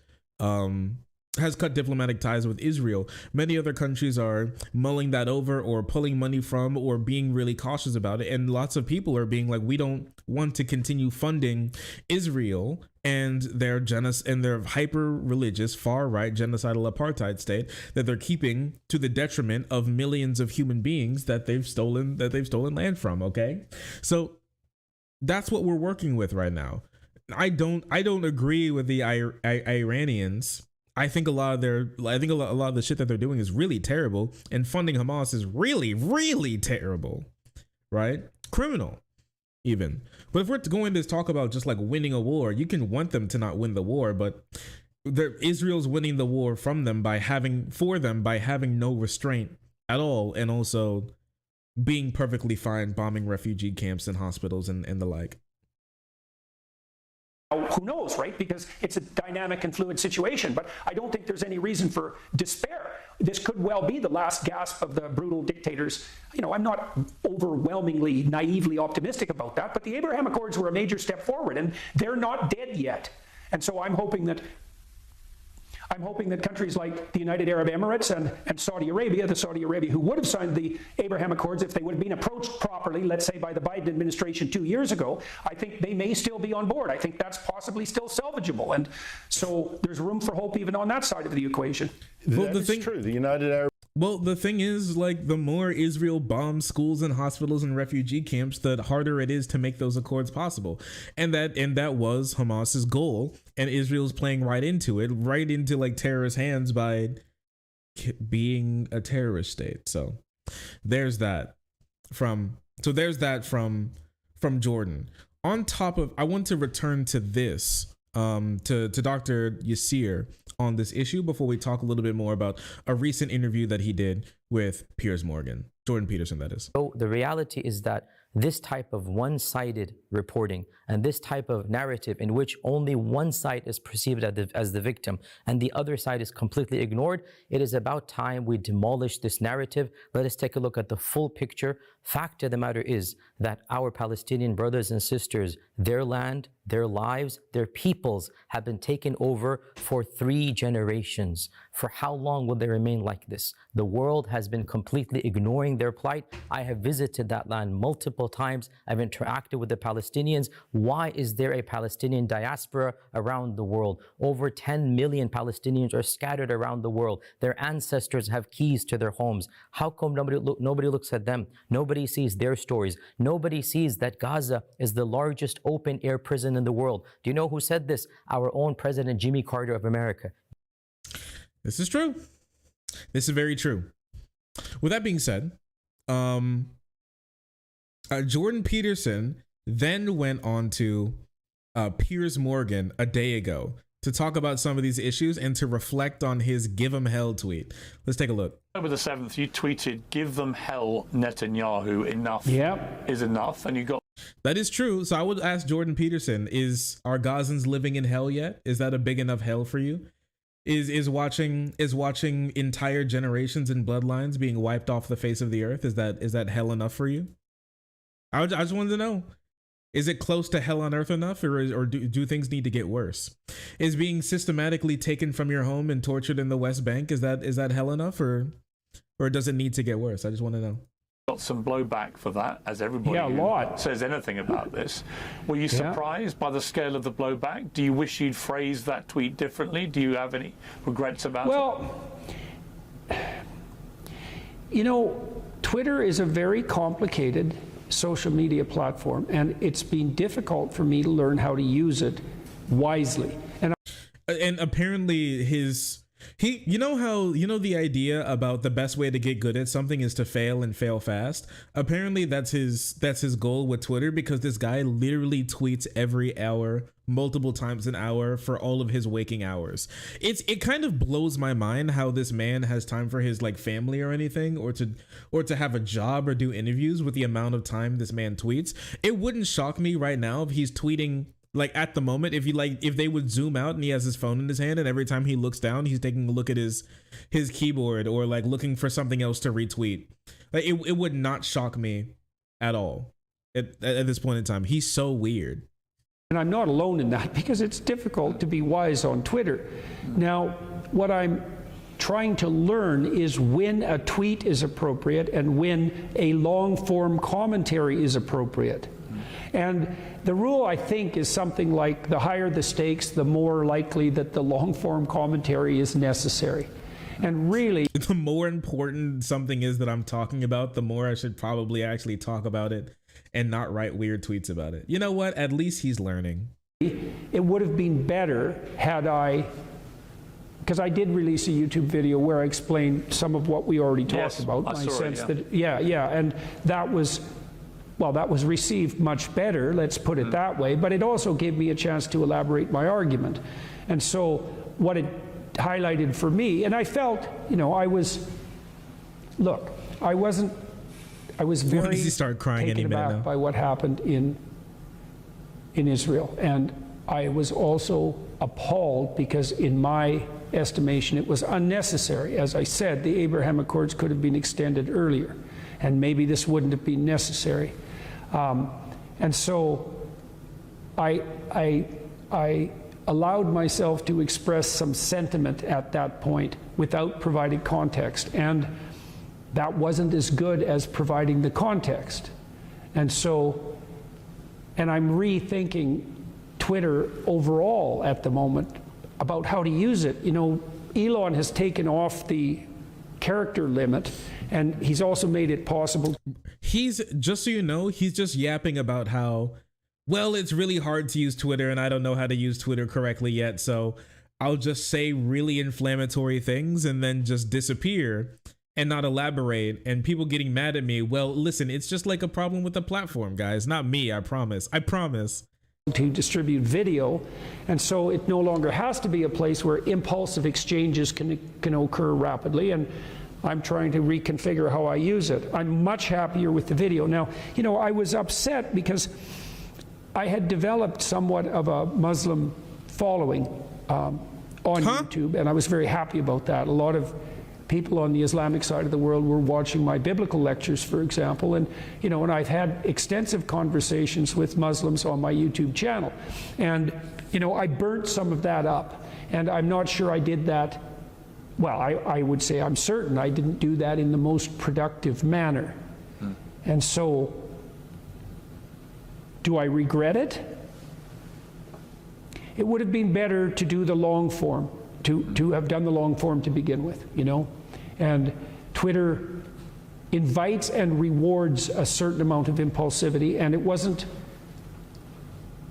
I don't know, Pierce, I don't know if it's ever time for impulsive action, especially when the stakes are serious, Is he just allergic to saying I'm sorry or I messed up?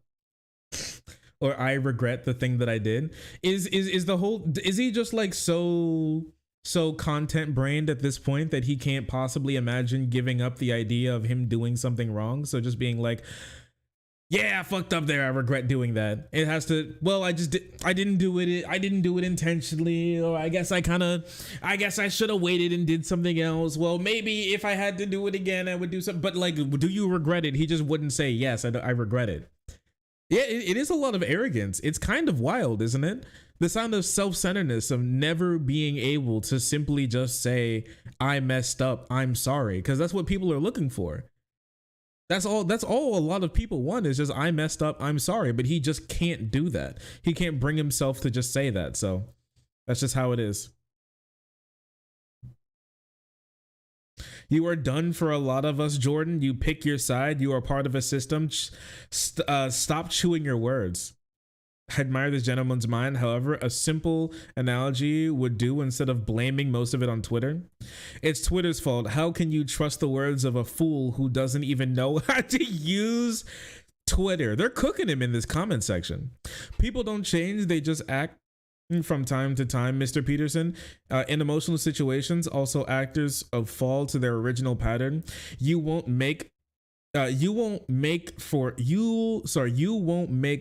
your real, you won't make me forget your real face. You showed this single tweet, even by acting like a wise man and building emotional speeches, even for the rest of your life. Aren't they already in hell by being starved of food, water, and electricity? And these people are kind of cooking. They're completely cooking. They're not only cooking him, but they're cooking up some really important and meaningful talks here, because yes, it is really important to talk about these things. And yes, they are already living it. This person's saying the same thing that I did. These people, a lot of these people were Jordan Peterson fans, like Jordan Peterson. I'm not sure if they were like hyper giga conservative or whatever, but they're people who had enjoyed his content or some of the things that he had to say. I don't. But we can come to the same agreement here that, yeah, what he's doing is ridiculous. And him making these types of tweets and agreeing with these types of things and going on and on and on about how, like, oh, I hope Israel just makes it out of this, and not worrying about the tens of thousands of Gazans who are going to die in the situation and the massive amount of ethnic cleansing and genocide that's going to be happening here. If Israel just gets his way, it's just, if Israel gets its way, he's showing his ass. He's showing his ass, and he's showing him not understanding the situation and him just speaking from emotion there. Give him hell. Give him hell. Sure.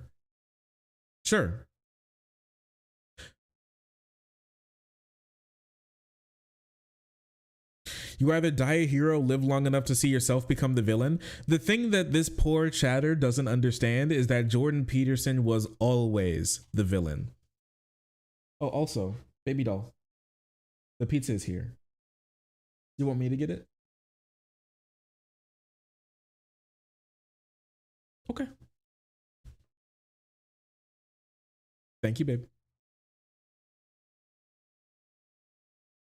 I expected Piers to cut him off and badger him with, do you regret this, yes or no, allowing him to explain. But then I remember that Jordan Peterson wasn't Palestinian and Piers wasn't asking him to condemn Hamas attacks. Yo, this chatter's cooking. What the hell? So true. Can you imagine like a non-combative interview, like, or not super combative interview like this, not always asking him, do you condemn, do you regret, over and over and over again. It's crazy how that works out, isn't it? It's wild how this person just, he didn't care about that. That's crazy, isn't it? Don't you think? That's so peculiar. That's so strange. Wow, wowee. YouTube chat redemption arc. Actually, yeah, truly. He wasn't asking about Hamas. He was just asking about cultural genocide. Who could have seen this coming? One absolute cop-out, pathetic even for Jordan Peterson to blame a difficult platform. And also, I have to tell you, Twitter is one of the least difficult platforms. Facebook is more difficult than Twitter. All right. Instagram and Snapchat are more difficult than Twitter. Twitter is actually one of the most simple social media apps that you could be on outside of probably YouTube. Twitter's not complicated. He's addicted to Twitter and he needs something to blame besides himself because he's allergic to saying sorry. Poor guy doesn't know how to use Twitter. I feel so bad for him. And so this is what we're looking at. They're understanding. I'm glad that a lot of people are waking up to this man was a charlatan and this man was bad the entire time. I just hope we're able to get to the point where we understand that he was just bad the entire time. And he was never somebody to be trusted. And he was always this insane. The only thing is he just didn't say insane things about things that you cared about. And so you just didn't see it or didn't look into it. And I would imagine a lot of people don't keep up with Jordan Peterson, everything that he says. Not everybody's like us, right? I understand that situation. But with this being said, he's made no small mistake here. And him not wanting to just come out and say sorry is doing real damage, and some damage that can't be undone, especially people with family in Gaza or the Middle East to begin with, and how those people have been treated. Let's go back to this video and see what he has to say in his audience. Now, that individual have had a series of tweets about this current issues that have been happening in Palestine, and he says that addressing Netanyahu, give them help. Now, there's a very interesting thing that I realized when I was like reading this tweet. I was thinking to myself, isn't that individual someone who doesn't even know if he believes in a creator or not? Why is he using these terms, give them help, if he doesn't even know if God exists or God does not exist? Do you believe in God? And I think, okay, there's a couple of mysteries in that question. Crazy. What's up, babe? I'll be good. I'll be chilling. Yeah. You're already down here too. Oh, you want to put this up? You can put it on the chair. You want to move that? Here, let's move this. All right, 1 second, peoples. Because we're not going to be using this really anymore, right? The blanket.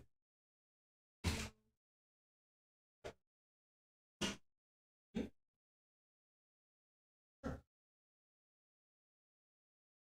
Order time.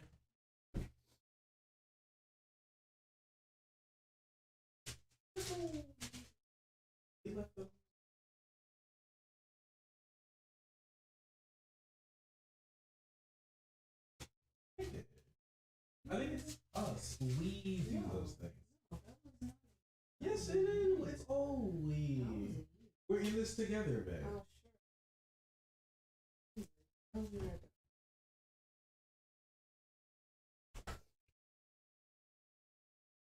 I can take a plate.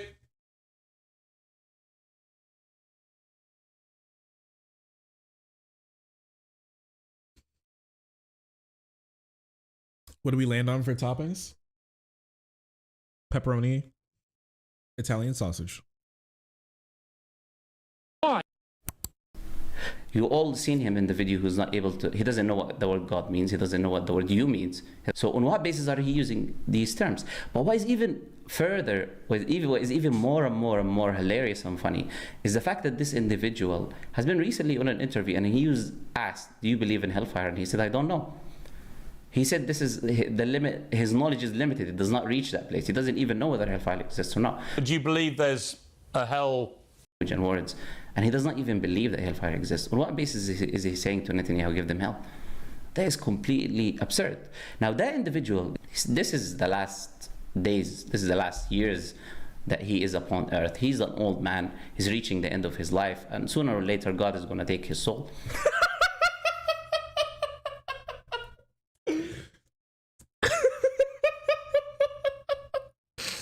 Yeah. Bro, come on.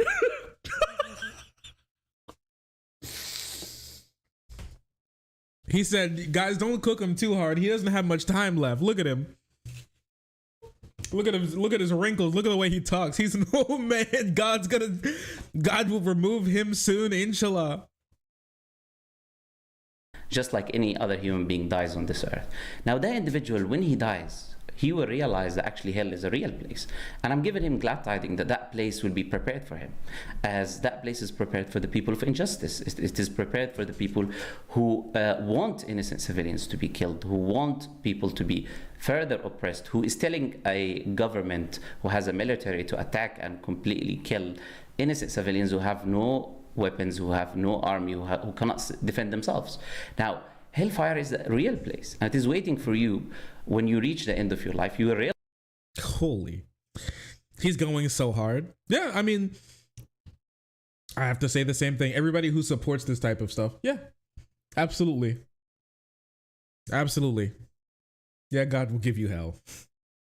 That's really it. I mean, this strikes a real nerve, saying give them hell. Dude, Palestinians have been living in hell for 80 years and even beyond that with other conquests that's happened. They've just been a people that's been constantly, consistently oppressed upon. Honestly, at least in the modern era, not too dissimilar from Jewish people and Jews to begin with, really. I'm going to be honest with you. As a Christian, I believe that Palestinians have been oppressed by the state of Israel for a long time. I feel for them. May God bless them. Ya Allah, please accept our duas for the victims of Palestine, ease their suffering and enable us to help them as much as we can. Ameen. Yeah, may God help them. Just people being like, please help these people. Some people even speaking Arabic, praying for Palestine. Yeah, all of this type of stuff. And these people are losing. They're losing Jordan Peterson. Well, Jordan Peterson's losing them. Remember how he said, "Oh, I regret, I regret that like I built up a large Muslim following and I regret that because I burned that in a bad way." My question is, did he regret that because he lost money and viewership from people who were in the Muslim world who liked his content, or did he really regret it because he said and did something wrong? Considering that he doesn't even want to commit to saying that he's wrong, I'm not sure how true that really is, if I'm going to be honest with you. So I guess we're just going to have to find out one day. When? I don't know. But I don't know if he's going to be talking more on this. I don't know if he's going to finally get over himself and finally say something about it, but I'm glad that he's done something to finally make people wake up to the type of guy and the type of fraud that he is. Because that's all he is, a fraud. And it's sad. And it's sick. That's exactly what it is. And I'm glad people are starting to understand that. Jordan Peterson has lost many of his Muslim friends and viewers because he deserves to. I'm surprised they weren't they weren't like thinking that he was going to do or say something like that for a while, since he's literally working for Ben, Jews love to build, Arabs love to bomb shit and live in open sewage, Shapiro. Genocide Ben. Benocide. Yeah, there you go. Benocide Shapiro. I'm just surprised they didn't know then, but I'm glad they do now. Fuck this guy. The worst times brings out the real us. I guess that's it. That's the real him. Nasty looking, ain't it? All right. And I'll call that a Segi there. / marker. Ooh, or what do you think about one more meme?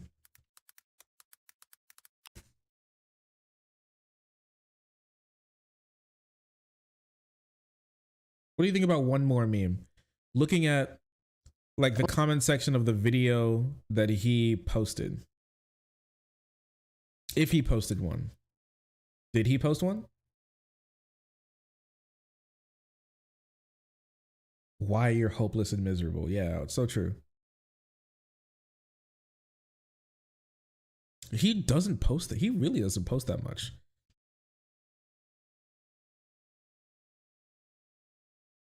Avoiding resentment, biblical series, freedom from evil. 3 weeks ago. What is this video? Is this the video that it is? Wait, is this the video that he made? I didn't even conceive of it. Why I'm pro-Muslim but anti-thug? Bro, what? That's really how you want to frame this? Oh, now I see why all of these people hate him. There it is. Those fucking thugs. Yo, is the thug dog whistle starting to expand from black people and now to other minorities? That's crazy. Pro-Muslim, anti-thug. I've seen and heard enough from Jordan Peterson to know he was not referring to all Muslims, but just Hamas. But people are looking for division. Absolutely brilliant speech. As a Jew, I stand with our Muslim sisters and brothers. Very much, Jordan Peterson, for explaining that you are also anti-thug. Smart people will make a difference. Along with Thomas Sowell, the words of Jordan Peterson were taught in schools. I don't know. I mean, there's a lot of people here. I don't see many people being like I'm Muslim. I just see a lot of people. There's one person who said they're Jewish specifically.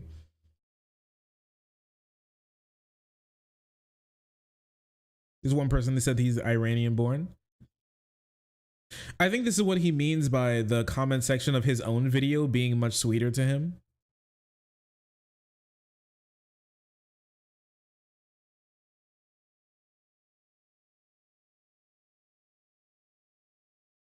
Thank you for broadening one's understanding. Oh, there it is.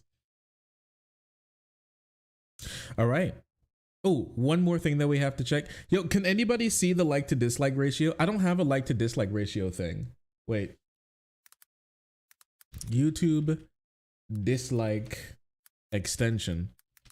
I've never actually really wanted to look for the dislike on a video before, but I guess now's the time. I've never actually thought about it before. I guess now I do. Take a look. Hello, everyone. Ooh. I mean, I guess you can call that positively received. Wait a second. Now looking at the dislike ratio, it does not comport to the amount of people that I see in the comment section glazing him. This is not a good like to dislike ratio. It's like 60-40. So my question is, did those comments just not make it to the top? Were they deleted? Like, what's going on here? Because everybody here is like glazing him. But the comments, but the like to dislike does not reflect that at all.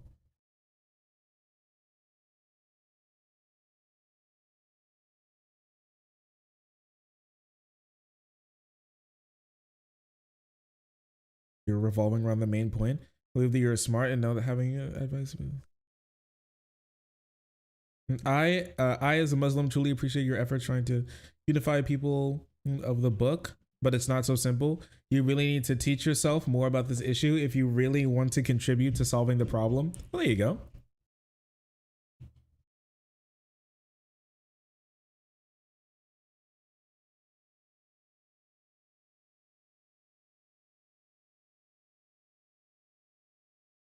Probably most important pieces you have ever written. Thank you.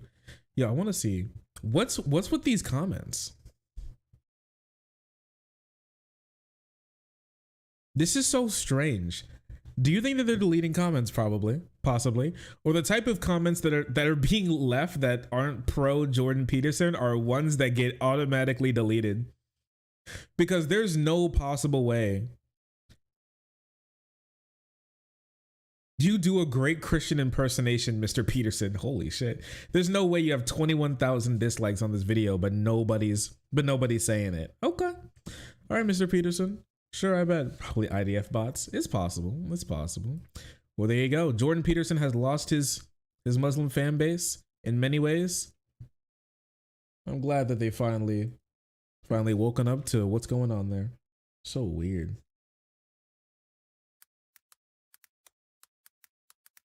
A la Jordy segment ended. Let's go. Let's go. You good, girl? The pizza's ass. Really? It's not hand. I got hand tossed.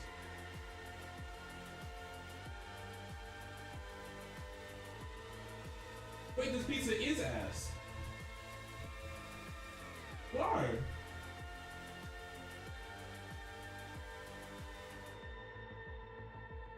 It's so dry. Why is it so dry?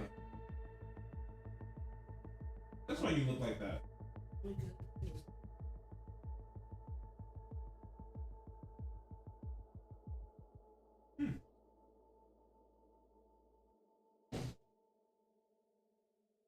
Sorry guys, pizza's bad. It's so dry. It doesn't have enough marinara. And I didn't change the marinara on it. I just put normal.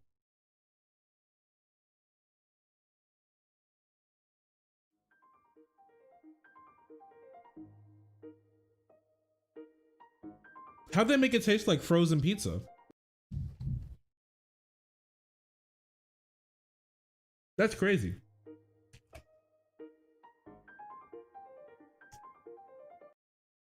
There's no such thing as bad pizza? Now that's a lie. That's a big lie, actually.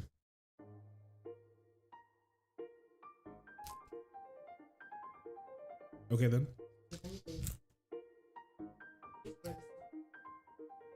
Right! The cheese bread is softer than the crust here. It's so crunchy. I think they overcooked the bitch.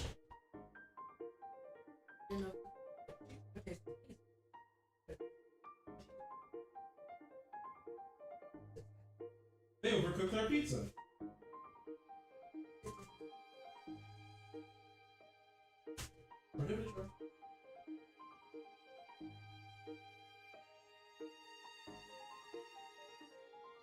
That's better than the pizza.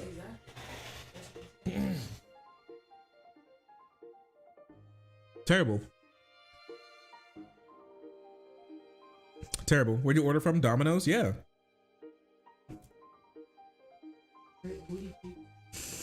Well, you heard it there from the girl first. Booty cheeks.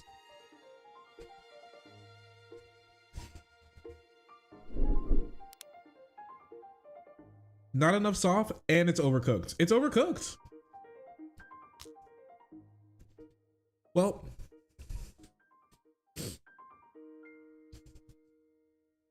thank you, everybody. I think I had a good time today. What about you all?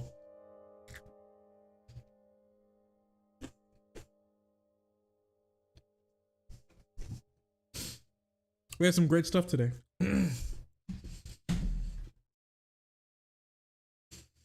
You know the worst thing about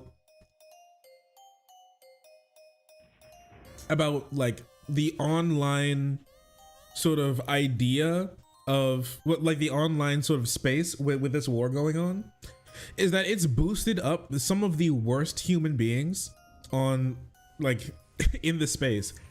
I'm not sure if you all know about this, but Dinkle, Jordan Hinkle, that guy is now the #1 Twitter account on the platform when it comes to engagements for the last month. Above everybody, above even Elon Musk himself. That's crazy. Yes, because he's posting, he's like posting like all the time about like Palestine and Israel, and some of his reporting is real, but a lot of it's actually just fake. It's actually a lie. That he'll get places and dates and areas wrong constantly, but he's just posting about it and doing it constantly, and then he's been shilling money off of it. He said I'm canceled everywhere, so you need to like pay for, you know, give me money, subscribe to my Twitter Blue, right?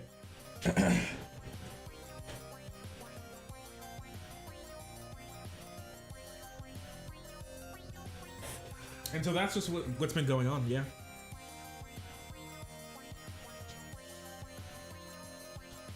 And he's like up and away bigger than the rest of them. I think he has 5 billion impressions.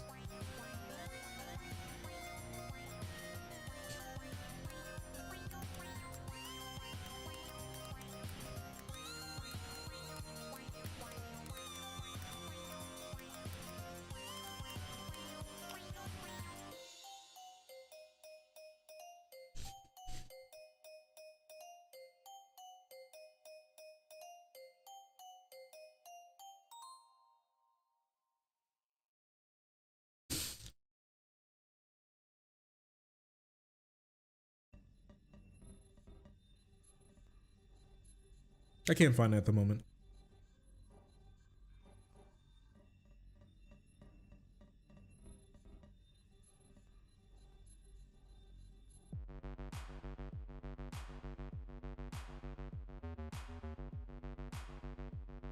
Yeah, it sucks because I see a lot of conservative accounts posting like this type of stuff, and it's just It's just sick.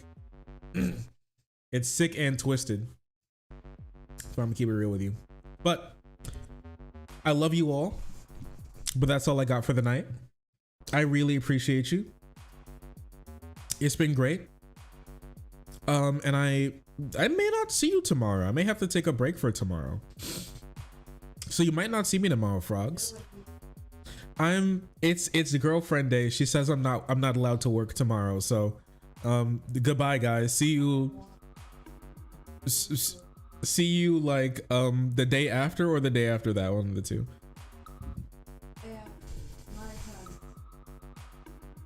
Get naked stream next. Naked oiled up twerking competition stream between me and the other political streamers. Next stream? That'd be crazy. Who do you think would win? For free? Obviously not. What do you subscribe? What can I say? And then you'll get a taste. Shark on YouTube? Yo! SDL, nice to have you, partner. Haven't seen you here in quite some time. I hope you're doing well.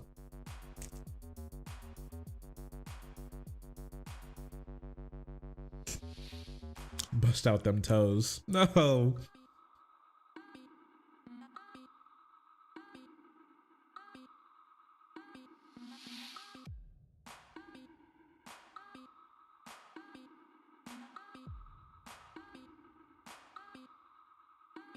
Oh man, this is crazy. All right. We can't talk about Israel and Palestine every single day. We can't do this every single day. It's actually going to be really bad for you. So the thing I'll leave you with tonight is make sure to take a break. You'll feel the need to keep up with stuff and you'll feel the want to doom scroll, but don't. Take your time and take time off for yourself. Understand what's right. Do what you can while you're gone. Donate, talk to people. All this type of stuff is important, but don't doom scroll all day. It's going to be bad for you. I have to take time off too. So understand that and take care of yourself, right? If you're not in the right mental state to help anybody, then you're not going to be able to do anything to make the world a better place. And that's what all of this is about at the end of the day, right? So understand that. All right. Thank you everybody for watching. Take care. And I hope to have you back on another meme stream. Have a good night.